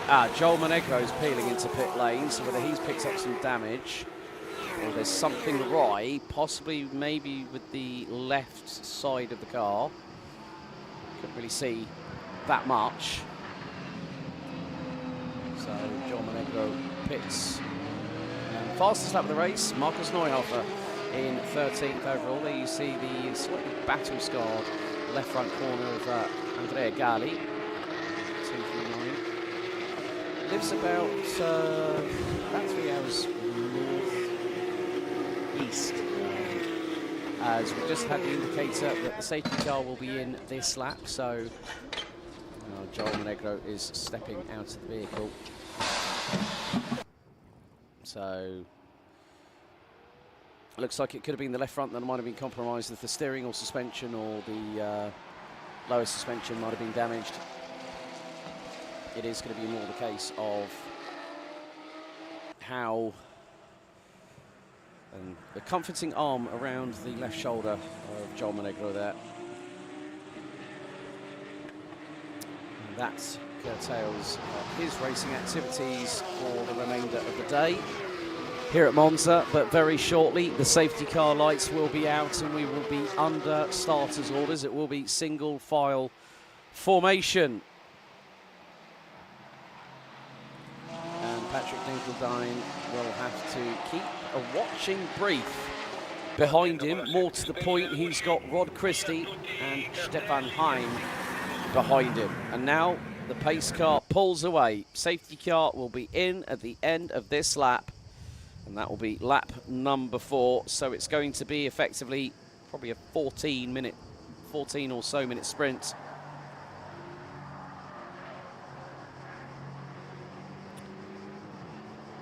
So it's going to be the case of Patrick Dinkeldine will be the one that pulls the trigger, and he's gone already. We've not even hit Curva Alboreto, but that was a bit wide from the German. And Rod Christie, well, what on earth has gone on there? Rod Christie has slowed down, let him read past. Oh, this is going to be possibly a 3-1 exchange. Ahmed Al-Hamidi, the Qatari driver, looked to the outside of Stefan Heim. And now here comes Andrea Galli up the inside of the Qatari driver. He's putting the flashes onto teammate from Dynamic Motorsport. Rod Christie dives to the inside of Stefan Heim at the Rettivilio chicane. Max Mutschlechner has to put on the brakes to stop avoiding contact, and round the outside of him goes the Belgian, Philippe Vils. Incredible stuff. 2 by 2, side by side, hurrah around the outside at Curva Grande. At the bottom end of the top 10. Almedi again trying to go against Andrea Galli, and that is for the Class 21 lead. Andrea Galli had a difficult race to remember last time out earlier on today, but by golly, is he fighting back tooth and nail with the fire lit like a bonfire in the belly. Absolutely brilliant stuff. Good restart by Andrea Galli, despite the left front corner of that car being a little bit scraped up, a little bit dinged up thereof. But now it's going to be the case of, can Rod Christie put the frighteners on Patrick Dinkeldine? Dinkeldine very complimentary to the team at Proton Competition, as Max Mutschlechner flashing the headlights at Philippe Vils for Proton Huber Competition, but the 250 keeping himself ahead of the 299. Rod Christie, purple in Sector 2. Patrick Dinkeldine, purple, Sector 1. Stefan Heim is closing in, despite it being the previous generation car, the 991.2 derivative of the GT3. Oh, Ahmed Al-Medi, again, the Qatari right on the exhaust pipe of Andrea Galli. And here goes Philippe Vils, side by side through Rettivilio. Round the outside he goes, but Mutschlechner is going to fight back at him. The Porsche Centrum 5-scene driver, the championship leader in Class 21. He's going to fire it to the outside here at Curva Grande. And he's going to get a slight nose ahead of the Belgian in the 230. And he's going to get the inside line for De La Roggia. But keep your eyes on the car behind. Sadamoto Takahashi in the 230 was 1.4 seconds behind. Now Mutschlechner up the inside, through on wheels, going through the first of the two Lesmos. Luckily enough, both of them relatively unscathed after that. No real dust kicked up into the air, no gravel being spat across the circuit. But Philippe Vils has got to be very careful on how he approaches Ascari. Slippery surface flags at Ascari now. Now that could be a very interesting side of things. Car 107, Elia Papacena has been warned for cutting Variante Rettivilio, the first chicane. So slippery surface flags on the approach down into Ascari. Now, has there been any possible fluid dropped? As into Alboreto we go. Mutschlechner looks to dive up the inside. He's trying to carry the speed to the outside of the 11th and final corner. As big time expiry. There is plumes of smoke from the front end of Manabi Megvabishvili from Bulgaria. The lap time performance, that car was smoking at the front end. Looks like coolant might have been dropped. Yeah, there's a big old puddle. There's a big old puddle, and that's why the slippery surface flags have gone out. Meantime, Mutschlechner gets through at Retafilio on Philippe Vils.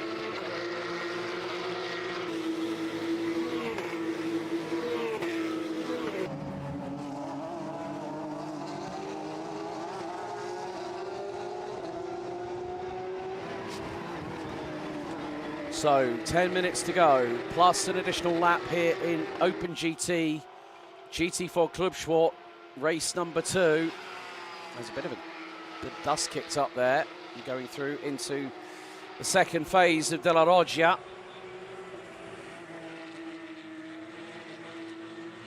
And more to the point, things have stabilised a little bit. Patrick Dempsey in the 266 for Sportec Racing.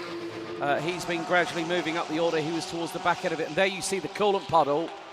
So maybe the radiator has been punctured, or a coolant, maybe a coolant pipe has come adrift. But yeah, that is a loss of coolant.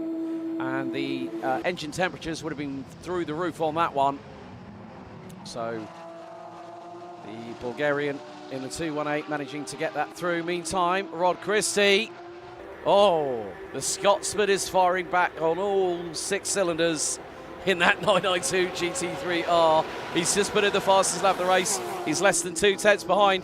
Christie has got an opportunity. Dinkeldine ran away with it in the opening race of the weekend, but the safety car intervention has given not just him, but Stefan Heim, Andrea Galli and Ahmed Almedi. Oh, front splitter has come off.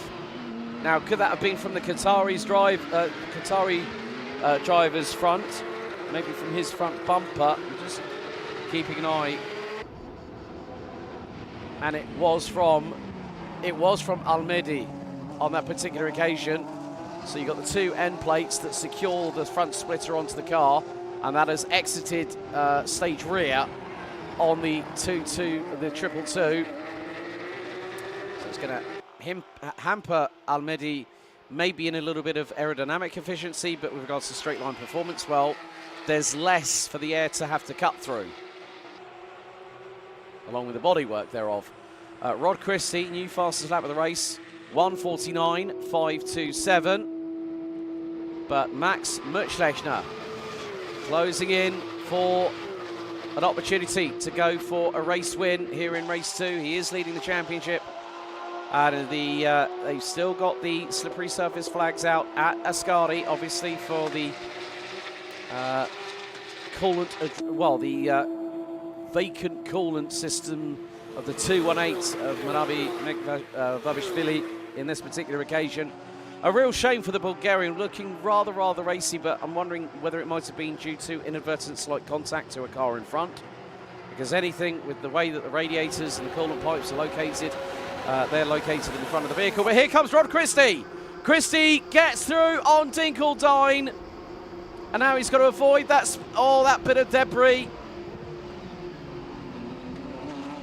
But Christie gets through, lines it up nicely.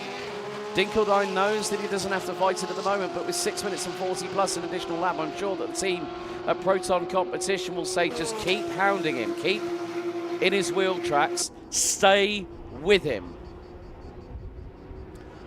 That is incredibly crucial at this point. Now into Della Roggia. The 6 minutes. Oh no! Drama for Nicola Sarcinelli. Running 6th in class.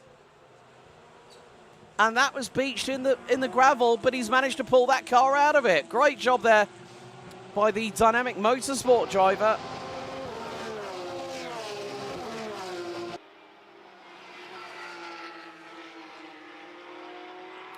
So that might have been possibly at Della Roggia that he lost the car and ended up in the barriers. That just goes to show how things can change. But still, the Class 21 battle is heating up. It's not just Two's company It's three's a crowd, so it's Gali versus Almedi and Mutschlechner for the Class 21 win, as we have just over 5 minutes and 20 still to go.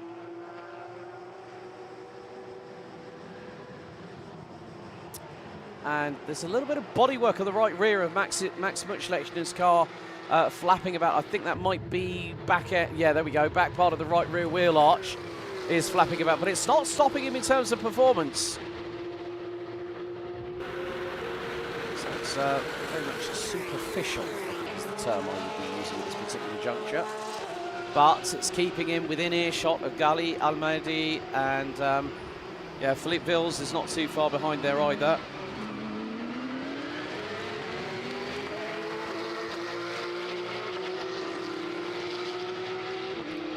This battle is going to be roaring on right up until the checkered. And Almedi right with Gali, going through into Della Roggia. Gali defends, Almedi to the inside. Sticks his nose there just to give the Andrea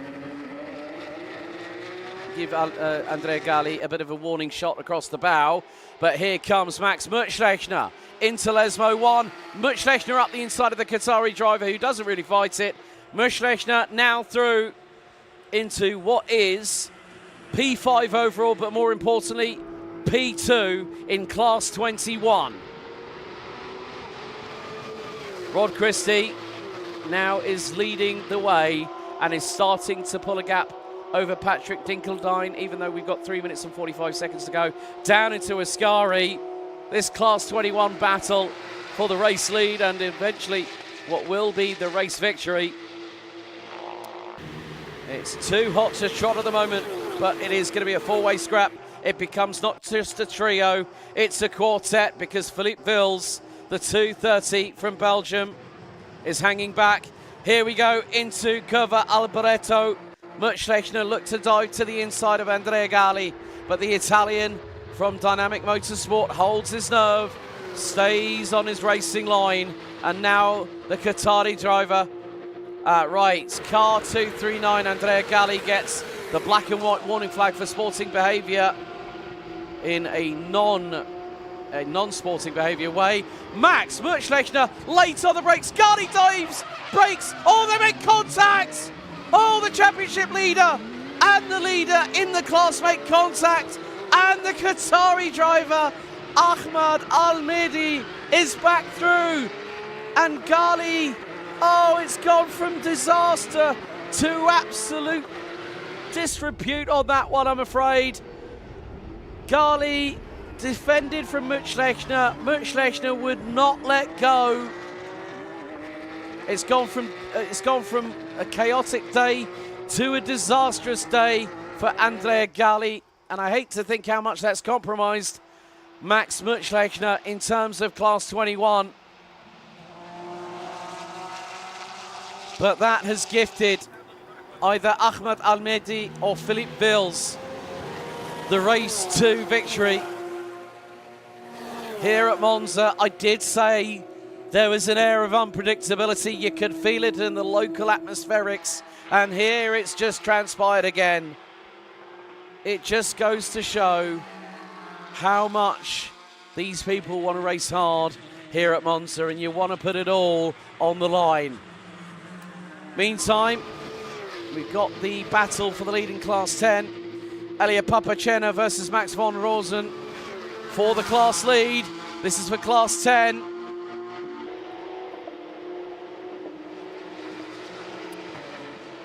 And they're going down into Ascari. They've got the 292. I think it is. Oh, moment there for Max von Rosen through Ascari, and the Austrian spins.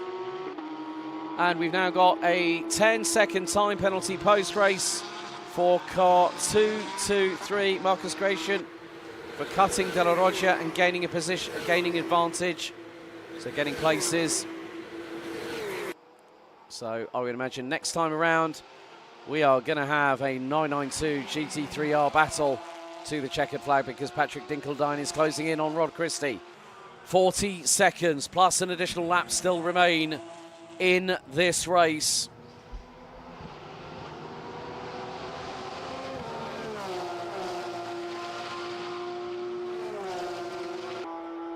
So 25 seconds. We come through into Ascari for what will be more than likely the penultimate time. We did have a lengthy safety car intervention period due to the multi-car incident involving Pierre Eric, Sebastian Schmidt, Massimo Froio, Matteo Biasoni, Zelko Drimic as well. But the timer now hits 0. The two leaders, Rod Christie and Patrick Dinkeldine, make their way out of Curva Alboreto, formerly known as the Parabolica, here at turn number 11 at Monza. And it's now going to be last lap underway. Patrick Dinkeldine has to do something special to get one up on Rod Christie.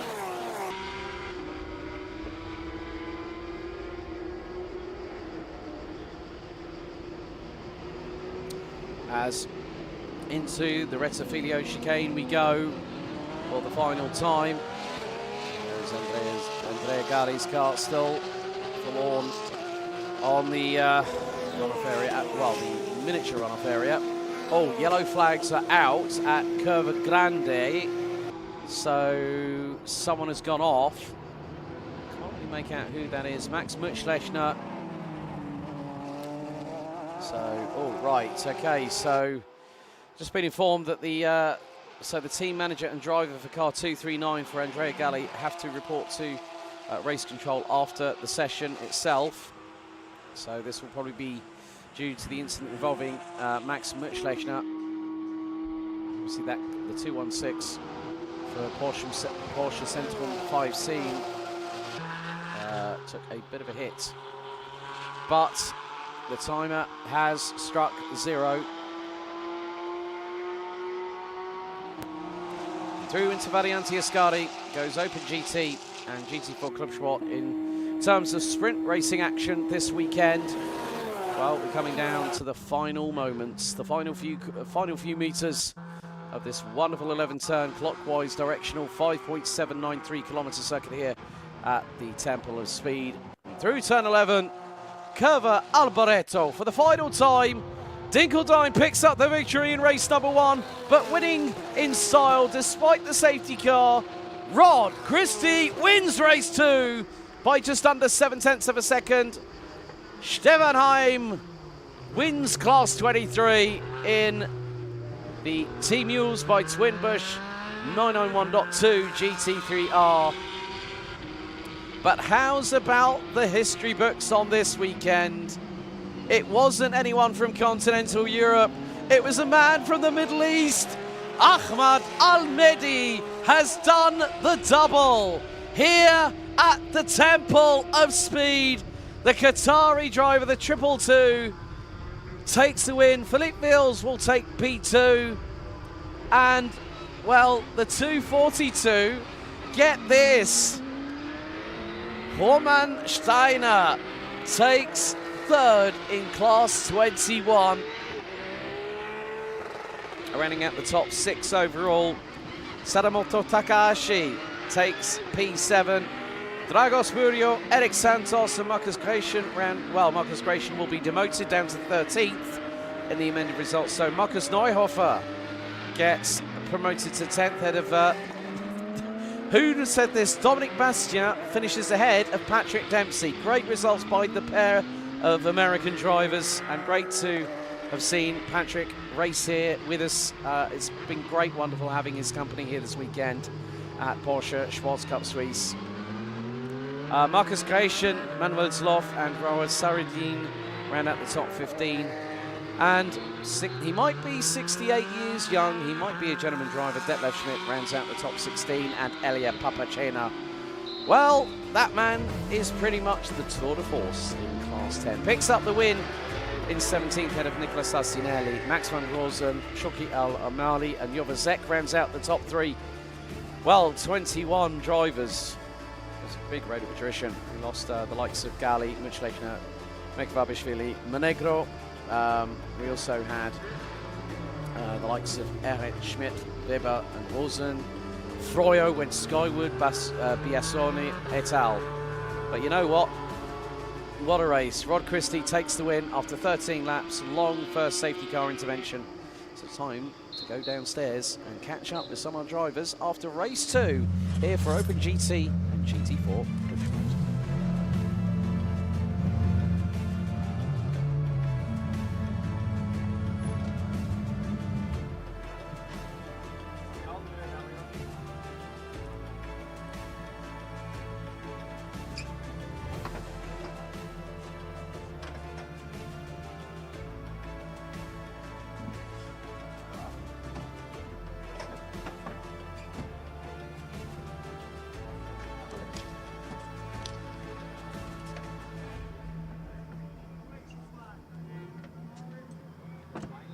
Finally.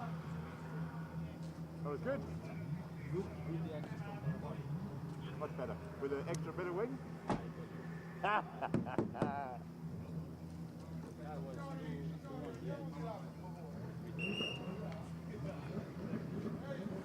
I know you'll let me pass because I gave you a damper. Yeah. So I gave you the win.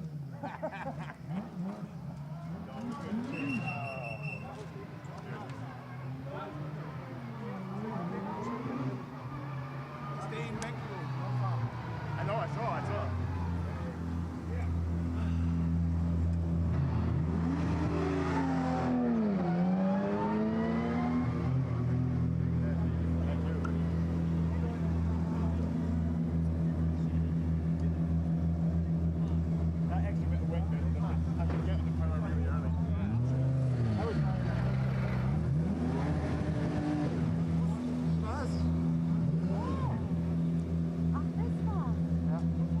Da habe ich jedes Mal das Gas rausgenommen, weil ich nicht wusste, was auf mich zukommt.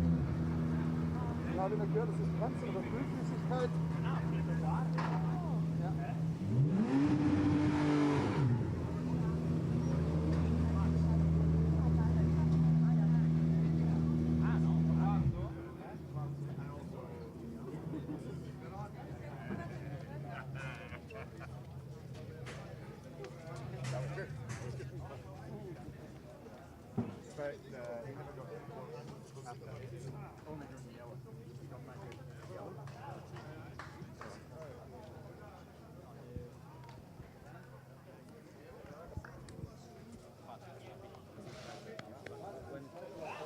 Well done, Sonny Jim. Thank you. Bit of a length, Did you see what was happening behind you going into turn 1? Because it all pretty much kicked off. I think we had cars here, there, and everywhere. I think Massimo Freire did his best Michael Knight impersonation because he got clattered into. But race 2 winner. Nice for you and Patrick to share the spoils of glory here at the Temple of Speed, wouldn't you say, Rod? Yeah, for me, yeah. For Patrick, I'm sure he'd love to have won. Now, I wanted to ask, obviously he went wide on the restart, and then you let him, which I knew you were going to do anyway, because I think he just ran a little bit wide, didn't he? He went deep. He went in, he tried to go quick, like to surprise us, and he just went deep into the corner. And then I went, because I knew that the guy's behind, and I was like, no, I can't go past him before the start line. So I had to let him back, and that made it a little bit close for me and Stefan going into turn 1. Now, you've got a co-driver, haven't you? Have you got a co-driver for the endurance race? I do. He's over there. Ah, there we go. Fresh Italian vintage that you needed, eh? Yeah. He's made the switch from Ferrari to Porsche for this, so yeah. So you've converted him then, in other words? Well, he was converted already. Good. Well done. Congratulations. Brilliant. See you later. Ahmad. Yes. Well, who'd have thought of that one? You come to Monza, you've improved all the way through the first half of the season, and now you're a double race winner. How does that sound? Sound absolutely great, as I said in the beginning. This is the second race and P1 again. It was really tough, not like the first one. 2 cars hit me actually in the first chicane, and then I survived. Second thing, I was faster than the one in front of me, but he was blocking all the time and blocking aggressively, I can say. But anyway, I am so happy now. In the end, the result is the important. Brilliant. Well done this weekend. We look forward to seeing what you get up to in Mugello next time out in September. Brilliant. Well done. Congratulations. Right. Let's see if I can find somebody else. Stefan, mein Freund. Gratulation. Danke sehr. Sieg bei Klasse 23. Genau. Mit einer billigen Ärger. Ja, stimmt doch. Aber was für eine Wochenende hier. Und nochmal bist du mit deinem Teamchef heute Abend bei den 2 Stunden Endurance-Rennen. Freust du das? Ja, wieder am Start. Er startet oder dich? Der Michi startet. Ja. Der hat die Polzeit gefahren, muss starten. Ich fahre dann der Mittelstint. Aber wird sicher ein geiles Rennen. Wir haben die Pace. Im ersten Lauf, heute im Sprint, habe ich Kollision gehabt, erste Kurve, Diffusor kaputt. Da ging nichts mehr, da war das Auto total unstabil. Jetzt hatte ich wieder Kollision, aber nicht so viel kaputt und lag gut. Ich konnte an den 992 dranbleiben. Ich habe mir gehofft, dass sie sich noch irgendwann mal mehr bekriegen. Aber war ein geiles Rennen. Besonders mit dem aerodynamischen Leistung am vorne, ne? Yeah, but Stefan, very, very happy, glad. He said I had a couple of bits of contact here or there, but most of the point, he's happy. Help with the top speed a little bit here, but you know what? It's great. That concludes the sprint side of things for these classes because some of these drivers, Rod Christie, Stefan Heim, are going to be back for the endurance race later on. You won't want to miss it. Stay tuned, folks. GT3 Cup Race 2 is not that far away. Stick with us.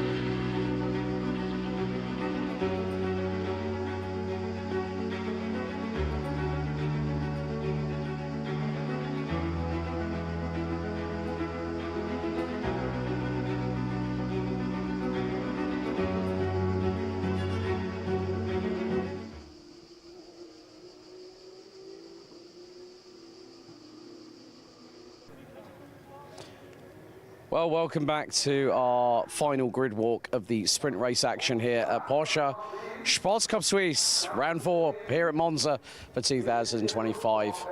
Well, what can I say about the previous race? An absolute classic. We're set to get ready. The drivers very shortly will be exiting pit lane.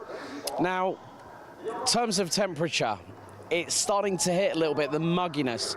There is a breeze in the air, but over there is a banner for Matteo Francosegre. They want him to do the double here at Monza. So a big thank you to one of the team from DCV by Ombra Racing. So people now walking out onto the grid.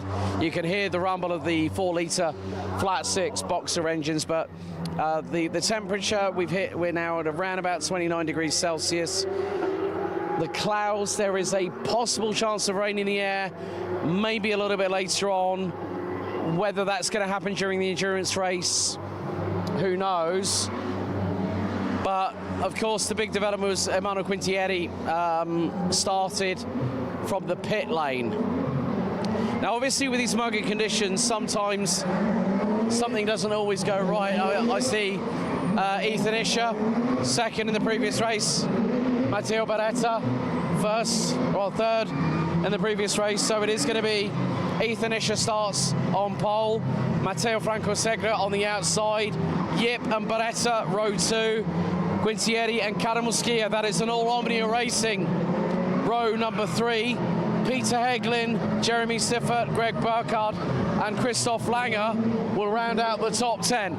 There is one person I definitely want to make sure I speak to before I go back up into the commentary box. She is the only female competitor alongside, if you might remember, race 1, Spielberg, Red Bull Ring. Iron Dames' Karen Gaillard made a bit of history in the series by taking a victory in her own right, despite the fact we had Yip, Isher and Segre battling away. But she went on and went on to win the race. Of course, bonne chance et bonne course dans la carrière Car France cette année, Karen, and great to see her alongside Sarah Bovey at Goodwood last week, piloting the 992 GT3R, and she also had the opportunity to drive musical artist Dua Lipa up the Goodwood Hill. So there's going to be a lot of activity here, but we want to hear from you at home. Who are you supporting in the championship this season? We've still got 2 more rounds to go after the festivities on track action, so we should be done and dusted probably by about maybe close to 7 o'clock local time. I have to personally say a big thank you to the circuit. So who have we got coming in? Jeremy Siffert, car 54 for FAC Autotech. Emanuele Quintieri, Omnia Racing, is going to start on the grid this time.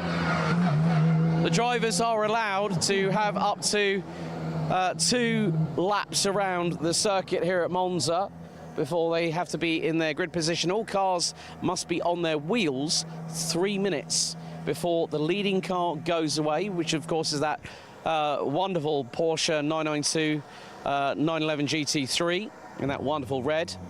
And then of course the Panamera safety car has been called into action 3 times during racing this weekend. Thought there might have been a possibility of that maybe being a bit more of an occurrence, but yeah. One of the good things is that we've got a lot of families, a lot of supporters. Obviously, Matteo Beretta lives literally half an hour, so he's a Lombardy native. And so to get a podium on pretty much home turf, local track, that's a pretty good thing to have on the mantelpiece to tell to your grandchildren and great-grandchildren and all that kind of stuff. So who else have we got? We've got Sebastian Pidou, Ethan Isher. You can see they're weaving from side to side to get the Michelin tyres up to temp. Of course, no tyre warmers. So Carlos Ganzi, Ethan Isher, Matteo Beretta, Matteo Francosegre. But here's the car. We're going to wait for these cars to go past because I definitely want to make sure this lady has a little bit of an opportunity to have a chat. There's Dylan Yip, Daniel Schmid, Christoph Langer, Mark Arn, who's doing the 2-hour endurance race solo. That man's crazy. That man's just a legend. Gregor Burkhardt. Then we've got our last 2 Cutler cars, Ernst Albert Inderbitzin and Thomas Winkler. But let's see. Let's see if we get a...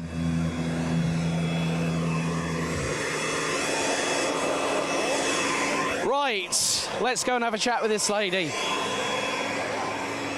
Sorry, guys. Afternoon, Danielle. How are things? Hi.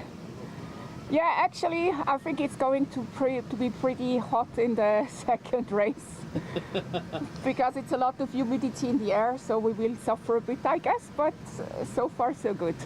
Now, I'm going to have a guess at your surname. Is that from the Netherlands by any chance, is it? Van Balmus, to a point? Actually, it's very Swiss. It's from the Emmental. It's really Swiss. No, I thought, no, because obviously you've, one of the things, just Laura, if you want to zoom in on what we've got here, we've actually got, that looks like a wolf or a lion on the side there. Is it a wolf? It's a tiger. It's a tiger. That's the thing, because when it's all hands, like imprinted in. But, to be a part of this championship, obviously the livery stands out. It matches your race helmet as well. We talked about this. What does it mean to you to be a part of this championship at Porsche Sports Cup Suisse? It's actually what makes me really happy is to drive the car, because I really like this type of car, the GT3 Cup without ABS. And I think in our class, because we all drive without ABS, you have to drive very precise. Yes. You cannot just drive like crazy. So you really have to be thinking all the time, and I kind of like the challenge. Yes. Especially when there's some very, very young hot shots at the front of the grid. But the main thing is enjoying the moment and running your own race. Am I right? Yeah, it's giving your best. It's like not every time you're in your very best state, but just try to make the best out of it, and especially have fun. And yeah, give your best. Exactly, with the smile on your face. All the very, very best of luck for race 2. Danielle Van Balmus for the Porsche Basel Racing Team. Just as you can see from the... Sorry, I don't think I shut the door properly. Hang on. Let's just... There we go. Good old one-handed slam. That's nice. But you can see by the livery on her car, we have so many different characters on this grid. But you can see even you can see the fan, like what's going off on the background. They're actually using that to pump cool, direct air into the air intakes. The temperatures here, it's so muggy. I've even heard teams having issues with the cooling systems on these 992 Cup cars. And of course, there has been some gravel. There has also been some skirmishes. I mean, you can see the 23 car has got a little bit of green and yellow. Well, it looks like green and blue there on the left front of the car. But you know what I'm going to do on that note? Nice to chat with Danielle. Great to have her on the grid. Great to also have a female representation within our camera crew here, but also Karen Gaillard making a statement in Spielberg. You know what? I'm going to head back upstairs because it's time to get ready for race 2, GT3 Cup here at the Temple of Speed.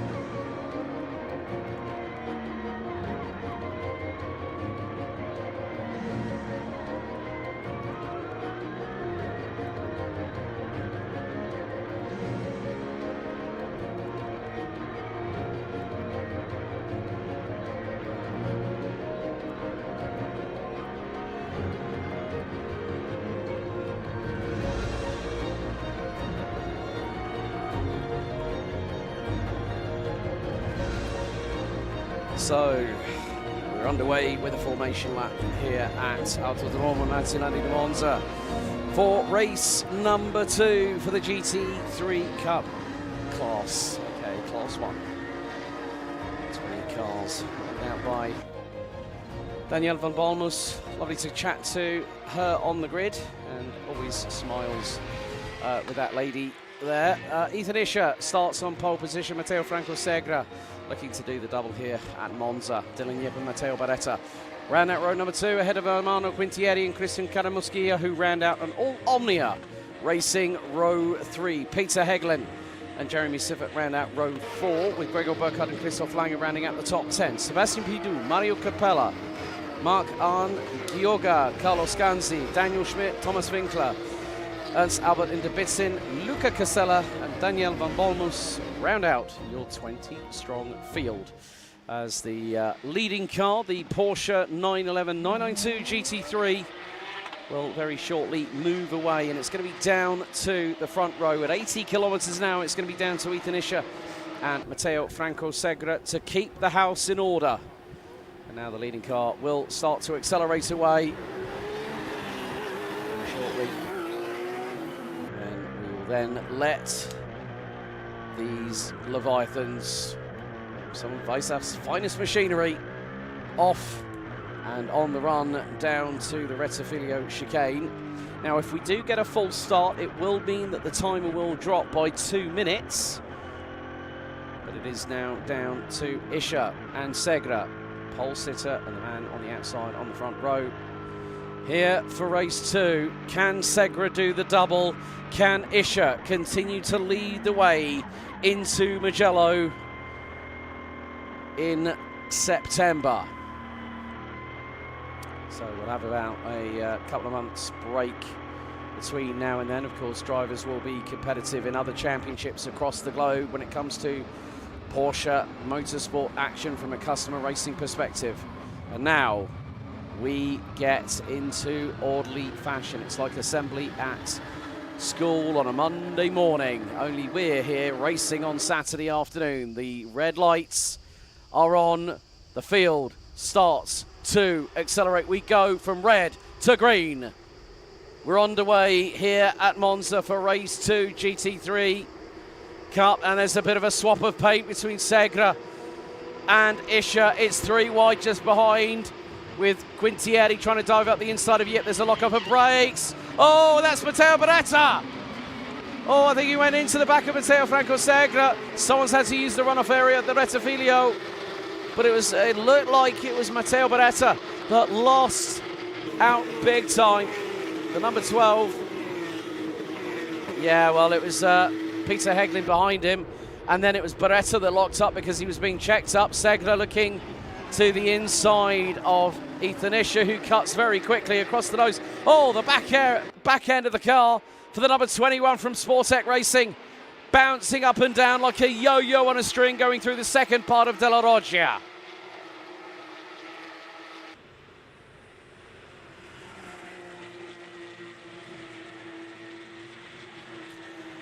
But this is about bravery when you need it the most. Daniel Schmidt looking to move up the order. Currently sitting in around about 16th position as the number 8.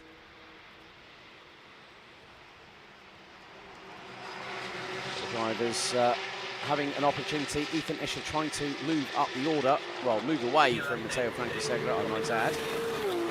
And Segre hot on his heels. Yip in 3rd. This is kind of a reverse between the top 2 from last time, whereby we had Segre being chased by Isher. Now the boot is on the other foot.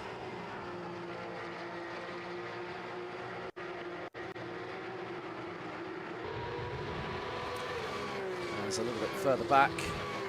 Sometimes getting a little bit feisty, to be completely honest with you. Nevertheless, 23 minutes plus an additional lap still remain of the sprint racing action here at Autodromo Nazionale Monza. La Pista Magica, the Temple of Speed, whatever you want to call it. Greg Burkhardt looking very racy behind Ermanno Quintieri. So Burkhardt started in the lower part of the top 10, now closing in on the man who put it on pole position after the penalty that was given to Ethan Isher post-qualifying earlier on today referenced the lap times for race 1. We're running on board with the number 12 of Matteo Beretta.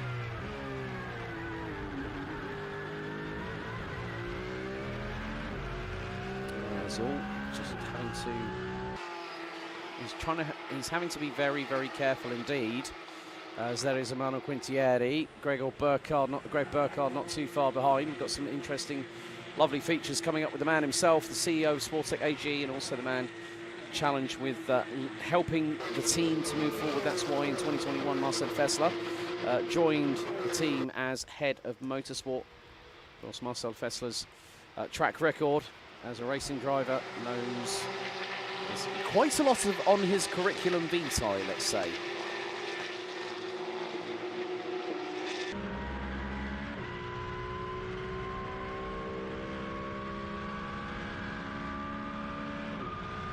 So we are on board once again with the man in 12th position, in the number 12 car.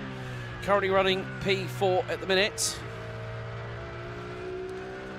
And Matteo Beretta was very, very happy after taking that podium in race 1.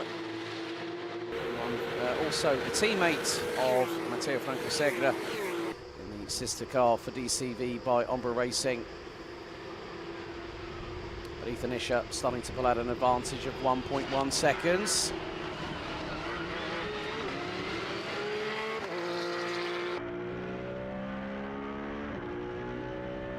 In the meantime, Thomas Winkler has got through on Carlos Scanzi. So 23 gets past 55 for 13th spot on the running order as things stand. Emmanuel Quintieri, fastest in the opening sector out of anybody, but it's this man here, Ethan Isher, for Sportec Racing. Just gone purple in sector 1 as the 18-year-old.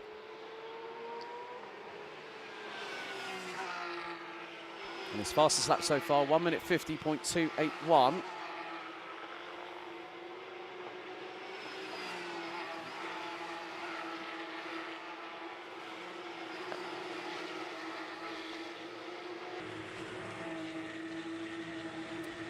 So, for the first 5 minutes, Luca Casella looks like he is not taking any part in this race. That's a real shame for the number 11 for the Auto Racing team.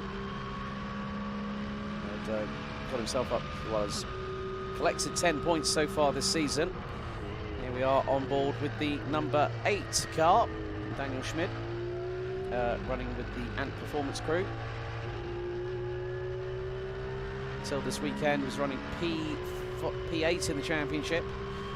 45 points to his credit so far as we go underneath one of the many bridges around here at Monza at 6th gear. Now it's going to be hard on the brakes, down into 3rd, and this is going to be through the final corner at Curva Alboreto. Ethan Isher now has got a lead and he's pulling a gap, 2.2 seconds. Looks like Ethan Isher has managed to get the setup really well played. Dylan Yip looking up the inside of Matteo Franco Segre through into Rettofilio. This is the battle for P2. The Hong Kong drivers looking to get the run. Trying to get the traction down, the back end bouncing up and down. Porpoising slightly as he tries to accelerate. That's Segre still holding on to P2 in the meantime. Now they go into Della Roggia at turns 4 and 5. Emmanuel Quintieri sets a personal best through the sector. Oh my goodness me! Dylan Yip just launched it over the sausage curb coming out of Della Roggia there. And the right-hand side went skywards.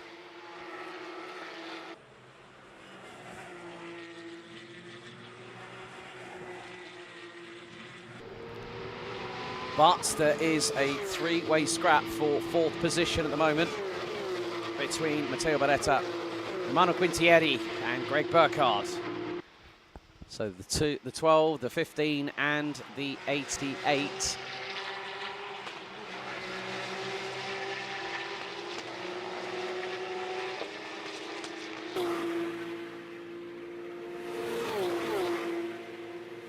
And Ethan Isher is treating this like a glorified qualifying run at the moment.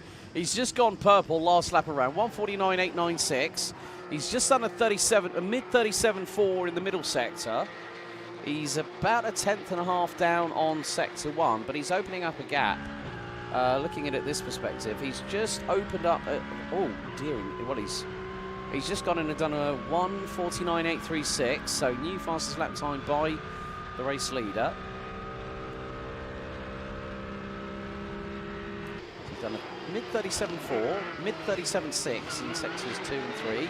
Here comes Greg Burkhardt up the inside, and locks up the rear. Bit of trail braking there, Greg, but allows Quintieri to go back around the outside. So Greg Burkhardt is going to have another bite at the cherry, so to speak. It's on top of the Black Forest Gatto.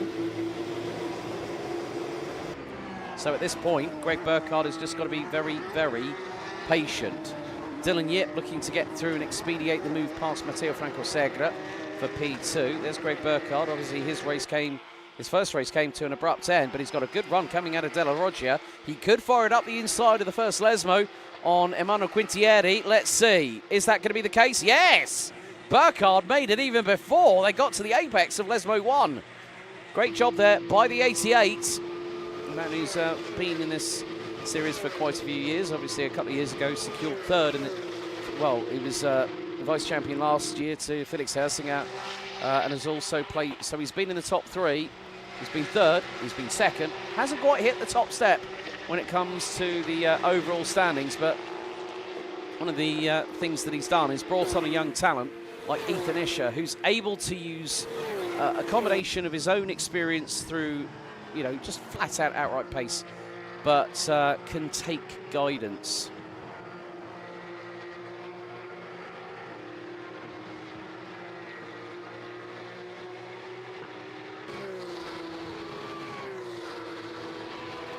So Greg Burkhardt starting to pull away. He's got to close in that gap to Matteo Beretta. That's 2.2 seconds up the road. Now, there is still 15.5 minutes plus an additional lap. The thing I'm going to say now is this. If Segre and Yip start fighting, as this is going to be a move by Jeremy Siffer on Sebastian Pidou, and Siffer gets through before the apex at Rettifiglio for turn 1. Neatly done there by the 54. I didn't know whether that was going to be a sort of a hop, skip and a jump from a Porsche 992 Cup car. Well, that was definitely the case with Sebastian Pidou through turn 1 at Rettifiglio.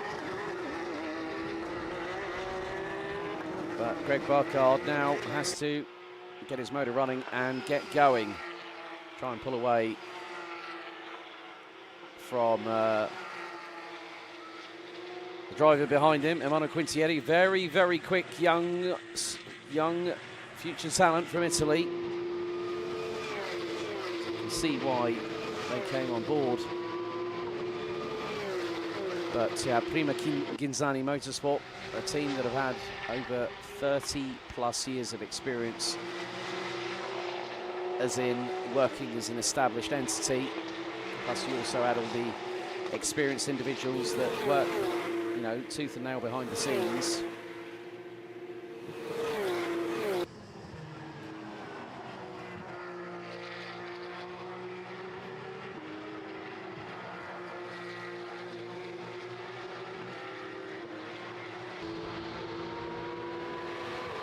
But at the moment, Ethan Isher is dominating proceedings here in race 2. Race 1 was a little bit closer. I think Ethan Isher decided, well, you know what I'm not wanting to do is to have the same situation that I did earlier on in race 1. Now, can Dylan Yip look for the slipstream? He's going to pull to the right-hand side into the Rettifiglio chicane. Ducks back behind. Segre thought, well, I'm not close enough to even thinking of even trying that. Some people would probably be brave to do so, but then in some respects, some people would look at it as a bit foolhardy, let's say. But nevertheless, it's not going to stop Dylan Yip from giving up that second position easily.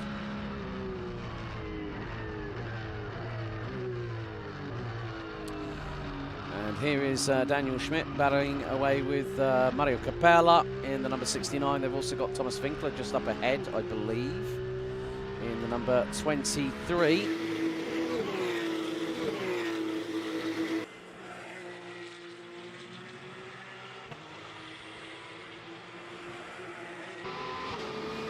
And Yip still not letting go of the coattails of Segre at this moment in time. But whilst this is happening, it's allowing Ethan Isher, corner by corner, sector by sector, lap by lap, to get away. and he's gone purple in the opening 2 sectors. We could be looking at a better lap than a 1:49.831 from the young Swiss superstar in the making. Right, car 5, Peter Heglin has just been given a warning for cutting the first chicane at Rettifilio. Still, the stalemate continues with these 2 drivers here. Yip in 3rd, Segre in 2nd.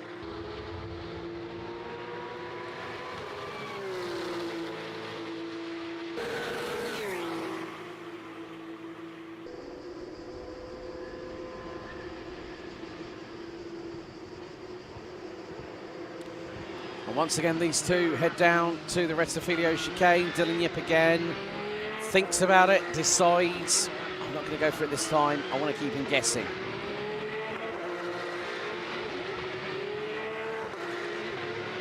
Now, Sebastian Pidou is under fire for 8th place as he's got Heglin and Karamuskia behind him. Heglin to the outside. That's brave, but he's locked up. He's going to more than likely, well, he's going to have to give that position back. He's got to keep the inside open for Sebastian Pidou to get through at turn 3 at Curva Grande. Oh, moment there for Dylan Yip. That would have been coming out of De La Roggia. So the number 99 from Hong Kong got it all wrong at that point. Pidou still holding on. He's got Heglin, Karamuskia, Mark Arn, I think, is also there. Christoph Langer in the background in the white and fluorescent green number 7 car from Fach Autotech.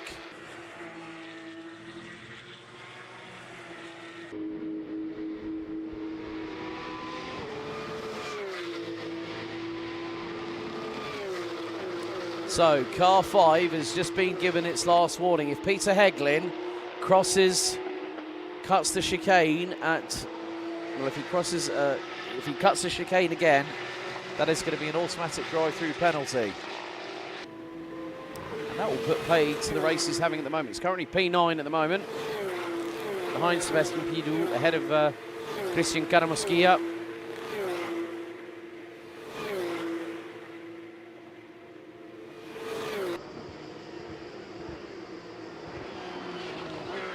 And Yip still closing in. Is he going to go for it this time? Oh, nearly. Dylan Yip trying to look for the opportunity to get through at turn 1 on Matteo Franco Segre, but I think it was just too little too late.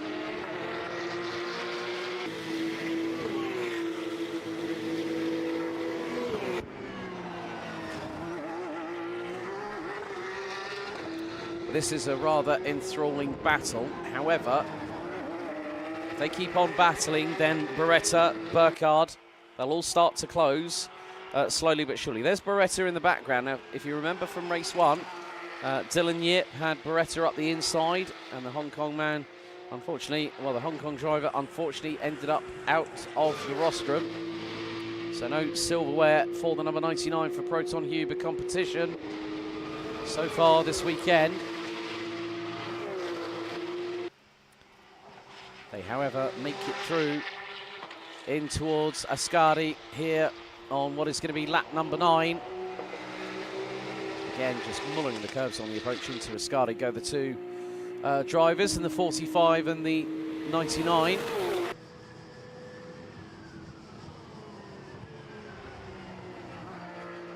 But this could be the opportunity that Dylan Yip has been waiting for. To the outside goes the 99. If he makes this work, it's going to be bold, it's going to be brave, it's going to be beautiful. And at this point, he's still keeping it to the outside. Down the start-finish straight, Ethan Isher is up the road by a country mile. I think he might be at Mugello at this point. Car 3 has just had a warning for cutting Rettifilio.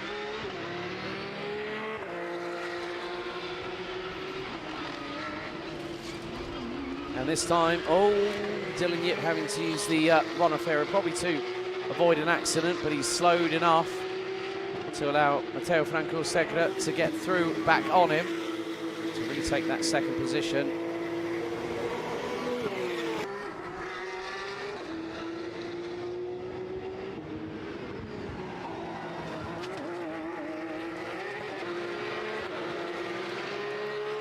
Oh, and more dramas for Daniel Schmidt. Please don't beach that car where it is. Please get it moving as soon as you can. He's waiting. He's got to get the traffic to go by. He was millimetres away from that gravel trap on the right-hand side, as you can see from the onboard on the number 8 car. He's going to be very, very mindful. He does not.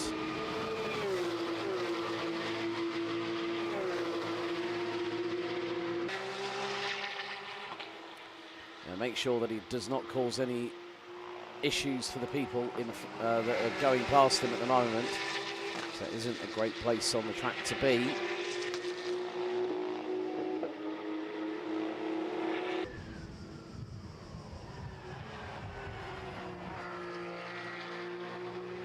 So 6 3/4 minutes to go, plus an additional lap. Ethan Isher is 7.2, maybe even more than that, maybe closer to 8 seconds. As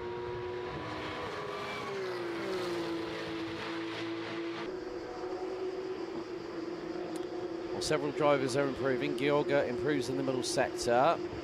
So Jeremy Siffert, so does Peter Heglin, Christian Kanamuskia.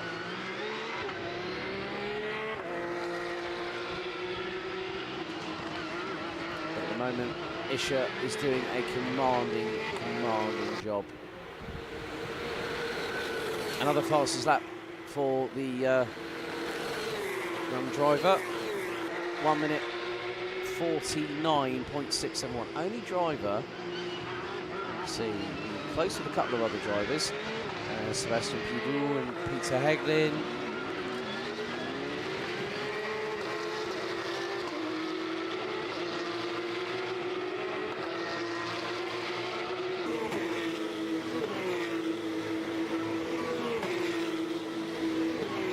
So 5.5 minutes to go. The battle's waging up and down the order. Pidou holding off Heglin as best as he can. Pidou in the number 20, Heglin in the number 5. They've got Karamuskia and Arn not that far behind them. There is Christoph Langer. And in the meantime, gaps in some places are starting to close. Gaps in other ways look to be a little bit further back in the tumbleweeds, so to speak.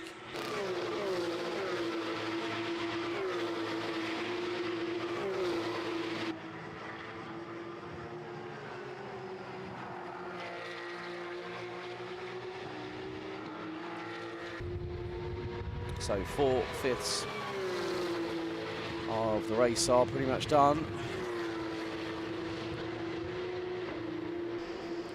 And Yip closing in once again on Matteo Franco Segre for that runner-up step on the rostrum. Yip still keeping his cards close towards his chest. And there's Greg Burkhardt and Emmanuel Quintieri battling over the scraps. It's for P5. Greg yet to set a podium this year, but I'm sure that he'll look at this year as character building, I think is probably the best terminology I would put it as. But looks like there might have been, now is there a chain? Carlos Scanzi, now who have we got here? There's a replay. Oh, now this is how Daniel, oh dearie me, he's going to go flying in. Oh, and he wallops into the 23 of Thomas Winkler, spins the number 8 and performance car around at Rettifilio, and well, I don't know if he's managed to get some traction on that right rear tyre, because if that right rear tyre was up in the air, yeah, the only tyre that would grab traction is the left rear. So right rear was up in the air. Sometimes these things can pretty much happen.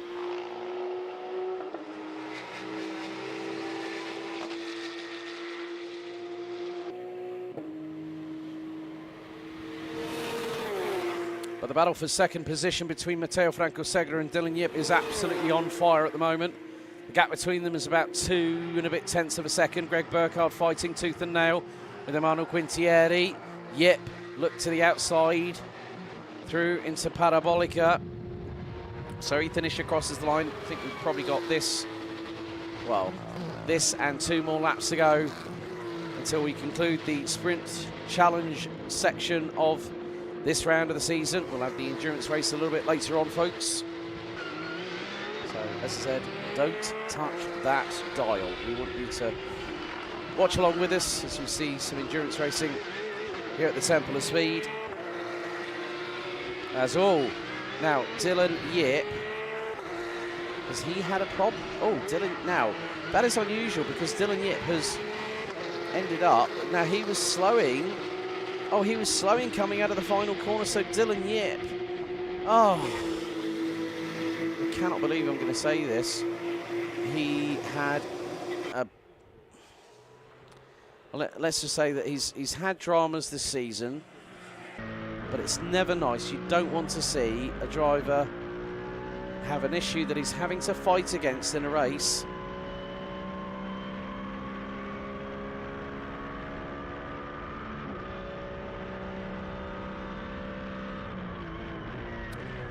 So riding on board with the race leader, Ethan Isher. Oh, look how aggressive he was taking that curb there on the left-hand side.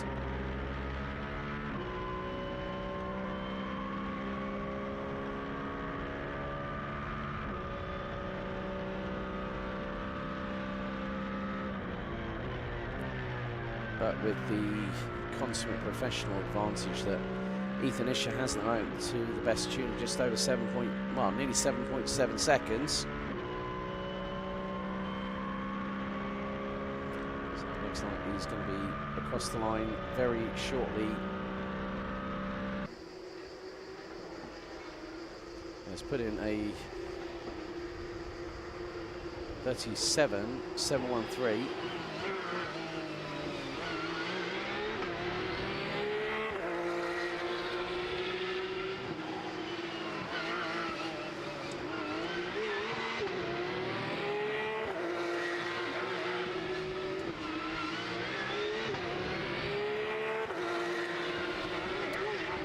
And Dylan Yip, oh no, the number 99 from Proton Huber competition has pulled the car. I don't really like being the bearer of bad news, but Dylan has just parked up. Meantime, Peter Heglin trying to get through on Sebastian Pidou, does so. There's Mark Arn waiting in the wings. There's Pidou and Mark Arn running underneath the same awning at Sportec. But the timer has now expired here in race 2 for GT3 Cup action. For the sprint part of this weekend's action, we've got the 2-hour race coming up a little bit later on.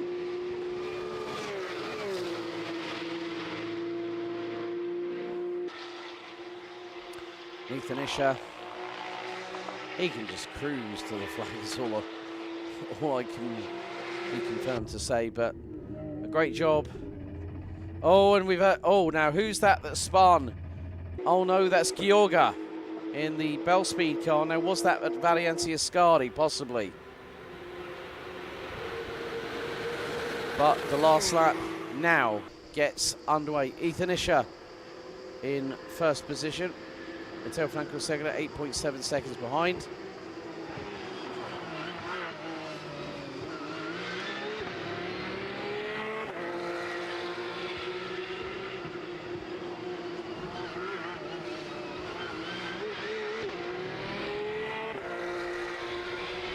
this could be an interesting decision here from Emmanuel Quintieri. Greg Burkhart, well, probably just not that far away for CEO of Sportec, but to wrap it up with a 4th place finish, I don't think is really that shabby in anyone's books. And the main reasons that I say that is that everyone has their own way of dealing with things. Some deal with certain things better than others. So it is more the case of how do you keep things on the black stuff. Well, this is a personification of if I've never seen one before. It's the way that Ethan drives the car, the trail braking, the accelerator pedal, all that kind of stuff. And he just said, yeah, it's just one of those things I really enjoy doing. Again, we see it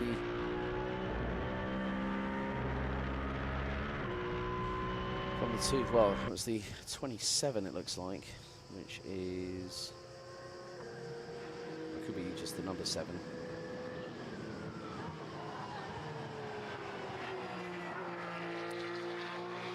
But Ethan Isher, this time around, runner-up step earlier today. And the checker flag waves. Winner in race 2 here at the Autodromo Nazionale Monza, the Temple of Speed, the famed architecture in the local vicinity. Fantastic to be able to have a look at and see and witness in person. But Ethan Isher takes the victory. Ahead of Matteo Franco Segre, Matteo Beretta rounds out your top 3. Greg Burkhardt is going to come across the line. He's going to finish 4th ahead of Emmanuel Quintieri. Kept the Sportec AG, pretty much the chief, the CEO. Finishes ahead of young gun Christian Canamuskia. It's actually going to be, looks like it's going to be Jeremy Siffert, just waiting for the timing to update. So Christian Canamuskia in 7th.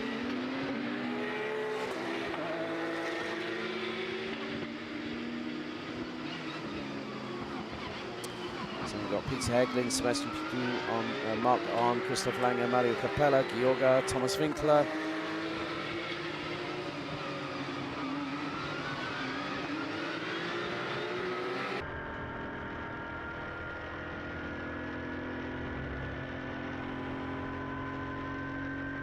Daniel van Balmus has also just crossed the line as well.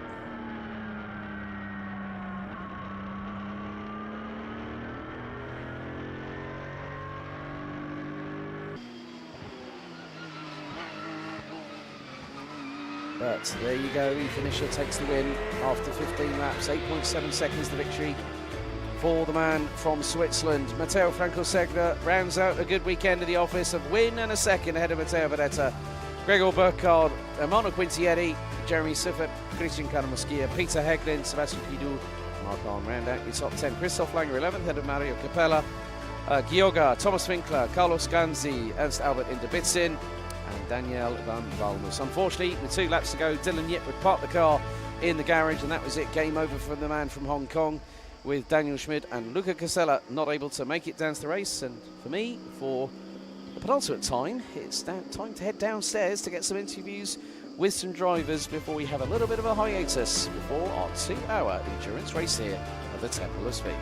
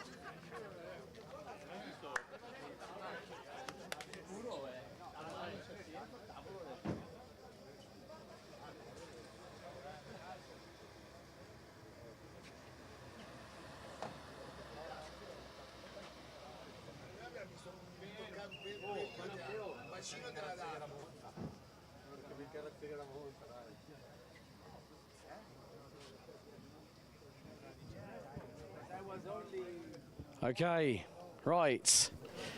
GT3 Cup, race 2 in the bag. Yep, sorry. Ethan, félicitations avec une nouvelle victoire ici à Monza. Thank you very much. Quels sont les sentiments avec toi en ce moment, avec cette victoire, avec une course après très agressive dans la première course ici à Monza?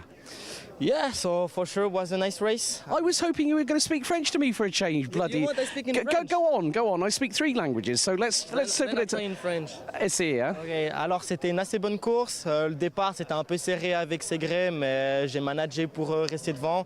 Puis après tous les tours, j'ai fait le job. Rester consistant, pas chercher trop, mais rester vraiment 49-8, 49-9 tous les tours pour vraiment essayer d'aller chercher la victoire avec le moins d'erreurs. C'est comme une session de qualif, hein? Yeah. Another victory. Thank you. Just really, really great to see. I mean, of course, Thank you very you and Matteo, you both pick up a win apiece. Yep. You know, I mean, the thing is, I thought I'd impress this man because I kept this under my hat that not many people know that I speak a little bit of French, and that's my first bit of trying to do an interview in French. So, thank you very much for that, buddy. But of course, the main thing is, Mugello, you get one step closer Exactly, yeah. to what the team is looking to achieve, which is get a driver on that top step. Now, we know that your boss and your teammate, Greg, has done it, been P2, P3, but I think the thing is, that man is so proud of you being part of the roster here at Sportec, and you're a credit to us here at the Championship. Thank you very much. Well done this weekend, Ethan. So, Ethan Isher, race 2 winner. Let's see. Can we get? Actually, let's see if I can. Let's see if we can grab a quick. Greg. I'm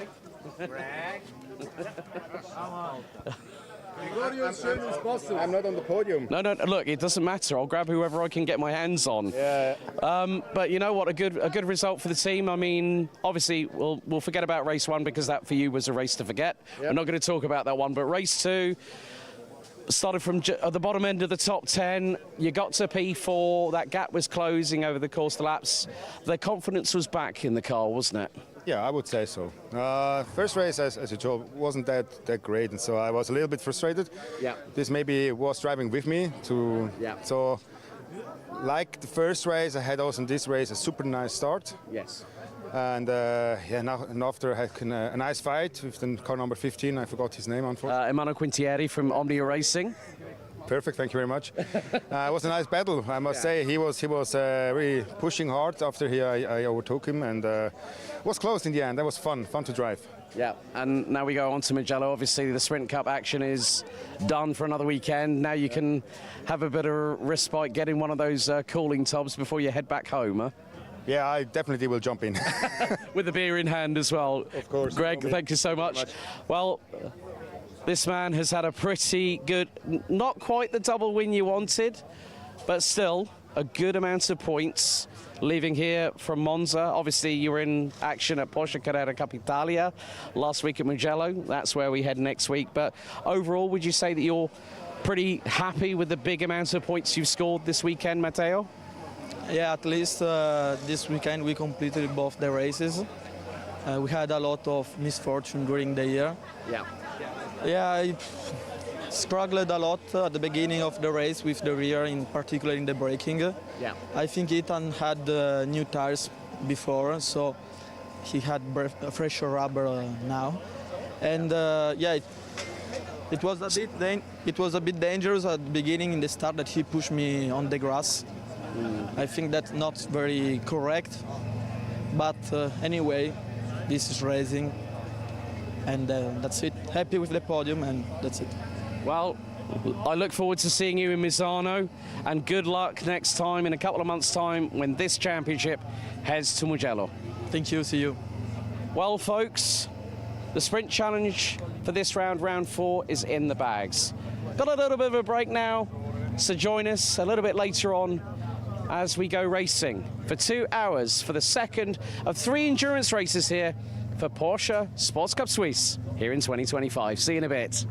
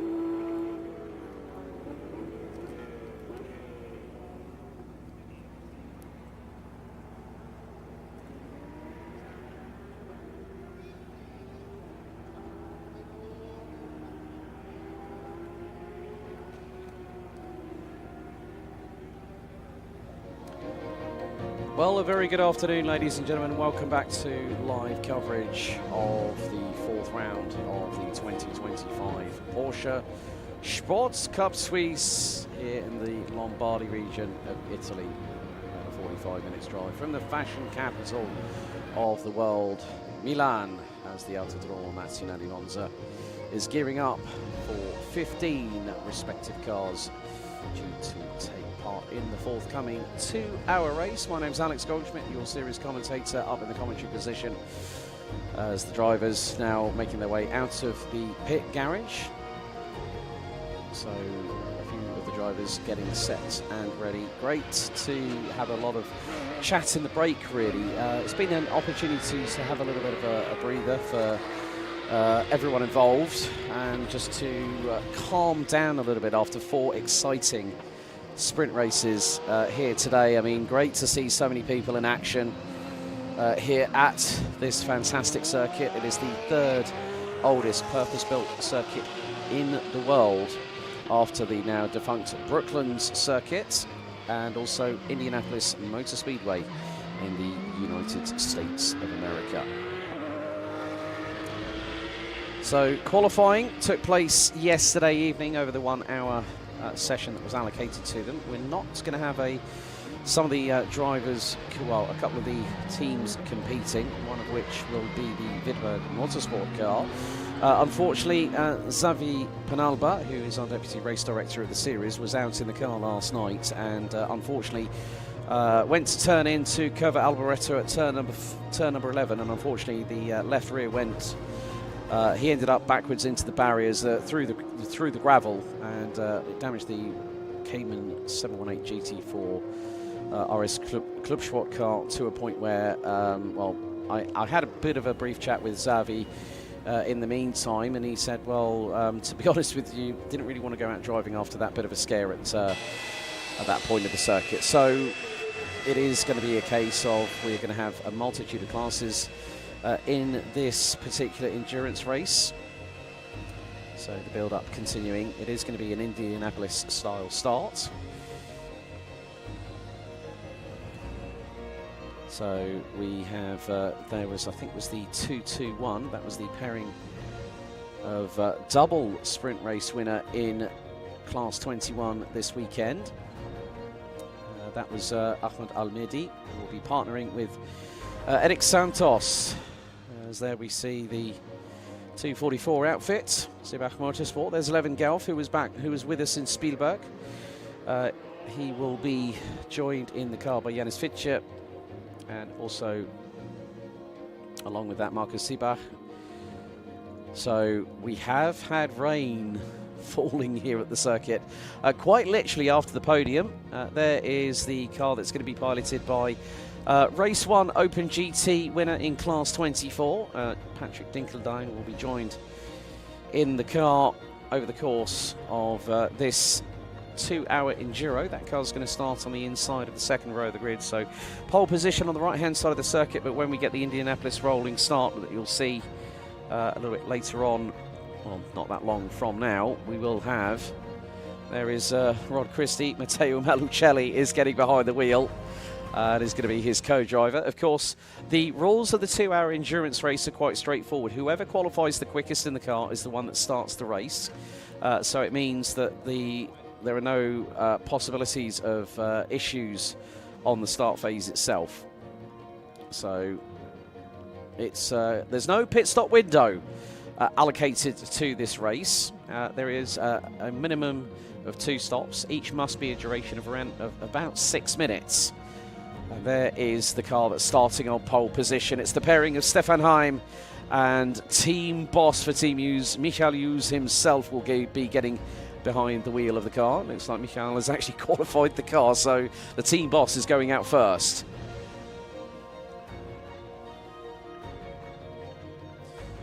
And there is still a bit of humidity in the air here at Monza.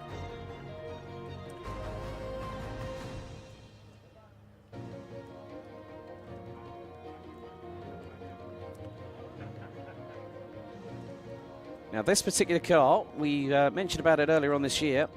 It was Christian Engelhardt and Aichan Guven that went on to pick up the vice championship status in the in that particular year.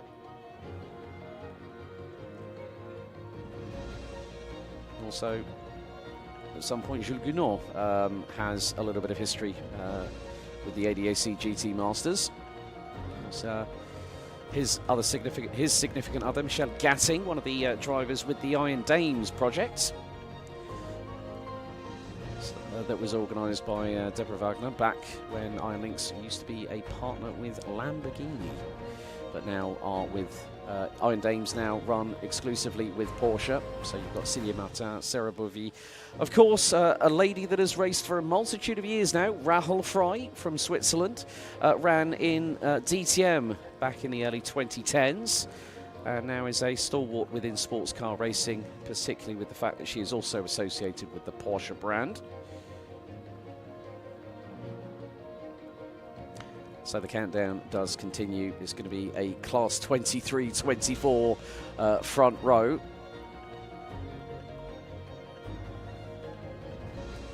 And we welcome you all that are watching along.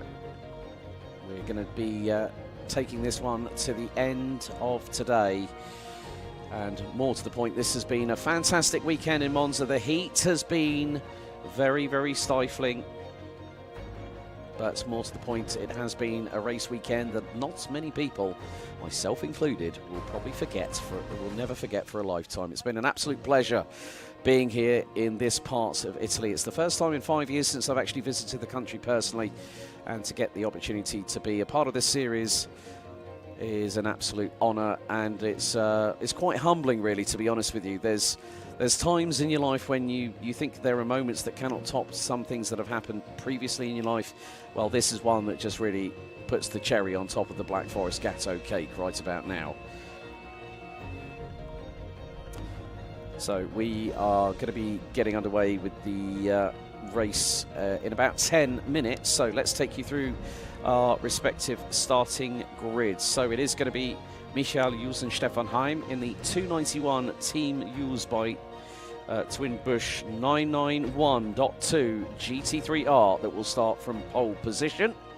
Alongside will be the Class 24 299 Dynamic Motorsport entry, the pairing of Rod Christie and Matteo Malucelli. P3, the inside of the second row, will be comprised of Patrick Dinkeldein and Marco Siefried, so the German-Austrian pairing. Then we have Pierre Arret and Felipe Lazar, as we see the 207. It's going to be the pairing of Dragos Buriu. He's joined by a stalwart in multiple Carrera Cups across the world, including he's also the Porsche Carrera Cup Benelux Championship leader. He's racing in Mobil 1 Super Cup this year. It is none other than Jaap van Lagen from the Netherlands. He's going to be a great teammate to have. I had a quick chat with him. Said, hi, good to see you here. And he said, good to see you here as well. So expect that car to be quick. That's one of the Class 21 cars. And I have to say, I'm sure that when I catch up with my good friend from the QMMF, the Qatar Motor and Motorcycle Federation, about the efforts and what Ahmad Al-Mehdi has achieved this weekend. He's partnered with Eric Santos. We got due to have Joel Monegro and Marcus Gratian starting on P6. So it's great to see the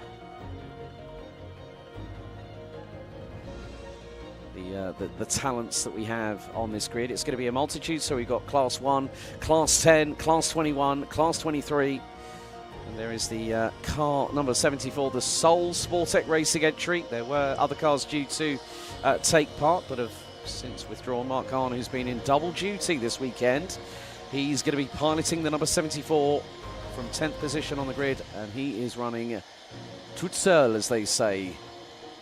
He's running solo.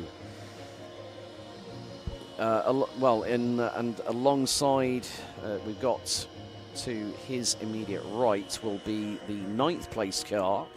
That is the 293, Valerio Prezesi and Francesco Mario Fenici for AMAG First Rennsport. There's the number 55 car, and that is the Scanzi pairing.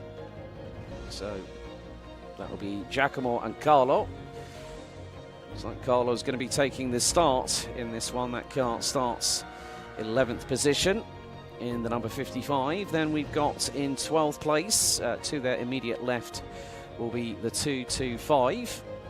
And that will be the pairing of Niklas Kaiser and Mark Vonenwein.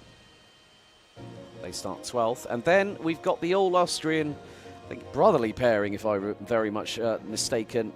That will be the pairing of Max and David von Rosen, and looks like they've got a third man in that car as well. There's the Emirati pairing of the 237 that will be starting on the penultimate position on the grid. It's going to be the 237. That is another Class 21 car. Rawad Saridien. Good to hear from his son Noah earlier on in the chat today. Shoki El Amali will be the other driver. Both have been in competition this weekend in the Class 21 division of Open GT here at Porsche Sports Cup Suisse. And then, last but by certainly no means least, it is the pairing of Freddie Barth and Eric Chatelain that will be starting in the 105 car for the AMAG First Rennsport team. Some drivers opting not to go into the sprint side of things here this weekend, but to have a bit of fun. Now, the biggest thing about this race, folks, is that there are no points up for grabs. Now, these drivers, there is that competitive edge that needs to be nurtured here in motorsport. It's part and parcel of it.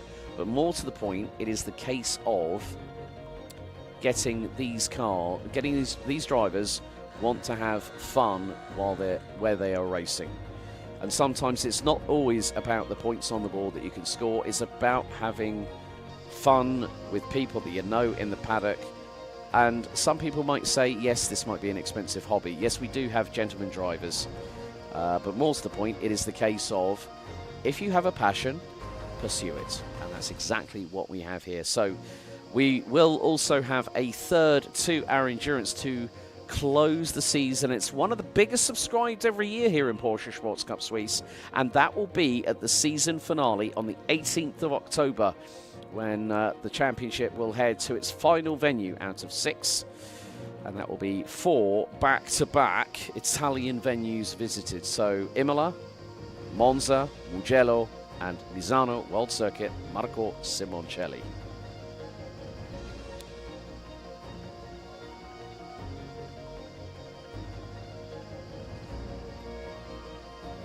So, just like with the other races, it will be an Indianapolis rolling start here at the Autodromo Nazionale di Monza. Our next stop on the calendar, as I said, will be the Autodromo Internazionale di Mugello, and we will be heading there on the 18th to the 20th of September. And then for the final round of the championship will be the 16th to the 18th of October, where also the official prize giving for the end of season standings will take place at the circuit itself.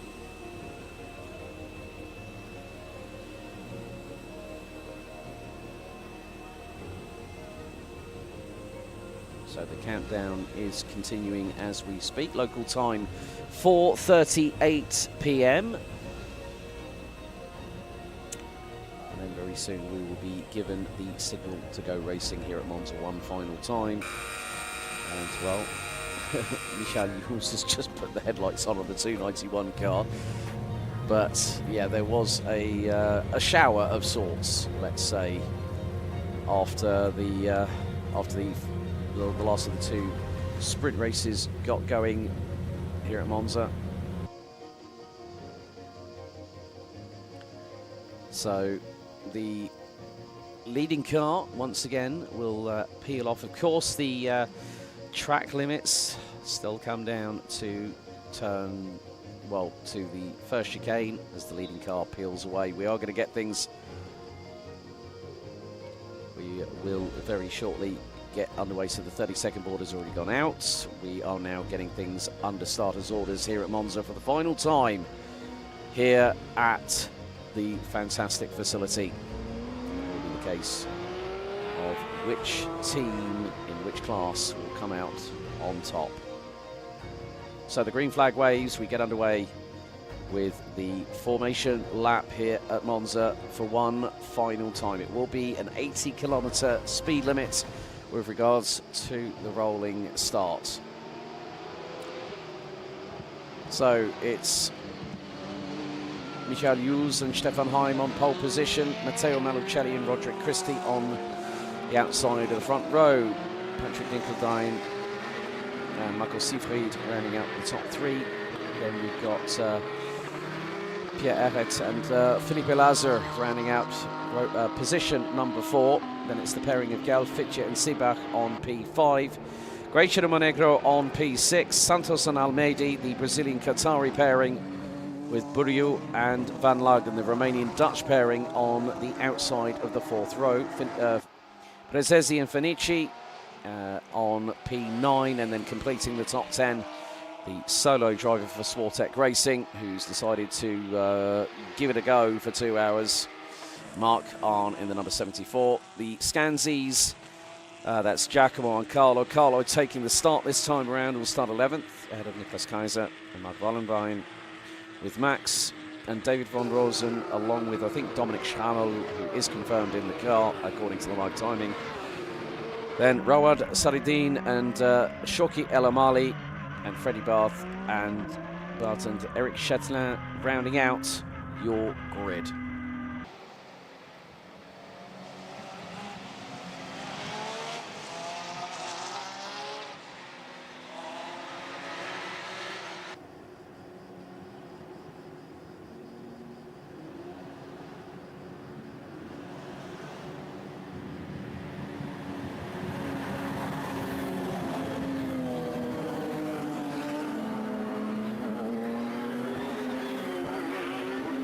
So the field makes its way out of Ascari. The leading car very shortly, the 992 911 GT3, will pull away into the distance, and then it's down to the front row to get us ready to race one more time here at the Temple of Speed as La Pista Magica awaits the roar of flat 6 boxer engines ahead of 2 hours of competitive action here live in glorious sound and vision. Looks like the 234 hasn't made it to the grid.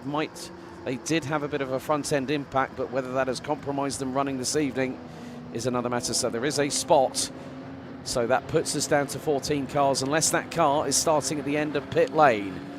But it's 291 versus 299 on the front row. Leading car in pit lane, and for the final time we get set. We get ready for the 2-hour enduro here at Monza. It's revs up, it's red lights on, and we're green, and it's go all the way down to the first corner. And the 291 makes its advantage well and truly known. The 299 slots in behind, as the 244 has already got a good start in its own right, despite the fact of not having anyone towards the inside as they go through into the Rettifilio. Very close. The field checks up a little bit. But they all make it safely through thus far at this moment in time.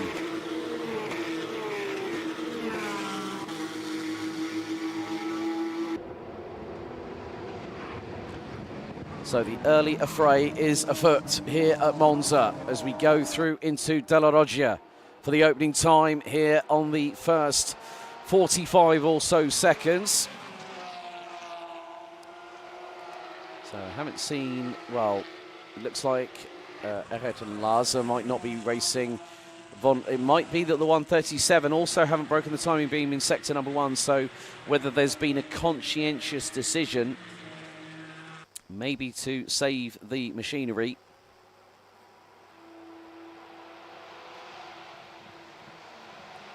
So the field makes its way into Ascari for the first time. And there's going to be an overtake attempt. That's by the 225. It's Kaiser and Vonnewein battling away with the with Carlo Scanzi in the number 55. Prima Ghinzani Motorsports entry as we ride on board and look at how late on the brakes do you want to be. That was around the 75-metre board as we ride on with one of the cars used through the Porsche driving experience team that are also part and parcel of the paddock here at Porsche Sports Cup Suisse.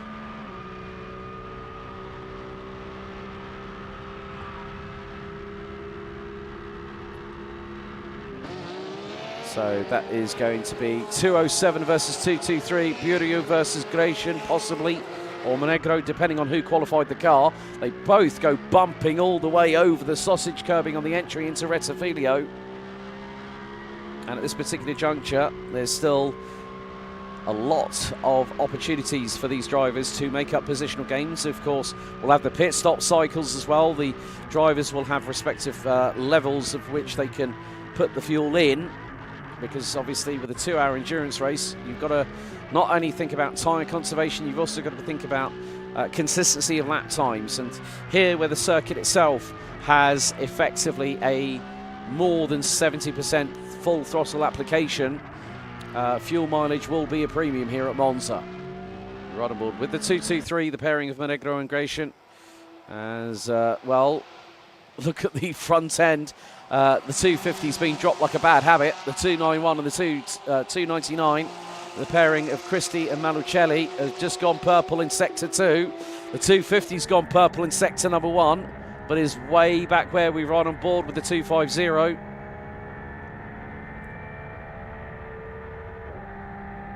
So it looks like we are going to have 13 cars taking part in this endurance race. We were due to, I think at one point the entry list set as high as 19, but keep your eyes on what happens. Now this could be the change for the race lead. 991.2 versus 992 GT3R. We're on board with the 291, piloted by Team U's boss, Michael Hughes, and he's going to lose the race lead into the Rettifilio chicane. And a great on board here from the 291. Late on the brakes goes Michael Hughes, trying to get through back on the 299 Dynamic Motorsport 992 GT3R through the Rettifilio chicane. Well, as they say, if at first you don't succeed, try again. There was 61 thousandths apart across the line. So this is where we are going to have quite a lot of action between. Now this could be the battle of the pit stops, maybe. There is no Ariel Levy, unfortunately. Normally competes in Mobil 1 Super Cup, and I think has competed in quite a few other championships. Porsche Sprint Challenge Southern Europe, voiced by, well, the voice of that championship, none other than Mr. Brian Oliver, who also does the English commentary for 6 Carrera Cup Germany.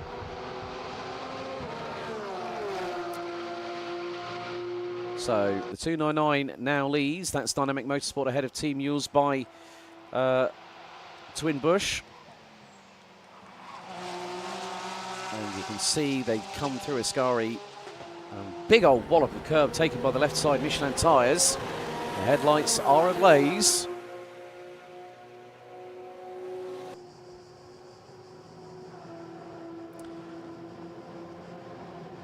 But with regards to it, we are just waiting for the timing tower to update in the meantime, but 13 cars are still running out on circuit.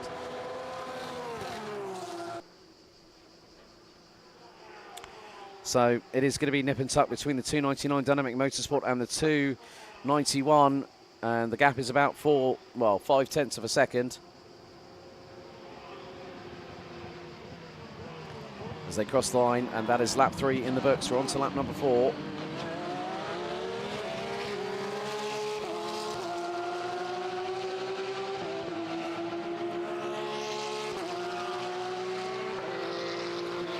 So this particular juncture, there's going to be a lot of racing still to go, but of course, as I said, no pit stop windows. And great racing. Monza is my favourite track. It's so simple yet difficult to get absolutely perfect. Yep, completely agree with that that comment in the YouTube chat.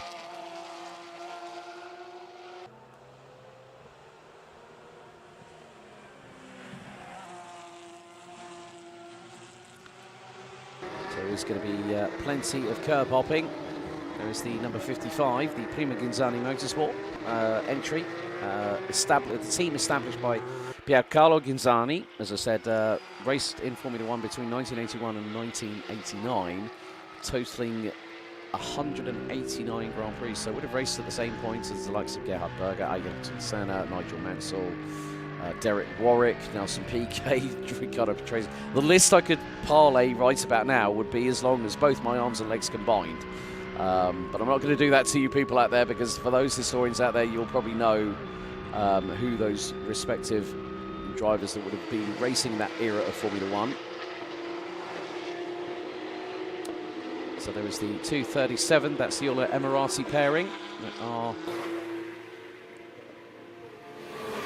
still out on the circuit. So thunderous roar of these cars. I mean, from where I am on the commentary position, which is, I can see the podium to my immediate left-hand side, this fantastic podium that you see in the back of shot, where we've hosted all our podium presentations all the way through the day here at Monza. So there'll be another one to celebrate, and maybe a little bit of champagne being sprayed as well at the same time.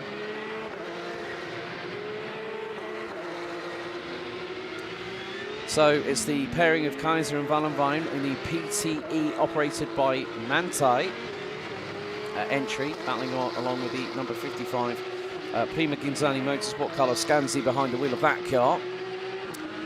That is the battle for 10th overall.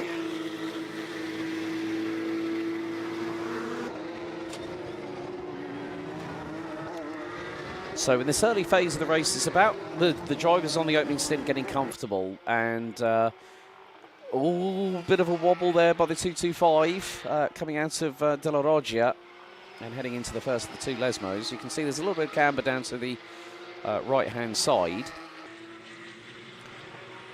But you make a little bit of a stumble, you know, and you have to find yourself overcorrecting. It can sometimes cause you a little bit of a problem, so to speak, and mainly because of the fact that you're going full bore, trying to get through on the opposition in front, and sometimes it's never easy to do that. Sometimes you have to just think about where you're strategically going to place the car on the circuit, because you might find, oh, well, I can brake 5 meters later here, 5 meters later there. But then if you actually accidentally overstep that mark, and it can sometimes happen. Now, here we go. The 55 looking very, very racy indeed.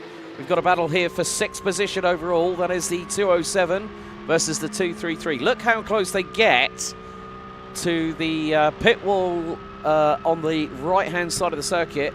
And it's just to help straighten the amount of distance that you're covering coming out of Curva Alboreto, as it's hard on the brakes. Down to first gear, bumping over the curbs there.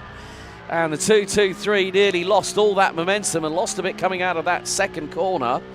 It's all about lining it up and not walloping the sausage curbs, because they're very deceptive, because sometimes in some cars, because of the centre of gravity that you've got to initiate, you know, these cars are no frills, no fuss. And they are full-bore race car. And, the 223 got some air coming out of Della Roggia. And we're not even 10 minutes in, and there are battles up and down the order. And that's one of the beautiful things about endurance racing. You will find that people will decide when to pick their battles. But I can tell you now, the 250 has just gone purple in the opening sector. 34.252. On that particular juncture. So, more to the point, it is the case of who's gonna have the stones to put a move up the inside. Well, being on board with now the 223 once again in the battle for P6. Right, car 225 has just been given a warning for cutting the chicane at Della Roggia. So that's chicane number 2.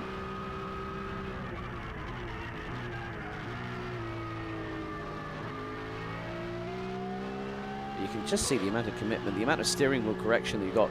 It's minute precision. A little bit of trail braking involved as well, especially going through the two Lesmos at turns 6 and 7.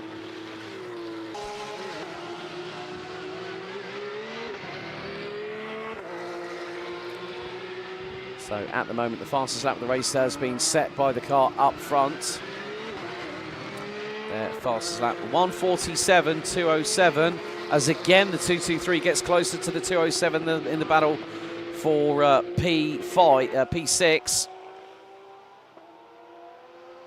So this is a battle for Class 21 position, more importantly, but also the fact that the 250 is starting to motor on a little bit and is trying to close in on the cars in front. But that's going to be, people might say, well, if it's a sprint race, it's going to take them, you know, it's going to take them a lot longer. Yeah, it is going to take them a lot longer to try and close that gap, but in an endurance race, you have to, and you can see there will be some adjustments being made. Of course, you've got brake balance front to rear. There's a lot of buttons. There's a lot of switch gear that I've seen in the cars, in the race cars thereof. So this is the 250 coming out of Variante Ascari. So from this perspective, there's some drivers that have put themselves through the proverbial ringer here this weekend, but they thoroughly enjoy it. They do it for the love, the passion of this sport.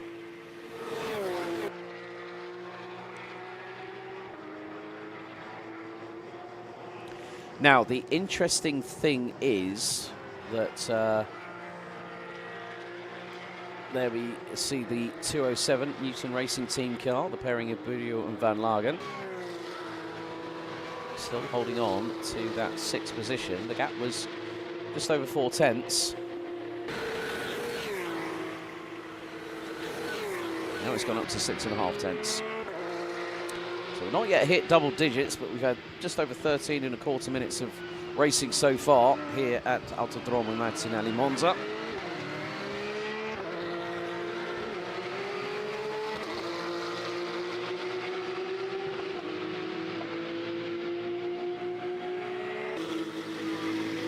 So the good thing is that there are some improvements across the board here at Monza, and more to the point that some drivers doing a pretty sterling job at the minute, keeping a calm head on cool shoulders. And it's not easy when you're having to deal with a lot of activity on the circuit here at Monza, but more to the point,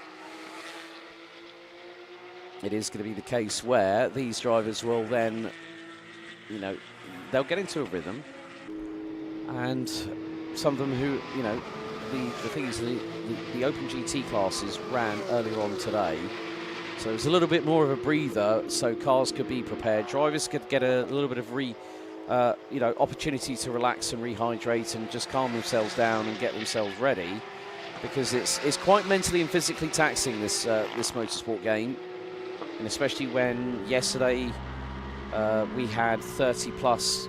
I think we were close to 35 degrees Celsius yesterday. Today we've been hitting only around about 29 degrees Celsius. So, but it's been a lot. The humidity's been a lot more severe to deal with today, and we kind of had that back in May when we went to Spielberg for round 2 of the season.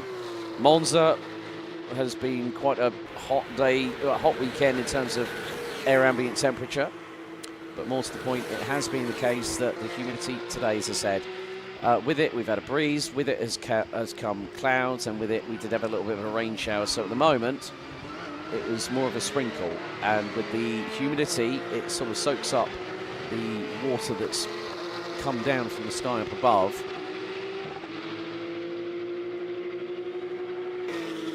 And basically just evaporated it.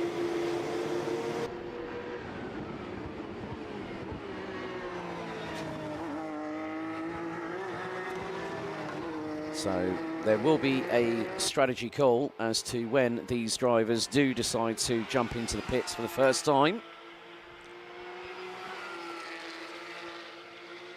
But it's been absolutely glorious hearing these cars roar around the circuit over the past couple of days. Obviously free practice happening over the last 2 days, and today a full-on race day qualifying in the morning. 2 respective sprint races for all 3 classes. So, well, all 3 classifications there also. GT4 Club Sport, Open GT and GT3 Cup.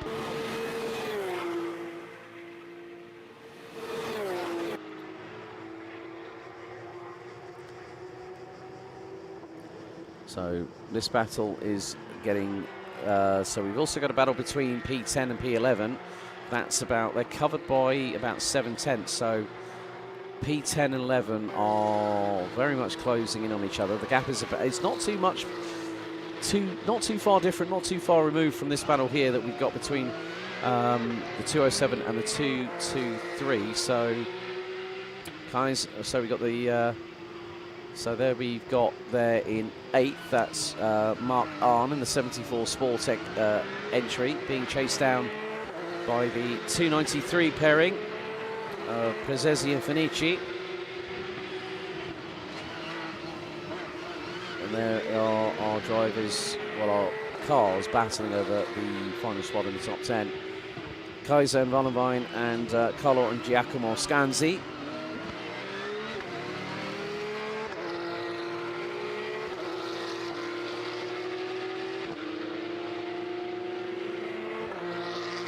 But at the moment, the lead gap between the leading car overall, the 299 of Christian Melucelli, who on their last lap did a 1:47.005.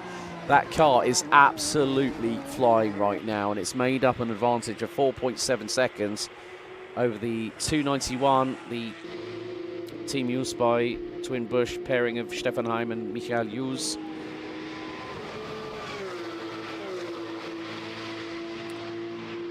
Oh, car 293 has just been given a warning for cutting Della Roggia at chicane number 2. That'll get you slapped. That'll get you noticed by race control.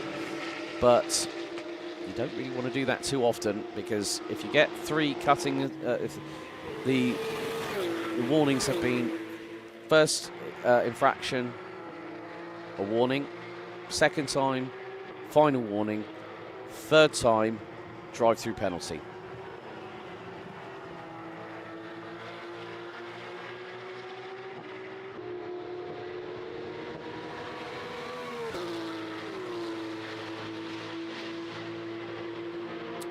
So we are coming up to the 19-minute mark, and the running, well, we'll give you a bit of a lowdown by, well, probably in about 11 minutes when we hit the first quarter of the race timer counting down. So we're more than over 50% of the way through the first quarter of this race. And there are improvements. The track is starting to evolve again, which is a good sign for confidence for the drivers. Obviously, one of the other things that they have to consider, yeah, 2 entire hours without cutting a corner on this track is hard. Yes, we've had multiple infractions of that happening all the way through the day, to be honest with you. But the thing is that the drivers now, it's an endurance race in comparison with a sprint race. Now, for you endurance fans out there, and I understand completely, is the fact that you've got to, it's, an endurance race is about consistency. It's not always about putting the outright fastest lap down, but some people will probably tell you otherwise. But it is about consistency. But if you tell a driver, oh, it's a 2-hour enduro, just take it easy on the car, yeah, they're going to go flat chat whenever they get the opportunity. So, more to the point, it is about just hitting your marks, not overdriving the car. Keep it within the limits of your abilities as a driver. As I said, we do have gentlemen drivers in Sports Cup and Sprint Challenge Suisse. So there is a mix of ages and varieties of skills. And also there are those drivers who want to do gentleman driving. And with cars that Porsche provide, they give a fantastic platform for that to happen.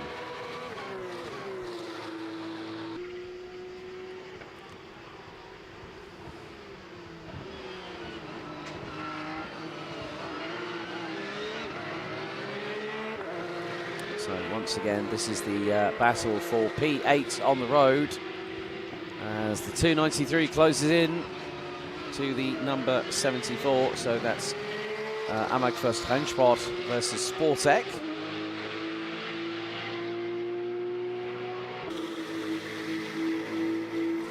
These two make their way through Curva Grande on the run down to turns 4 and 5 at Della Roggia.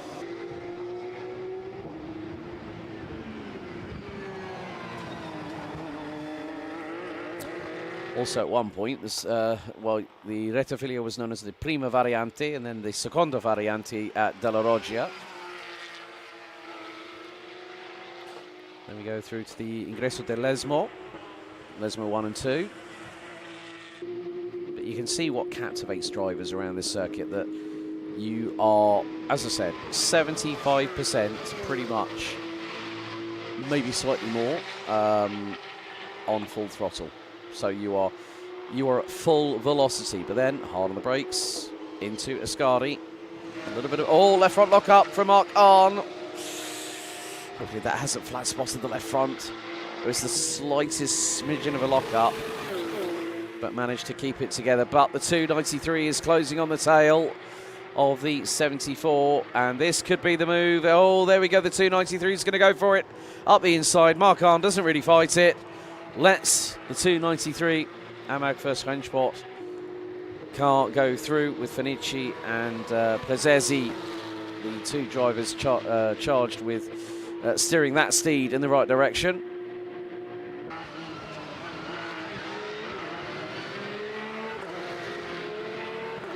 So the battle between Santos and Buriu, well, the 221 and the 207 cars, that's about a second and a half apart. But then again, between 207 and 223, that gap is starting to slightly, probably sector by sector, down. And there we go. There they are. Into Della Roggia. Oh, the 223 gets some air again. Bouncing over the inside curbing out of turn number 5.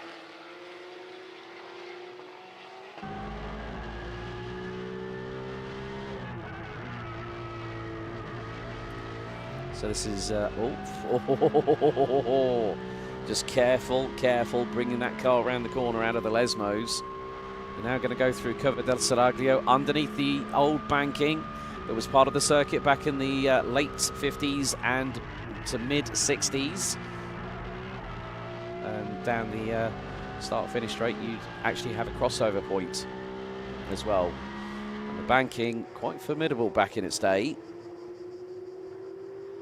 Now, in the meantime, the 221, the pairing of Santos and Almedi, are being closed in on. So this could be a 3-horse race here. This is going to be for 5th position. So 5th, 6th and 7th. Last time around they were covered by 2.5 seconds. The gaps between the respective cars are closing in as we continue at breakneck speed here at Monza. So still around about 2.6 seconds covering these 3 cars at the moment. But Malocelli and Christie have expanded the lead to 9 seconds.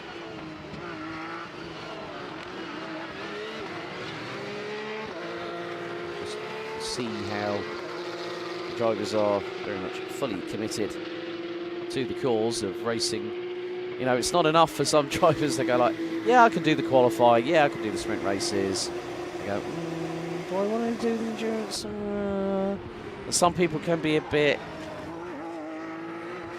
50-50 sitting on the fence, but oh, the 223 again. Cool, those just wallop that second curb through at turn 5. Very, very lucky indeed that that car did not decide to start pirouetting when that back end went skywards, effectively.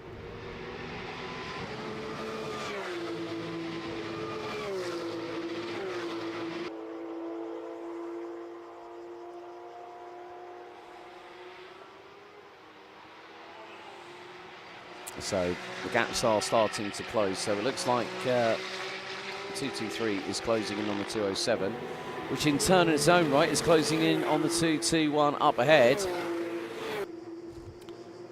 But in terms of the Class 1 classification,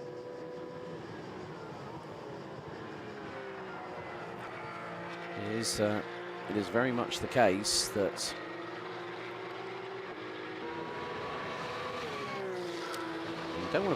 you don't really want to put a foot wrong here, to be honest with you.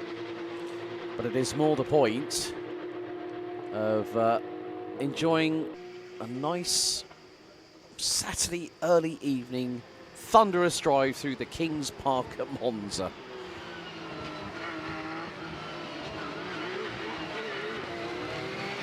So the 221 has started to wind up the wick on that car. Pairing of Santos and Almedi, one of 3 cars entered by the PTE operated by Manthey. Of course, Olaf Mantai, a known legendary supporter of the Porsche brand for many a year.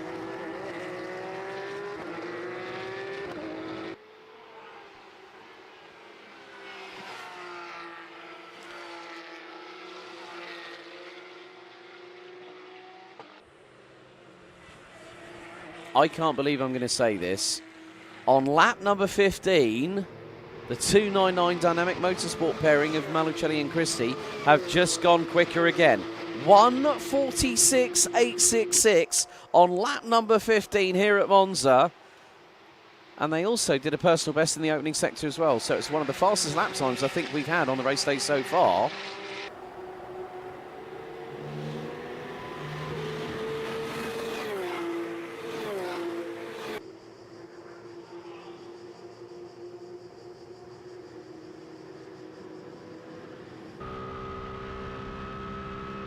But you can see the amount of vibration that, because normally with the production-based car there's something called NVH, which is noise, vibration, and harshness. So obviously, soundproofing in the cars, you'll have layered carpets.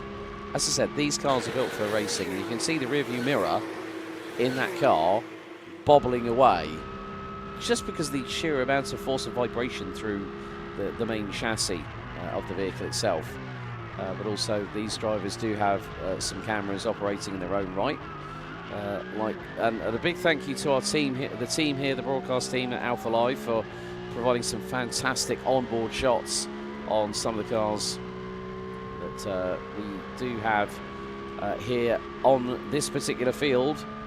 So we're a minute and a half away from getting into a quarter of the race completed, so 30 minutes will have elapsed as again the 223 is absolutely being flung, like literally grabbed by the scruff of the rear wing and literally, yep, let's just go and get that car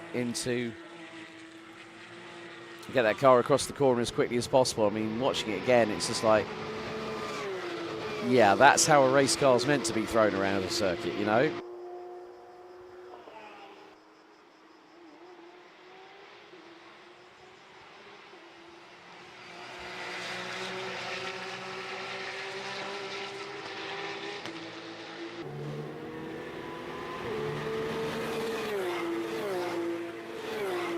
So obviously the big question for you all watching at home is effectively, when are the first pit stops going to happen? Well, there are,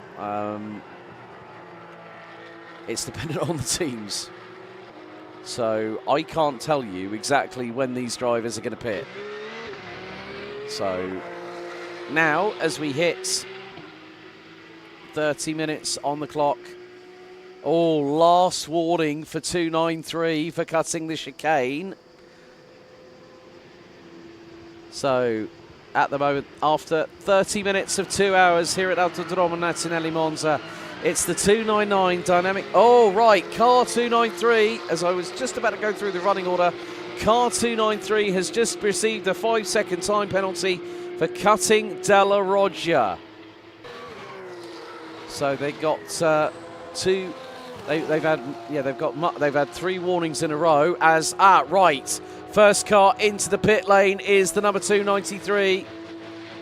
That is Prezesi and Finici. The Scanzi pairing has also got into pit lane. So 293 and 55 are in the pits. So at the half-hour mark. So there we go. The car is in the pit lane. Fire extinguisher on standby.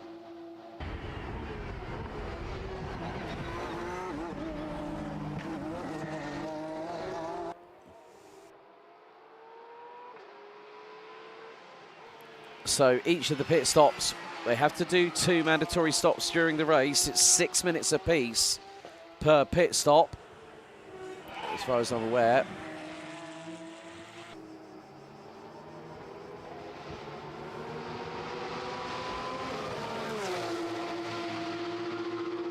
So 293 came in at the 30 minutes and 21 seconds in. the number 55 from Prima Ghinzani Motorsport came in, and oh, that's a 1 minute 21 pit stop for the 293. So I cannot believe the speed of the laps that are being put in by the 299. That car is absolutely flying around here at Monza. So it is, here is the running order as thus at the moment. We've got 13 cars out on the circuit. So the pairing of Cristian Malucelli as the number 55 has got its bonnet up. So of course with the Porsche 911, you will always find that the fuel tank is normally located in the front of the car. They've got to be fitted with FT. Now, this is where there's, like say in, let's say for example, having a Porsche in the World Endurance Championship as a GT3 spec car, you have a very different system for the Porsche GT3 Cup cars. So they are built more for sprint racing. So 30 to 40, 30 minutes. So that car has now been in the pits for... It's now coming up to 3 minutes for the Prima Ghinzani Motorsport car. So they will have been halfway through serving their 6-minute pit stop on that particular occasion. And that will be dependent on when the drivers want to change. So it could be the case that one driver stays out for the whole side of it. The 207 Newton Racing Team car now pulls into pit lane just after 33.5 minutes.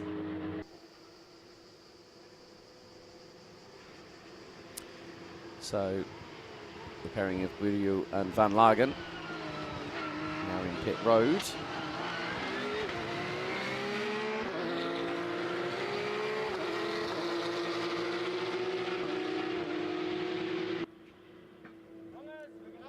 So the 207, they are getting the refueling rig ready, and they're right at the far end of the pit lane, so flight case is there. We'll have the fuel delivery system built, so you can see that flight cases very much are part and parcel, these things. Jaap van Lagen now in the car. So Dragos Buriu now turns over the stewardship of his car to a man currently leading the Porsche Carrera Cup Benelux season. Series at the moment.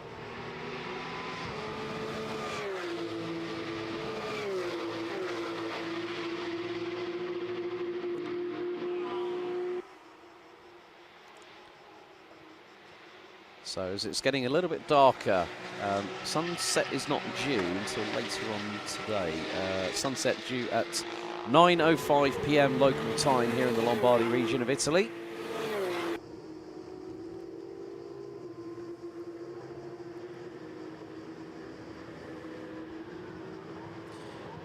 But there we have the 293.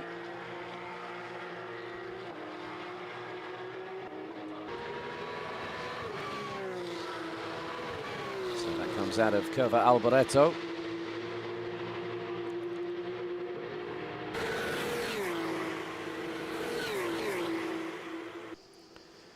So at the moment, well, just looking at the, Buriu van Lagen, that car cannot exit the pit lane until 39 minutes and 34 seconds, 34 and a half seconds. So I would say we are not that far away from the number 55 Prima Ghinzani Motorsport car. Right, bonnet is down, so refueling has been carried out. There's a little bit of instruction. So they are around 20 seconds to go before that car can be released after 6 minutes. So very shortly the engineer will give the signal to the driver saying, right, fire it up and get it out. So 22, 23, 24, 25, 26, 27. That's 6 minutes for Prima Ghinzani Motorsport car. I would imagine. as the Seebach Motorsport team are awaiting for their car. So a little bit of haze in the background of the number 55 as the Prima Ghinzani Motorsport car rolls out of pit lane. That is, they've done it for at least over 6 minutes. So now the car will accelerate. Crosses the timing beam. 6 minutes 31.8. Good bit of savoir-faire there by the Prima Ghinzani Motorsport team, just to, give themselves an additional half a minute. But if there was an issue of trying to start up the car, then I can completely understand that as well. The car sits stationary, everything starts getting a bit colder, so tyres, brakes, engine temperature.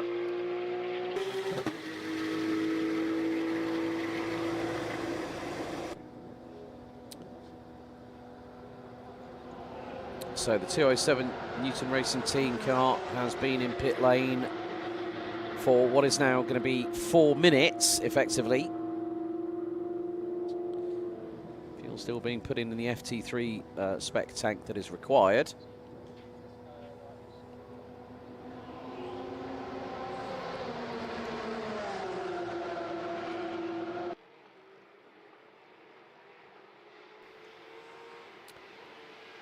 So there is the 293, and that is the Amag First French Sport car with Fenici and Prezesi. They are the two drivers behind the wheel. They're charged with that chariot here for this particular race. As we are coming towards the 40-minute mark in about 1 minute and 40 seconds time, this trio makes its way through underneath the bridge where the old banking is and into Variante Ascari. Turns 9 and 10.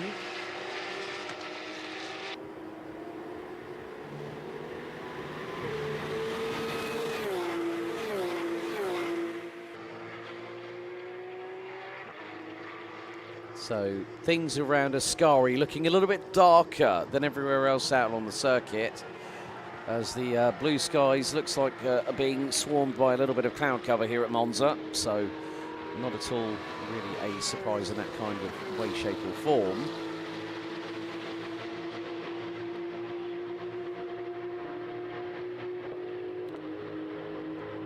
So about 20 seconds to go before Jaap van Lagen can now basically it's from pit entrance into pit exit. That is where I would imagine it's going to be the case of how the pit stops are measured.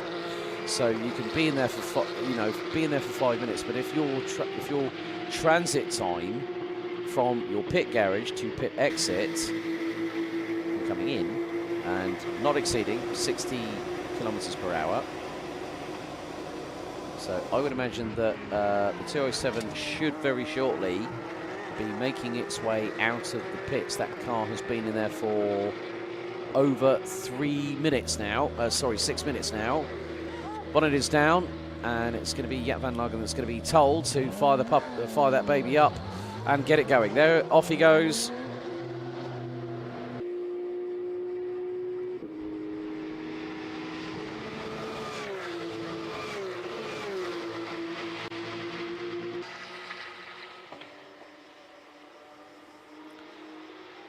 So through we go into Ascari. That's the 221. There's the 223, just going through into Ascari and out of the corner.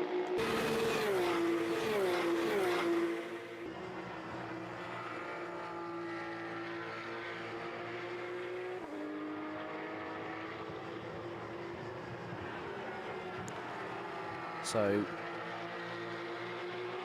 6 minutes and 37.4 seconds was the the pit stop for Biriu, who handed over to Van Lagen in the Newton Performance and the Newton Racing Team entry. Dragos Biriu's had a little bit of up and down, so to speak, here this weekend. As on lap 23, they are pumping in the lap times in the 299 Dynamic Motorsport entry, the pairing of Malucelli and Christie. They've just done a 1:46.437 and have gone purple in sector number 3. Hello, what's going on with this picture? They're running away with it. They're 22.1 seconds up the road from Michael Hughes and Stefan Heim. Of course, with the GT3R, built more for, you know, built as a race car first and foremost. But of course, there's so many championships that have used the 991, now the 992. Right, here we go. It's the 225 PTE operated by Manthey operation. So the pairing of Kaiser and Vollenwein. Also is the Emirati pairing in for Baron Motorsport. That is Rawad Saridien and Shoki El Amali, both from the Emirates. So as I said earlier, you cannot exceed, or you cannot be lower than a 6-minute pit stop. Now the thing is, Pezzesi and Finici, their first stop was a 1 minute 21. That's all I'm going to say about that one. I'm not going to throw people under the bus. I'm not going to pass judgment, but whether that was part of their strategy and try and get the 6-minute pit stops out of the way later on, sometimes it's difficult to understand the thought process of, you know, race engineers have a lot of let's say creative ideas, so to speak.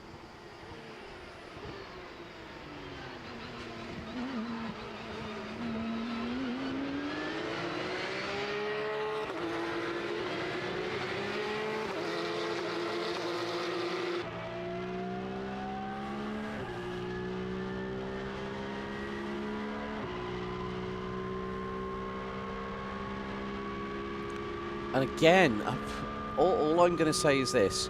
Malicelli and Christie, they just want to have fun. That's exactly what they're doing. They're treating it like a glorified bleeding qualifying session. Just done a 146.4, and it's just gone purple in Sector 1 again. 33.968 by the 299 Dynamic Motorsport 992 GT3R. Oh, that's not what you want to do there. One car's just had a bit of a code brown. Oh, yeah, that's clean up on aisle 3. That's written all over it on that one, and it was the 290. It was the 293 Amag First French Sport car that just went off the circuit, I'm afraid.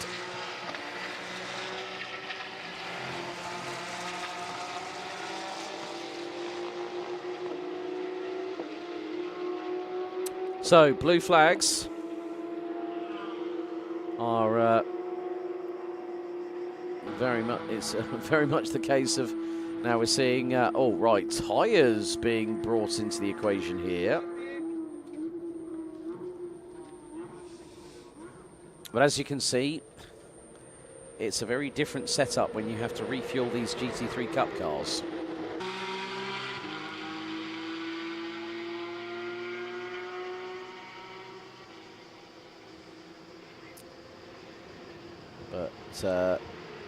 But that was the number 55. Prima Ginzani Motorsport car. That was just passed, I think that was by the it was one of the PTE cars operated by Manthey as the 299. Close your eyes, brace for impact. No, sorry, I didn't mean the last sentence there. Close your eyes and hold on tight. The 299 went round the outside. So that is Santos and Almedi. They have yet to pit in the number 221 car. So at the moment, we've had the 293 pit, the 225 pit, 237. Both those latter two are in the pit lane at the moment. 207 and 55 have also pitted at the minute. But only 2 of the teams so far have done their first just over 6-minute pit stop. So 225 came in at 4 minutes ago, and now 237 came in 4 minutes ago pretty much now, so 46 minutes and 2 seconds.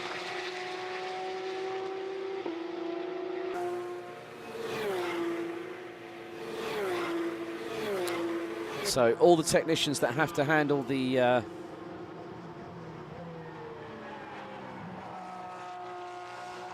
that have to man it have to be fully kitted up with all the relevant safety gear. You know, you cannot be too careful around this circuit, but obviously when health and safety are the main priority, then you've got to do that.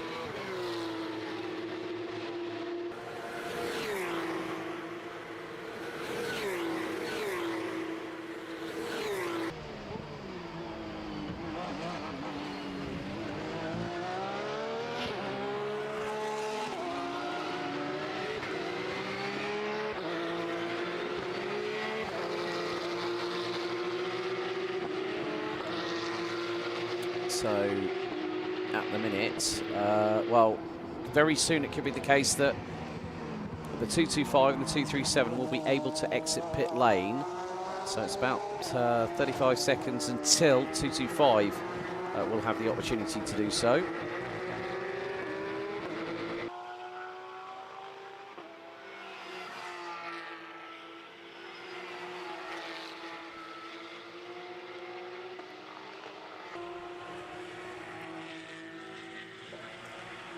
But at the moment, with the lap times that has been put in by the 299, the lead is now 24.2 seconds, as we are 12.25 minutes away from hitting half-time here at Monza for the 2-hour endurance race, for the second of 3 endurance races this year. So, and in comes Siebach Motorsport, the 244. So their pit stop, they're in just before the 48-minute mark, as the car stops in pit lane.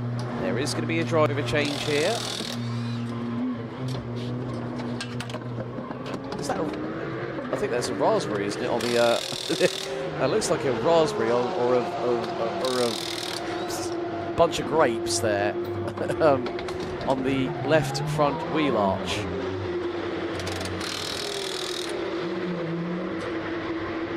So, driver now going in for this particular occasion will now go in. As we've got 223 and 293. Well, the 223 is 3 places ahead of the car behind, and the car behind looks to be a lap down. So, right, 225, 6 minutes 26 in the pits, and 237, 6 minutes 33 in the pit lane. So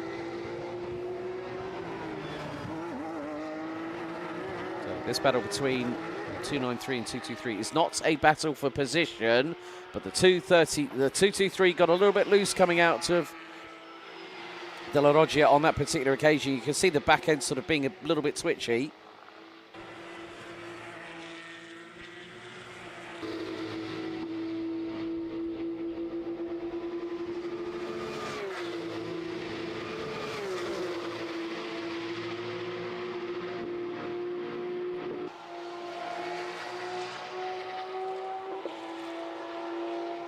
So into Ascari we go once again. We are 2 laps approximately away from hitting 30 laps completed. That's going to be quite a lot of kilometres when you think about it. So thank goodness for calculators on modern day smartphones is all I'm going to say on that one.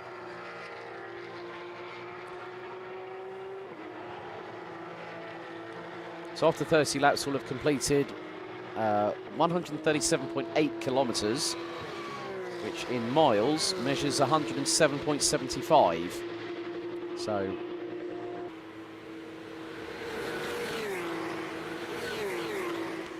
all the 293s on the flashes already, but that's not a battle for position. It's just the fact that the 293 wants to unlap itself, but the 223 will want to hold station into Rettifilio on that particular case.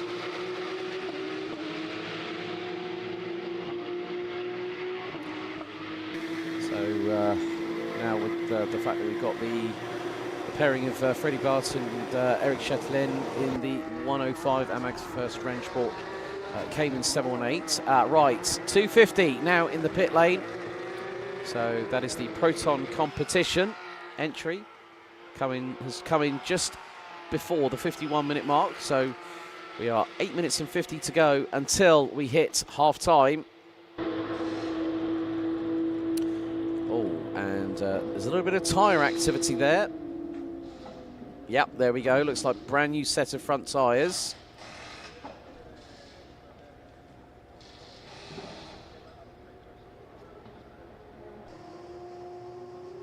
Fronts and rears going on the 250. So this is where the tyre conservation strategy comes into play. But how long can the 299 stay out? They've still got to do those 2 mandatory pit stops in this particular occasion.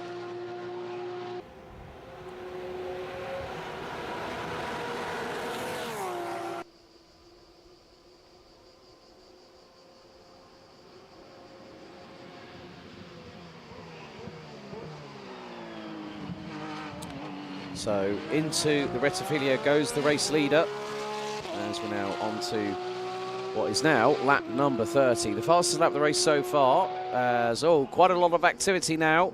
2:93 in the pits, 2:44, 1:05 and 2:50 are now in the pits. So effectively for the 2:50, that car cannot leave the pit lane before 56 minutes and 54 seconds. So the 2:93 came in, well, they were only out for about probably 20.5 minutes. Tyres going on, so it's going to be brand new Michelin slick tyres. Obviously with the GT4 Caymans, it's not the centre lock, it's a 5, there you go, it's five wheel nut bolt, it's the 5-bolt operation. So no centre locking cap like you will see on the rest of the cars. They'll all be central, yeah. So you got, so it's five bolts that you got to get off the wheel and then reapply them. But obviously you've got to put them into an order whereby you don't over torque it. You can't just go round in a circle. With regards to the tyres, well, with regards to the lug bolts, you've got to do it from corner to corner to corner effectively. And that's actually an automotive trade standard as well, through my 2.5 decades of experience within the automotive industry. So leader is in at 53 minutes and 41 seconds, so that car will probably go out at the turn of the hour, as we are 6 minutes away from hitting half-time here for the second of 3 endurance races in 2025 for Porsche Sports Cup Suisse and Sprint Challenge Suisse. A big thank you to everyone that has joined us on the Alpha Live YouTube channel all the way through the day when we went live at 8:55 local time this morning in the Lombardy region.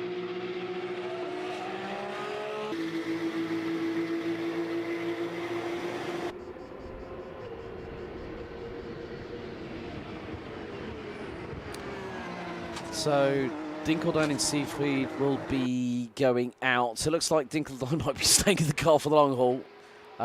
You can definitely see when I interviewed him after race 1 for GT Open GT and GT4 Club Sport, he was very, I mean, the humidity in the cockpits are just obscene. You know, when you think about it, you've got an engine behind you, you've got a full fuel tank in front of you, you've got probably no AC, no creature comforts. You're in a triple layer Nomex race suit. It's FIA certified and approved.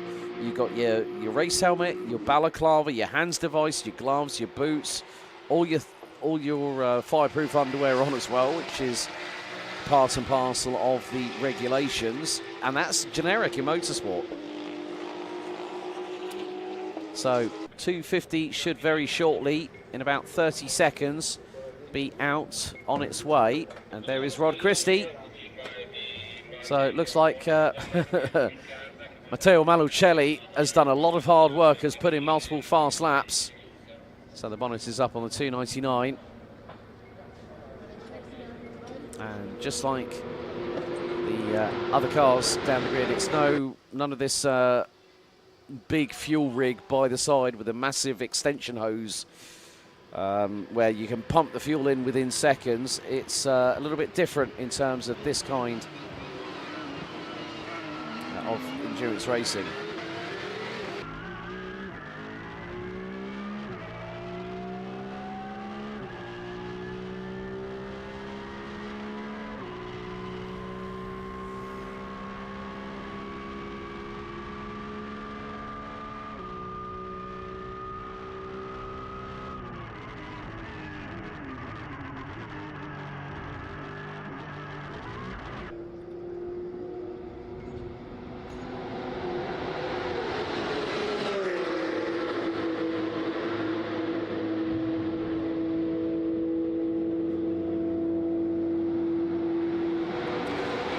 So the 250 is now in first gear, and very shortly they're going to give themselves a little bit of a window here. You know, you don't really want to, so there we go. it straight on the pit lane limiter, 60 kph. And then as soon as they cross that line, they cannot cross the white line on the pit lane exit. So straight away, the 250 from Proton Competition accelerates out to the pit lane once the pit lane limiter has been released, and now fires its way down the start-finish straight into the Rettifilio chicane.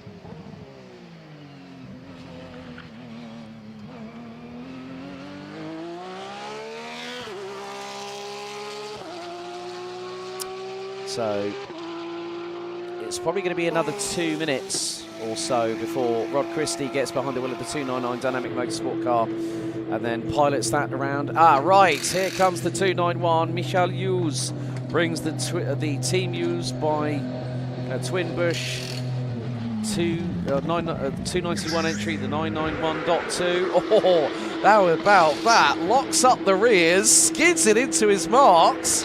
That's the now, this is what you call refueling. Yeah, there's going to be a lot of waiting around, but at least they won't have to worry. But it's I just had a look again at the, like, literally just locked up the rear wheels. Plume of dust came out of the left rear, and I was just like, oh, good stuff. So, at the moment, okay, so more pit stops happening. So, Hyman Hughes came in at the 57 minutes and 40, let's call it 57 minutes, 45 seconds. As you can see, the speed building now. This is on board 240 plus kilometers an hour. You can see the speedo at the top of the binnacle, just underneath the rev limiter. And as soon as it flashes blue, that's the signal to change up or change down.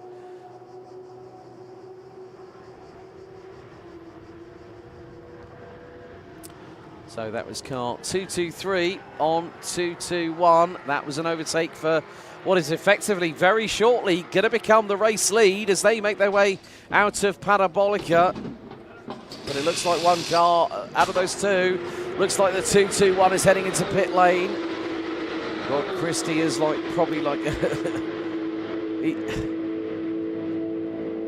Rod Christie is ready to go. So there we go. The 223 is going to be the new race leader very shortly. So there we go. As he spins up the rear wheels, does Rod Christie in the 992 Martini livery Dynamic Motorsport GT3R. So I'm going to take a little bit of a brief pit stop, but I'll be back very shortly here to continue live commentary here on the 2-hour endurance for Porsche Sports Cup Suisse Round 4 2025 here at the Temple of Speed Autodromo Nazionale di Monza.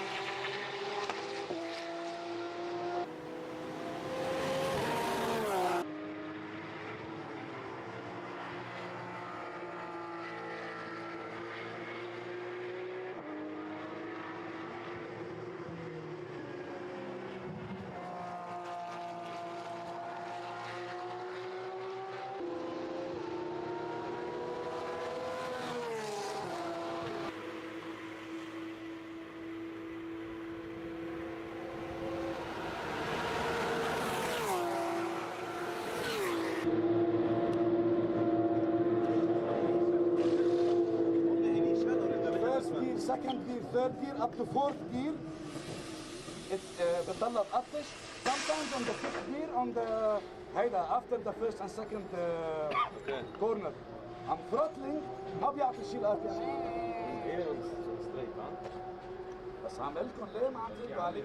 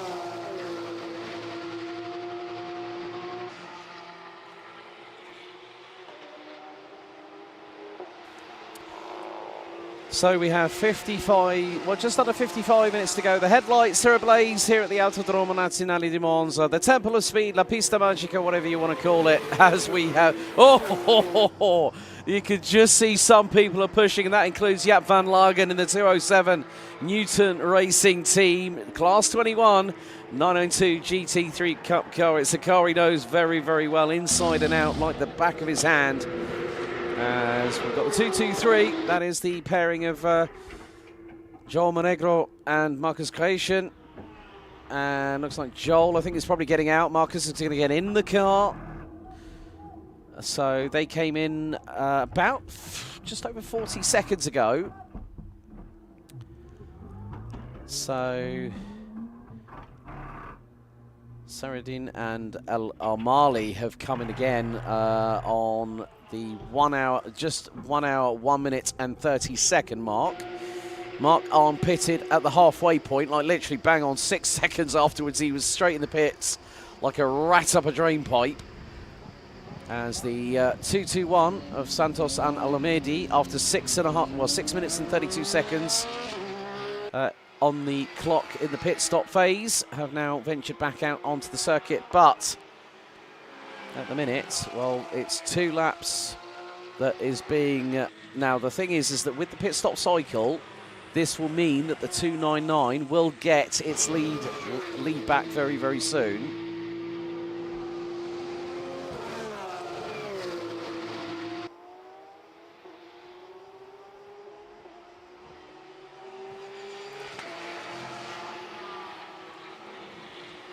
So it is going to be the case of when these drivers, at the end of this 2-hour enduro here at Monza, that will mean that we will have quite a few drivers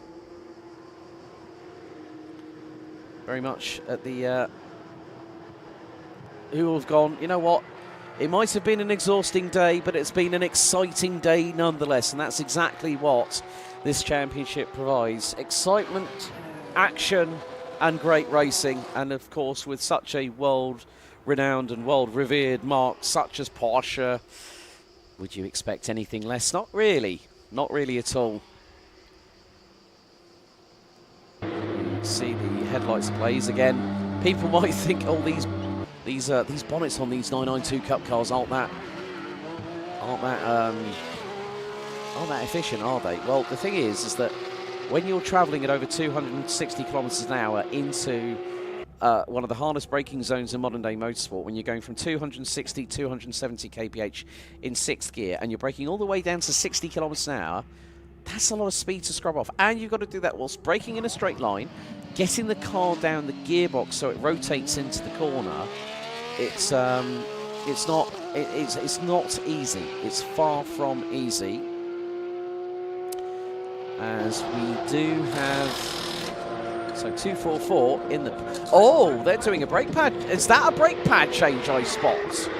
Looks like it was a screwdriver being used to maybe pull the guide pins or the holding pins in for the front right brake caliper. Yeah, they've got a brake kit. Oh, they've got a brake kit out for the front of the vehicle. That's, now endurance racing, you do see that in a lot of the 24-hour endurance races, but obviously, there's only so much of a shelf life that these the brake discs and pads actually have. So,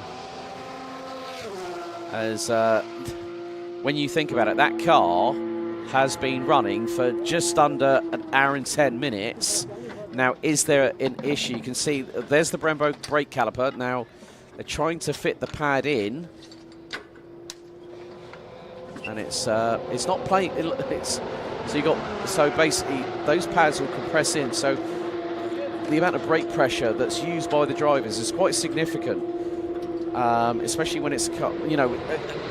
So the 244 looks to have a, I wouldn't say it's a brake drama, it's just that they were trying to fit the pads, and now it is brake pad only. The mechanic nearly stumbles across the tyre.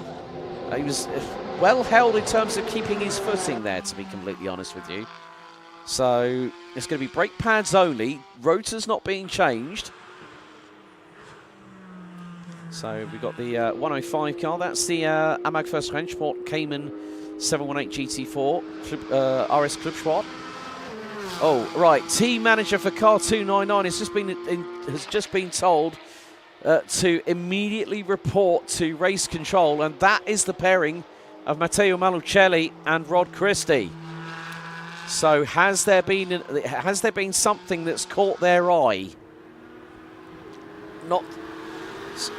So that is under it. That is now the team manager's now at the behest of race control.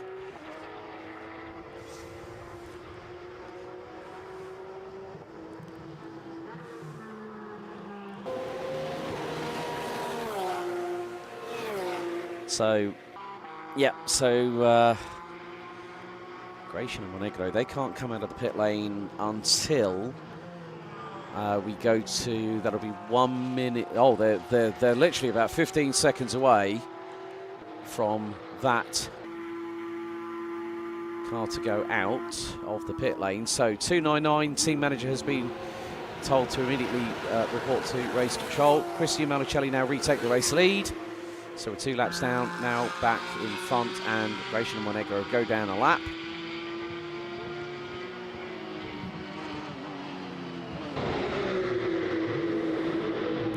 So there is the 223.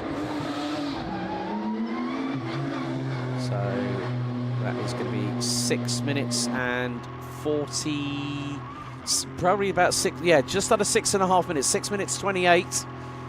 Well, 6, yeah, well, that is going to be, no, 6 minutes 32. So they've just allowed enough of a window to get through. You can see the speed, 180 kilometers an hour, 4th gear, now up to 5th, 200 kph. Hard on the brakes, in a straight line, down to 1st gear, 50 kilometers an hour. Now starts to accelerate in the mid-phase through Rettifilio. And now we're going to see the, let's see if we can keep on board with this onboard camera at the moment.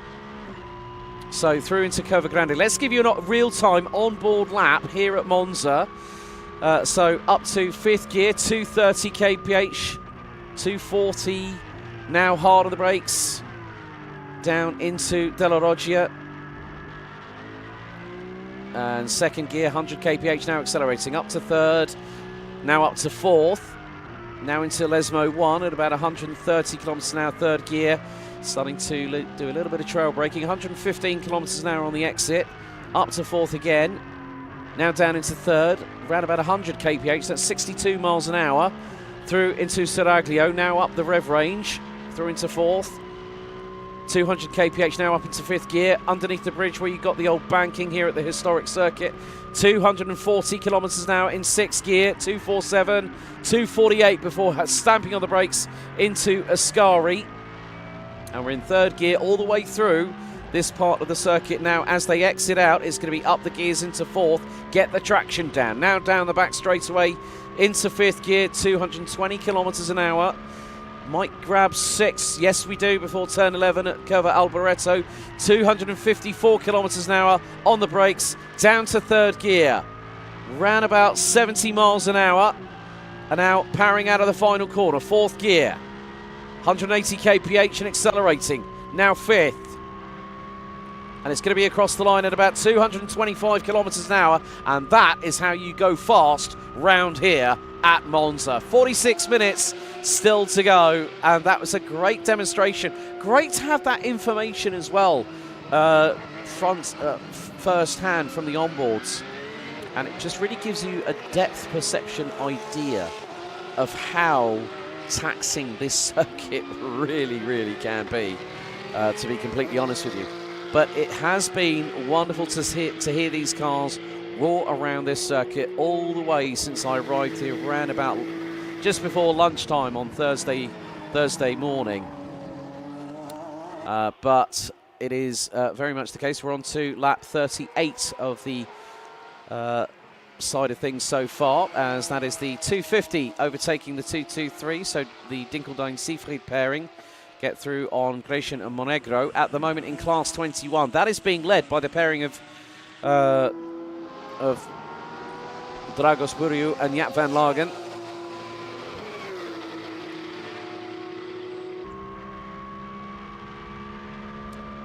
And still again, like just seeing what I can see on the, because the driver's processing, there's a lot of information that the driver has at their disposal on the TFT screen that you see in front of the steering wheel.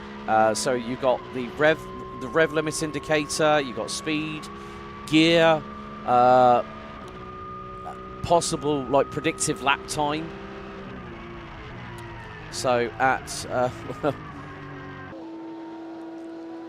the drivers are really pushing as we're getting towards the last 44 minutes of this race here at Autodromo Nazionale di Monza. It's been a real pleasure having you all along for the ride here on the Alpha Live YouTube channel. Don't forget to like, share and subscribe whilst you get the opportunity, because if you want to catch up with us at Mugello and the season finale at Misano, you want to make sure the notifications are switched on, which includes the little bell icon for good measure.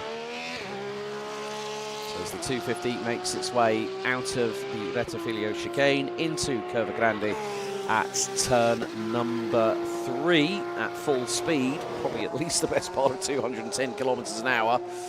And then it's going to be firing all its way. You can see the headlights ablaze, of course, laser LED technology used by a lot of the major manufacturers as the 250 comes out of Della Roggia down in towards the two Lesmos.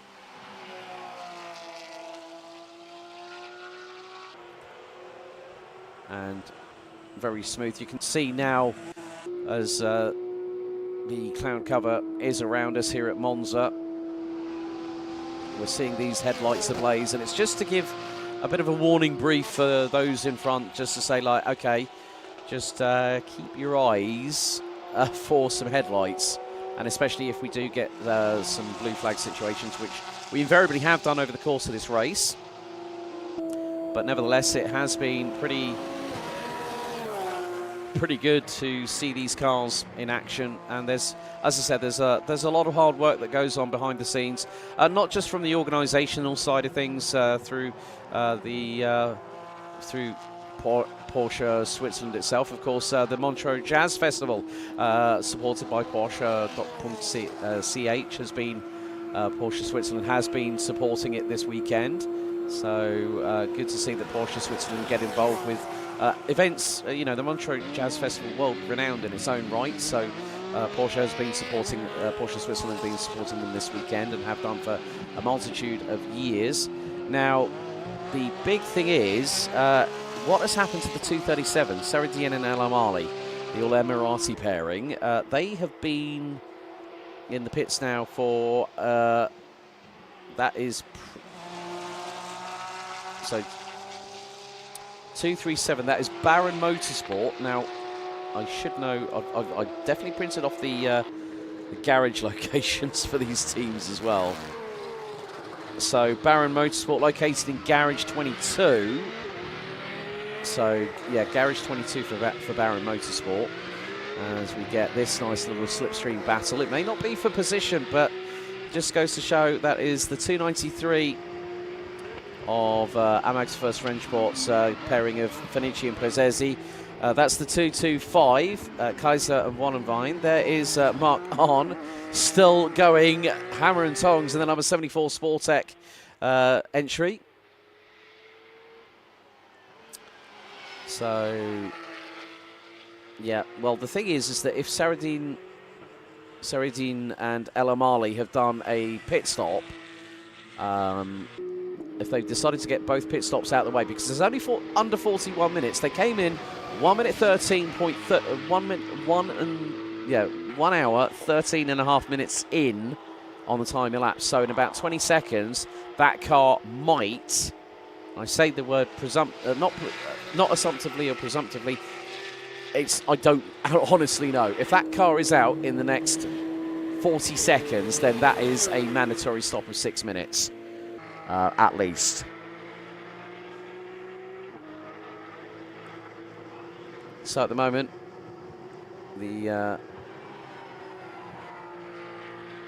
so at this particular moment, let's just see.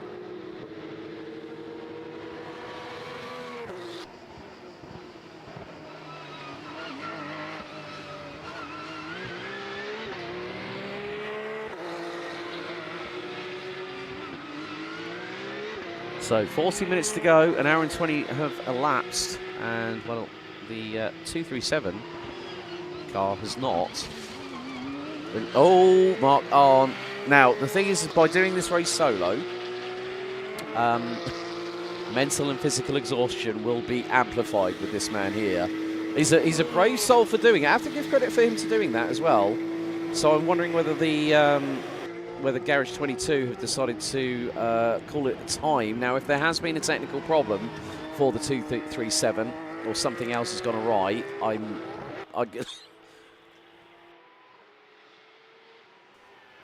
I can understand completely if that is the case. But that car is now 12 laps down off of the leader. And right, so okay, car 207, who's leading class 21, pairing of Dragos Buriu and Jaap van Lagen. They are leading class 21 in 4th position overall.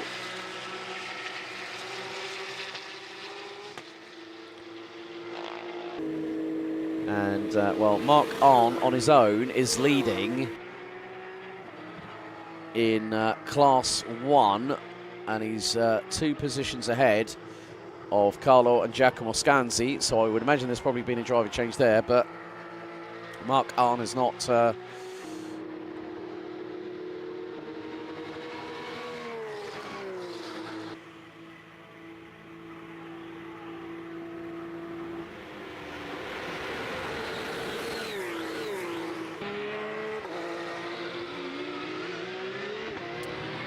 so the gap between 291 and 250 has started to close a little bit. The gap is now just under 4 seconds.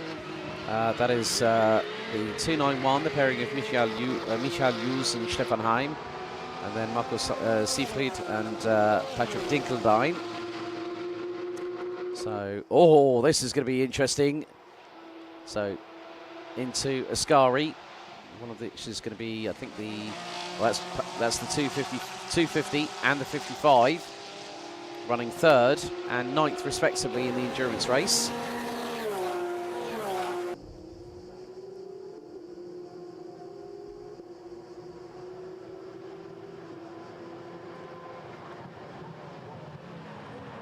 So, okay, right, 207 now has returned to pit lane after being out on track for 42 minutes. So,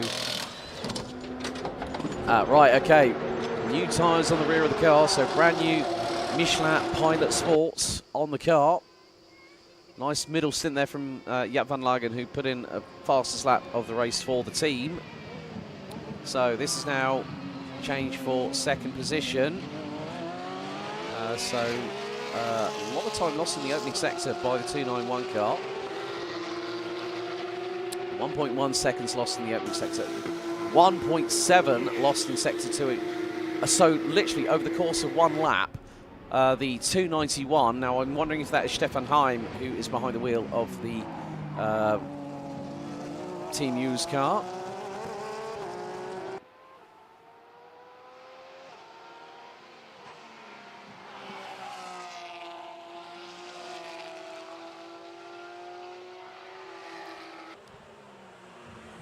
So at this point, we are edging ever closer to the last 30 minutes of the live racing action here at Autodromo Nazionale di Monza for the 2-hour endurance race. What a wonderful sight it's been over the last hour and 24 minutes. But of course, we've had the qualifying sessions this morning for the 4 sprint races that we've subsequently had.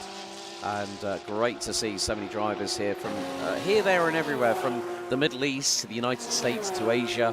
We've had it all from in that kind of respect. All we need now is try and collar maybe some further talent, who knows, as right. We have brand new brake discs and pads going on the front of this car. So which car is this one? Oh, that's the 223 Racing Monegro. That is having front brake discs, and I would say brand new set of pads are going to go along with that as well. You don't want to put old pads on new discs because, first of all, well, the discs have to go. They normally go through a heat cycle, bedding in cycle, just so at least they are adhering to each other when you're putting down. So we've got two crews working on the front axle of this car, and this is going to cost them a lot of time in the Class 21 division. But you know, sometimes that can be down to either brakes warped or brake pad, you know, if there's like brake fade or something. But that's pretty, you know, the thing is that these they will prepare for this kind of eventuality. The centre lock wheel nut goes on the right front.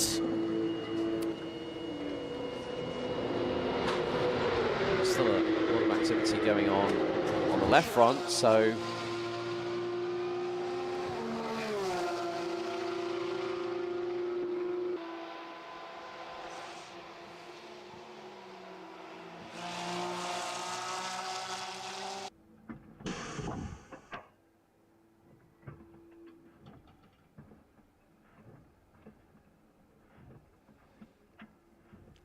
there's still activity going on the left front of the 223 entry. So, okay, it's the Porsche Track Experience car. They are prepared by Manthey. So that car will very shortly drop off the air jacks, I'm sure. So there's a lot of time spent in there. That car has been in for just over 3 minutes. And in that time scale, they have changed the front brake pads and discs. Now, if you go to a normal dealership, it takes them an hour. Okay, right. In comes 291 from 3rd overall into its marks at the far end of the pit lane.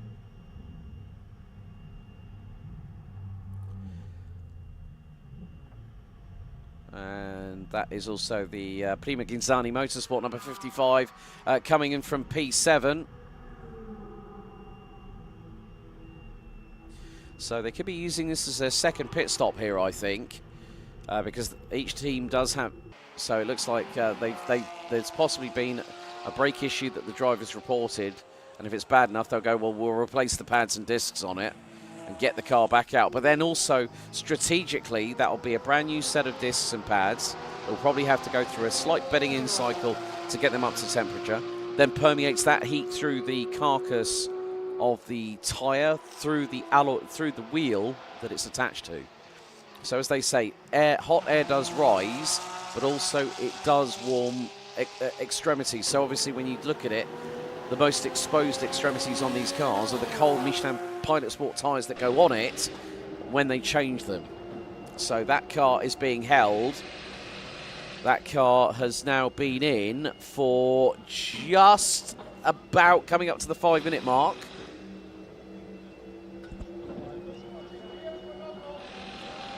So I would imagine that at the minute the race leader, the 299 car, that is making its way towards the end of sector number 2. There it is. Through into the second Lesmo goes the car. So now piloted by Rod Christie, the man from Scotland, now based out of the Czech Republic.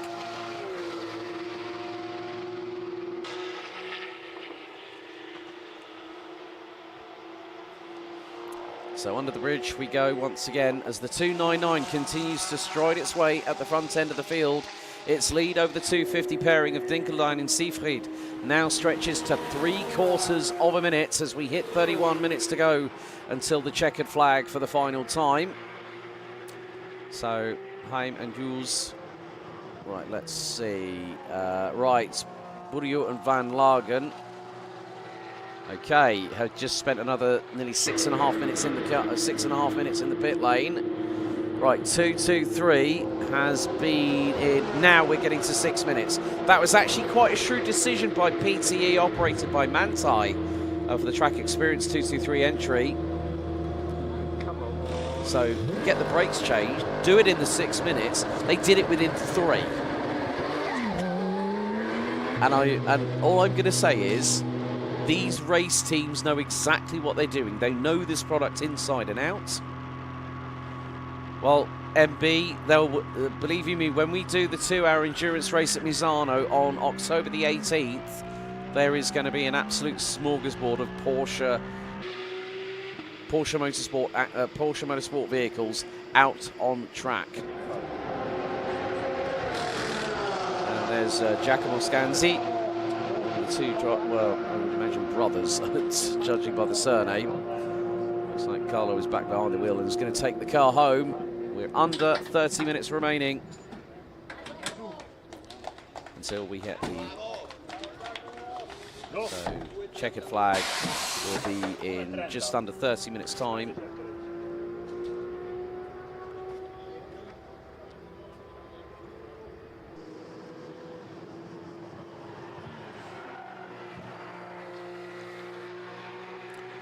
So, after 6 minutes and 27, well, approximately 6 minutes and 27 seconds, the 223 is back out after a front brake pad and disc change.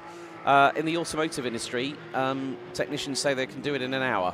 When you have two crews like that who know, and the thing is, the technologies that have been employed on developing, you know, facilitating quick change of parts.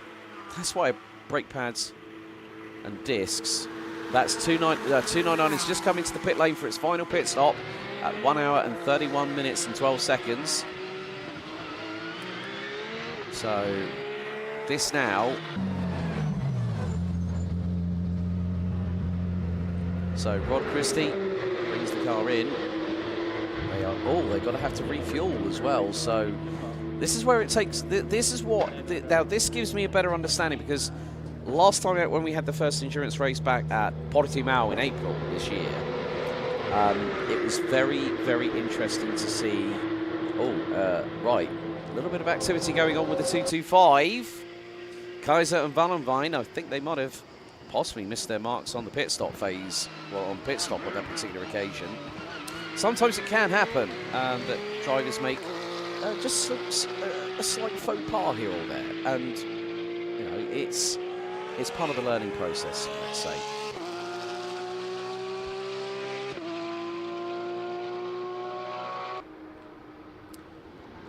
So there is the 223 with brand new fresh brake pads and discs on the front axle. Now obviously that car has been involved in a lot of racing here today. Now these now one of the reasons is that they spec the car with steel brakes is basically for to make it easier for everybody, because there's a lot of people with a wide variety of skills that drive these cars. And also, you have to look at the cost of getting a carbon. Lighting up the rear tyres goes the 291.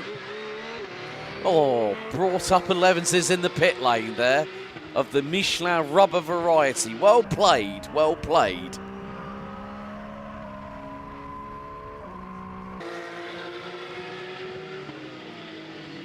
So that car out after 6 minutes and, well, just shy of 6 minutes and 27 seconds.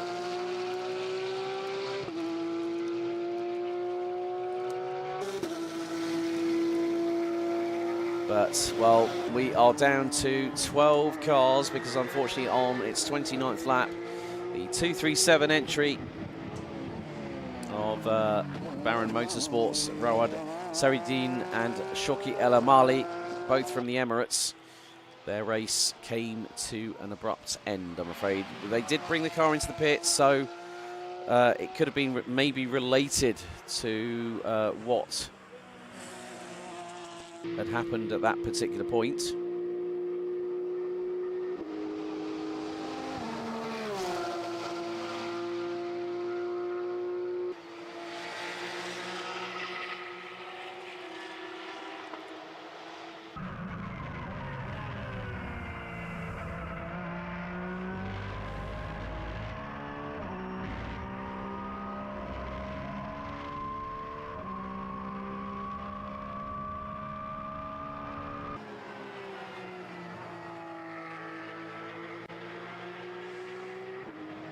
So the car itself, the 291, makes its way through into the final corner at Curva Alboreto.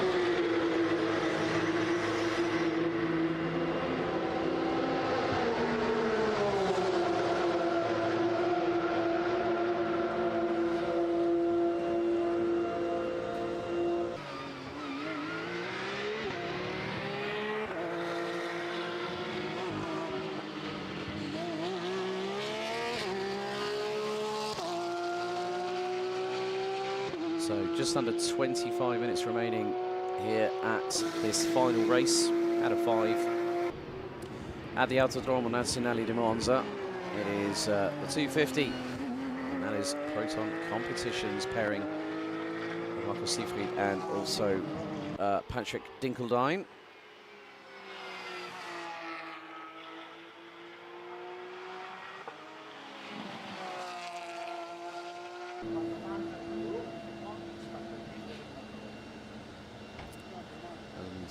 That's a great shot there. Big thank you to Laura, our mobile camera operator down in pit lane. Great shot of one of the team from Dynamic Motorsport with a stopwatch in the hand. It just goes to show that old school always does work well.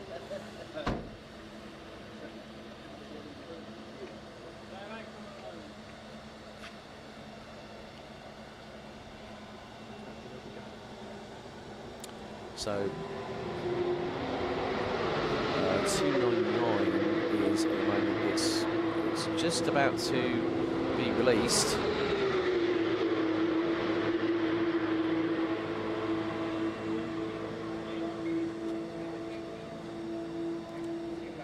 So at the moment, it depends on what happens now, because we're going to the last 23 quarter minutes. 299 yet to move, because we've only, the thing is that car has been in, now is, just looks, I'm thinking, have they got a problem? Or are they just covering their backsides? Oh, right. Hang on a second now. Is the, oh, right, that's strange. Bath and Châtelaine in the 105. Is that car possibly... I'm not too sure if there's an issue with that car there, if that's possibly going slowly. So let's just have a look. So Christie and Manucelli no longer leading the race itself. So they're looking at the stopwatch. That car came in. Did that car come in? That came in. That came in just over. Yeah. So they were covering their backsides there. So the car was waiting.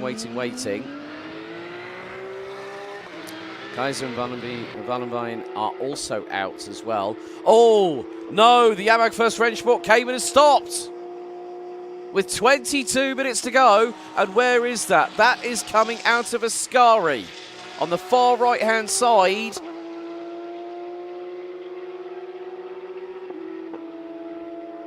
Oh, well, to be honest with you, this is a late decision that race control have got to make. But that car could be recovered rather quickly, so maybe only need localized yellows for that car to be brought into a safe zone. And into the pits for what it... Oh, well, that's... that car has been out for 32 minutes, the 250. No, yeah, that came in, what was it? Yeah, Kate went out, pits out, 57 minutes and 19 seconds. Alex, get your words out right.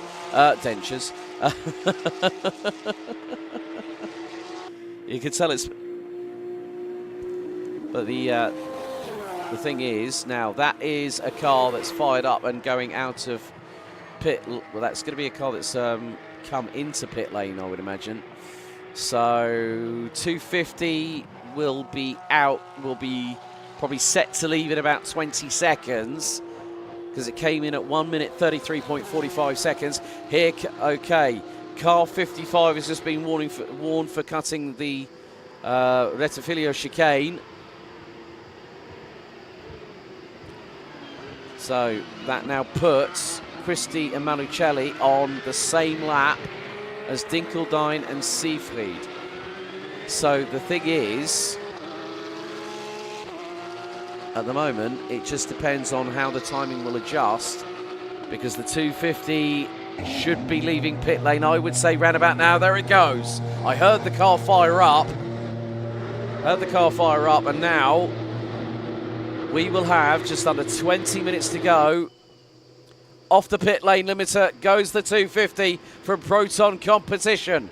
The pairing of Marco Siegfried and Patrick Dinkeldine come out of the pit lane for the final time with just over 19.5 minutes remaining on the counter. Mark Arn now, after 6 minutes and 25 seconds, has also exited pit lane in the 74 Class 1 Sportec Racing entry.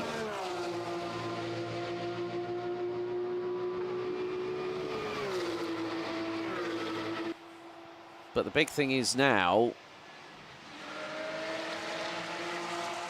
bearing in mind, Santos and Almedi have been out for 34, just over, coming up to 35 minutes. They were out of the pits at 66 minutes. And the headlights are ablaze on the Dynamic Motorsport car, the 299 Porsche 911 992 designation GT3R. Is going to make it round the outside here at Curva Alboreto.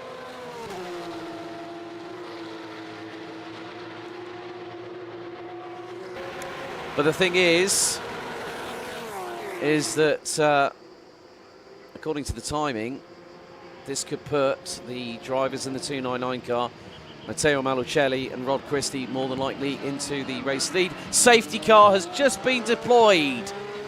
18 minutes and 20 seconds to go on the clock, and we have our first safety car, and I'm sure probably our only safety car.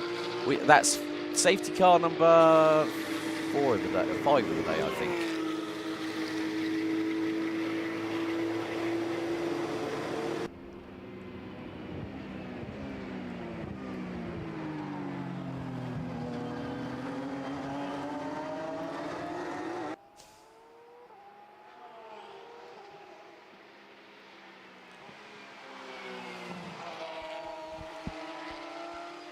Box this lap, box this lap.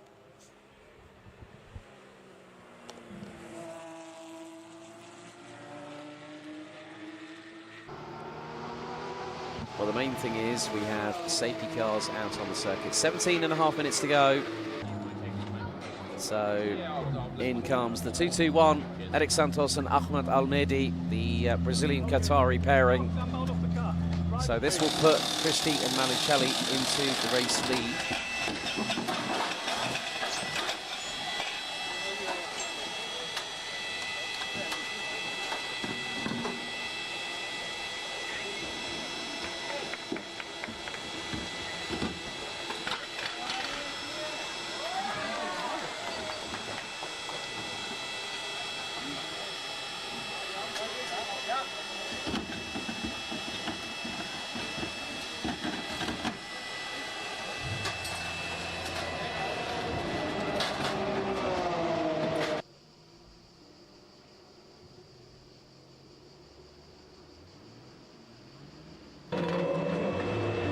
So there we go, another car is going to have a new, you can see the smoke coming from the brake disc that's on the floor, right about there from the vents on the internals on it.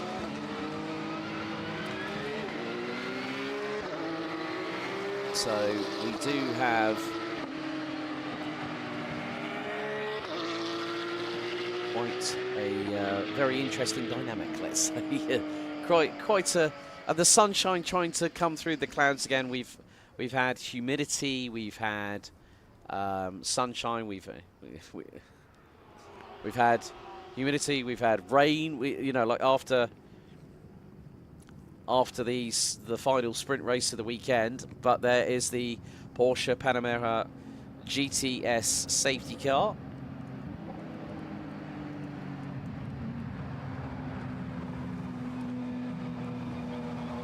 Now the car itself, 4-litre V8 twin turbo, power output of 500 brake horsepower, 660 Newton meters of torque, so quite a rapid machine. I've actually had the opportunity to myself personally drive a Porsche Panamera Carrera 4S, which at 250 kilometers an hour on a German autobahn was stable, and I was foot to the floor in that one. So. Yeah, the Panamera, I think, is quite an underrated car in the Porsche family, but it's great to see that wonderfully liveried safety car. Also, we've had the 992 911 GT3, that lovely deep red colour, as our leading car this weekend here at Monza.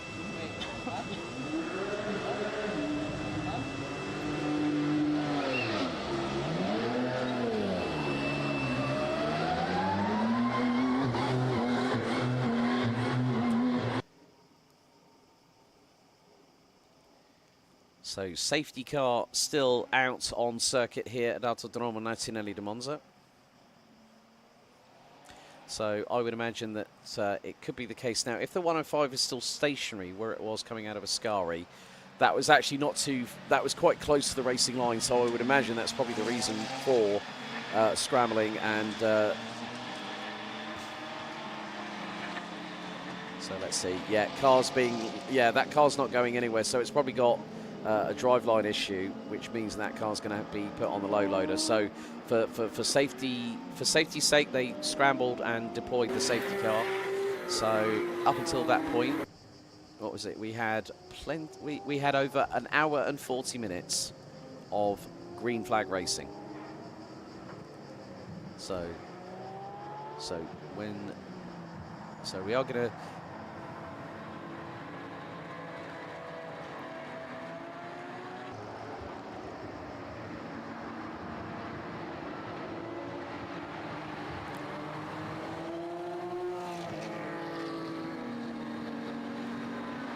So we are counting down the moments here to conclude what has been a fabulous day of racing here at the Temple of Speed for Autodromo Nazionale di Monza for the 4th round out of 6 for the 2025 Porsche Sports Cup and Sprint Challenge Suisse here in the Lombardy region of Italy.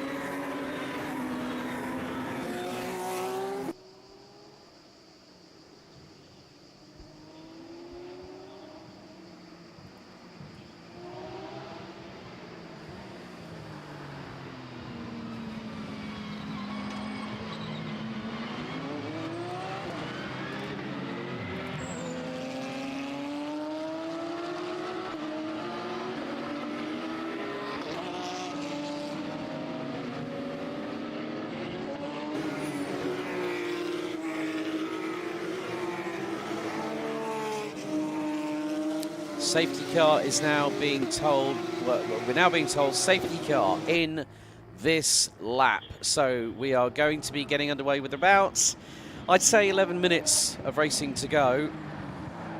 So at the moment, with the 221 still in the pit lane, this means that the 299 will become the de facto leader, because the 221 has to serve a minimum 6 minutes and 25-second pit stop. So that will bring them out at 1 minute 48 and probably about 30 seconds time, maybe. But they'll be given that little bit. That'll be, so we're about to hit 6 minutes now for the 221 car. People are now starting to weave from side to side. This is to get temperature into the Michelin Pilot Sport tyres, as the 221 is back on terra firma. That car very shortly. Oh, look at that, lighting up the rear tyres to get itself towards the end of pit lane. That's going to be about a 6.5 minute stop. But the field making its way through Ascari. And once the safety car lights go off, which should be round about now. There we go, safety car lights are off. The Porsche Panamera GTS with its 500 brake horsepower, twin turbo 4-litre V8 roars into the distance to allow the 299 Dynamic Motorsport 992 GT3R, piloted by Matteo Malucelli and Rod Christie. They will lead the field back to green. But the thing is, the 221 was actually in the pit lane when the safety car was scrambled. The 299 buries the throttle, foot to the floor, green flag for another 10.5 minutes here at Monza. And now it's the race to the checkered for the final time here today at Monza. What a day it's been. It's been magical. It's been memorable for some people in different ways than others. But to see these cars in full competitive action, as there goes Mark Arn up the inside of the 55, through into the Rettifilio chicane.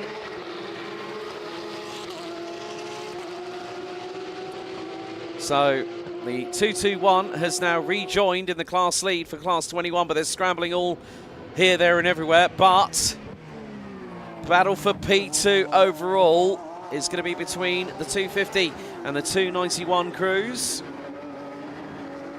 Oh, straight on goes the Prima Gonzani Motorsport 55. Uses the escape road, the actual escape road used in Formula One, and manages to get out of harm's way, does not pick up an advantage.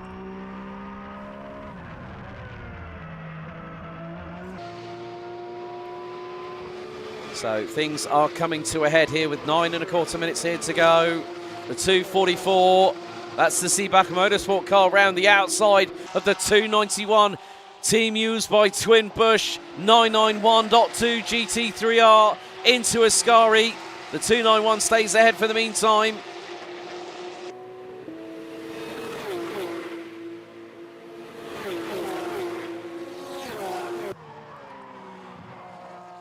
So the main question will be here, what is going to happen in the next 8.75 minutes? Blue flags are being waved to cars that are laps down. That does include Mark Arn in the number 74. He gets out of the way of the 291 Team Jules car. As we have a battle here. This is two of the Porsche Track Experience Manthey prepared cars.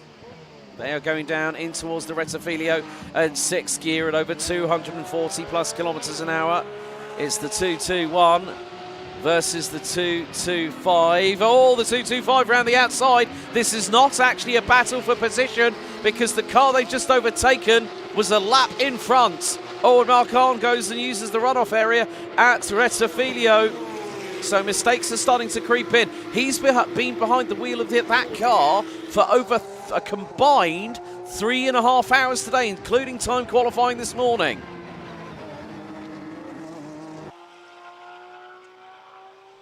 Oh, no! We did not need that kind of incident. That was out of Della Roggia, and the 223 is in the barriers. And where is the 291? That went off at the same time. They got away with that.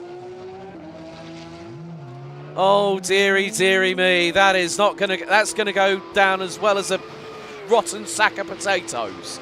That incident there. It was completely unnecessary, I think, but that is I'm sure that's gonna be investigated by race control. So the 250 up the inside through into Ascari. The 293 says, I do not want any of that. I mean, considering what we've just witnessed at Della Roggia just literally 35 seconds ago.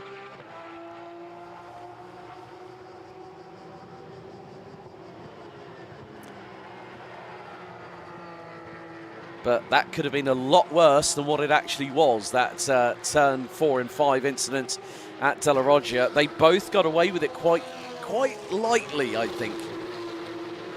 So it's 291 and 223 that, I mean, I'm sure that we might have I'm going to sort of, I mean, effectively what happened was that they came through into Della Roggia, and what effectively happened was that the 291 was behind 223, which stumbled into Della Roggia, lost the back end, and collected 291 in the process. So 223 lost the back end.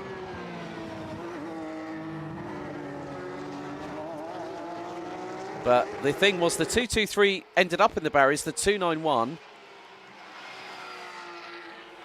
So, yeah, I think it might be time possibly to maybe have a look back at that incident at Della Roggia.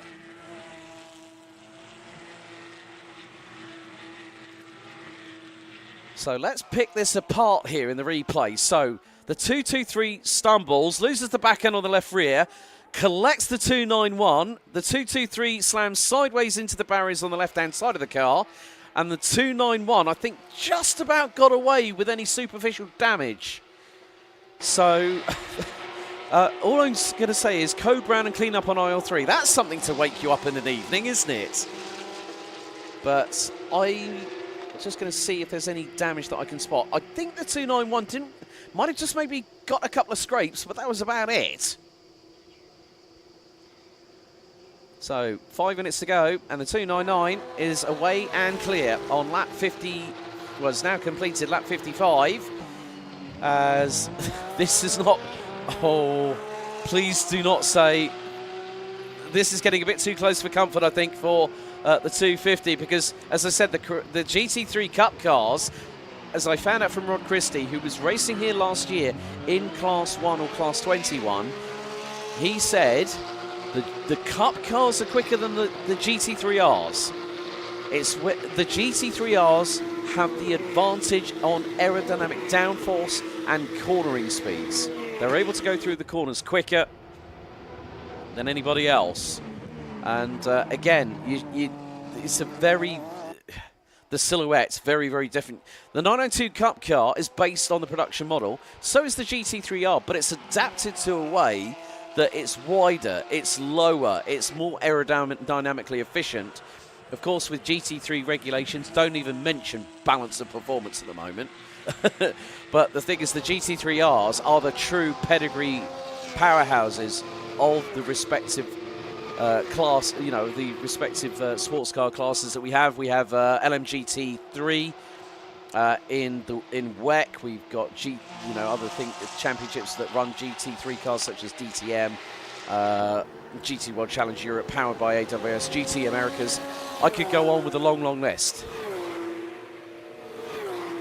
So once we hit the 2 hour mark, then we'll be given the signal when it will be last lap. But at the moment, we are on lap 57 of this race with 3 minutes to go. So when we get the signal, I'm sure that the driver behind the wheel of the 299 will get the signal on the digi flag just by the gantry.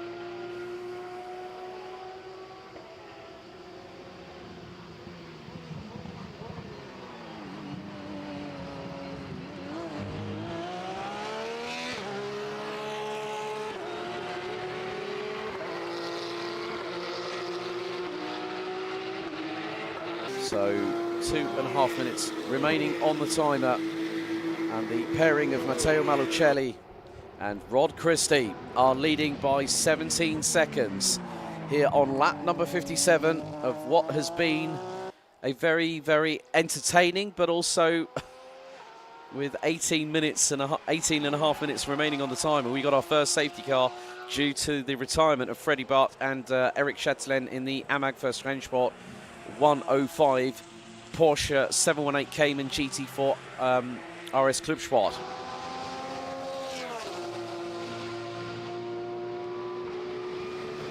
Lights being flashed on the front of the 244. That is, oh, now, hang on a second. Let's just see. Is that for, I don't think that's for position. No, that's the 225 or 223 in front of them.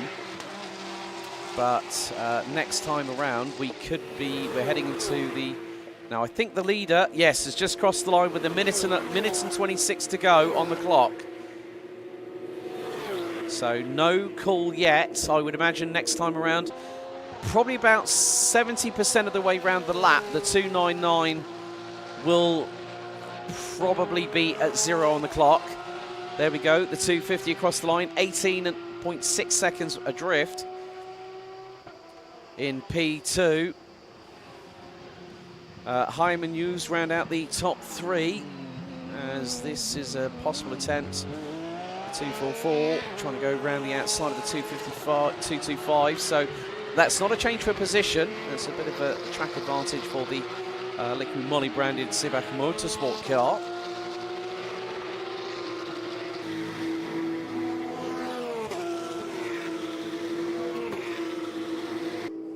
So 30 seconds on the timer. Nearly 2 hours ago, we started racing for the final time here at Autodromo Nazionale di Monza. And this car was on the outside of the front row of the grid. But it has been a calm and consummate performance, despite the dramas that have hit other drivers and other teams. Malucelli and Christie are on course as we count down with 5, 4, 3, 2, 1. Time has expired. 2 minutes are up. 2 hours are up here at Monza in the final race of the weekend.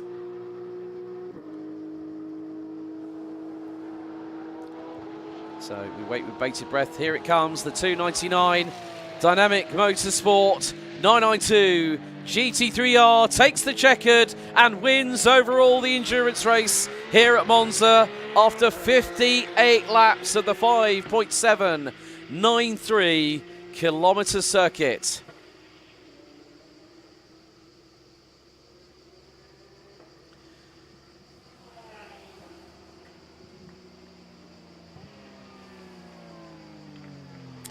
Second goes to Marco Siegfried and Patrick Dinkeldine. Michael Hughes and Stefan Heim round out the top 3 and take the victory in Class 23. It's going to be another victory for Ahmad Al-Mehdi from the state of Qatar, and he will be joining in revelry with his Brazilian teammate Eric Santos in the 221 PTE Porsche Track Experiences car operated by Manthey. The pairing of the trio of Gelfitcher and Sibach round out the top 5. They are second. Rounding out the top 3 in Class 21, Dragos Burio and Jaap van Lagen in the 207 Newton Racing Team entry, with Kaiser and Vandenbein. Mark Arndt bringing it home in 8th overall after 2 hours of racing, only 2 laps down. Gresesi and Vinici round out the top 9 as Carlo and Giacomo Scanzi bring the number 55 Primo Ginzani Motorsport car across the line. Gratian Monegro, Barth and Chatelain with Seridien and El Amali rounding out the 13 starters. Not everyone made it to the end of the race, with Erhet and Lazar not starting, and neither the Von Rosen pairing and Schrammel in the 137. But for the final time, we're going to head down to chat to some of the drivers before the final podium of the day, and before we say goodbye here from Monza.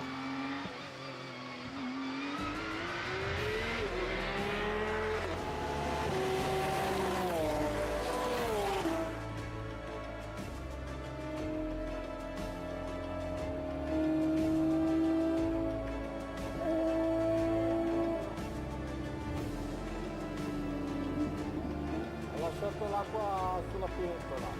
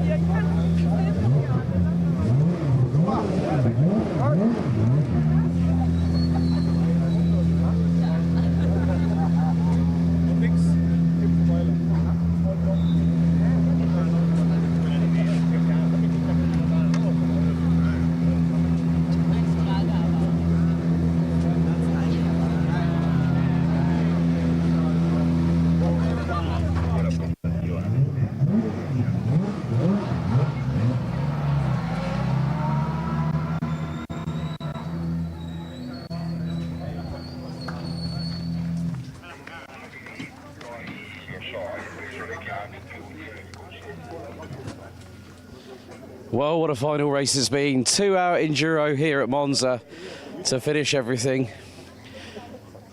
Firstly, I need to speak to this man here, Michael. Good to see the team boss getting behind the wheel of the car. Ja, wir können da auf Deutsch sein, aber wieder am Lenkrad in dieses wunderschönes Auto von die Geschichte mit Christian und Hayachan in 2022 bei ADAC GT Masters. Warst du zufrieden mit dem Pace in diesem Auto heute? Ja gut, zum Auto. Es ist immer wieder schön, mit so einem Auto hier zusammen, beziehungsweise das Auto im Einsatz zu haben zu dürfen, auch vor allem auch zusammen mit dem Stefan Heim. Jetzt, ja, wir waren eigentlich auf Podiumskurs, beziehungsweise ja, wir sind auf dem Podium, auf Platz 2 liegend, aber hier beim Überrunden vor mir ein Experience-Auto von Mantai hat sich weggedreht. Ich konnte immer ausweichen, haben ihn leicht getroffen und ja, somit ist dann der Patrick Dinkelstein durchgekuscht. Ja, ich habe komplett gepusht die letzten 3 Runden, aber ich hab's nicht mehr eingeholt. Das ist warum du schwitzt so viel auf Gesicht und am Körper, aber normalerweise mit diesem Auto, das ich habe erstes Mal am Podium dieses Jahr gesehen, mit dieser veränderte Lackierung wie normalerweise bei euch, normalerweise bei GT Masters und so weiter, weil es mit dem Blau, den Weiß, den Gelb und so weiter, mit dem Twin Bush Germany auf die Lackierung, aber viel Erfolg, Gratulation für dir und der Stefan auf Klasse 23 heute bei dem 2-Stunden-Endurance-Rennen hier in Monza. Dankeschön. Thank you. So, Michael, very, very happy with things. 2 out of 3 ain't bad, Mr. Christie. This man as well. Right. Matteo Malucelli, fantastic job out there, buddy. How is it driving alongside this man? He's a bit crazy up there, isn't he? A bit loco. He was also fast because I gave to him the car with 25 seconds and he gave me back the car with 47. So it was a good job, I think. You know. I know this man. You know what they say, Rod? Age is nothing but a number, isn't it? Exactly. Totally. But he's a superb coach. He's coached me for the last 4 years, and it's paid off. Yeah. So no, I'm happy. Well, guys. He's closing too much. Yeah. Is he catching you up, is he, Matteo, is he? But, guys, congratulations on the win overall here in the 2-hour endurance race at Monza. Are you guys hopefully going to team up in Misano maybe at the season finale? That's like a tradition almost. Good. As long as he doesn't have other driving commitments. Well, I'll see you both there at the season finale. Well done. Well, you know what? There's been plenty of talk here on the microphone. Patrick, komm mal hier. Du hast versucht, nochmal 2-mal Siege dieses Wochenende, aber ein Sieg in Rennen Nummer 1. Das war top.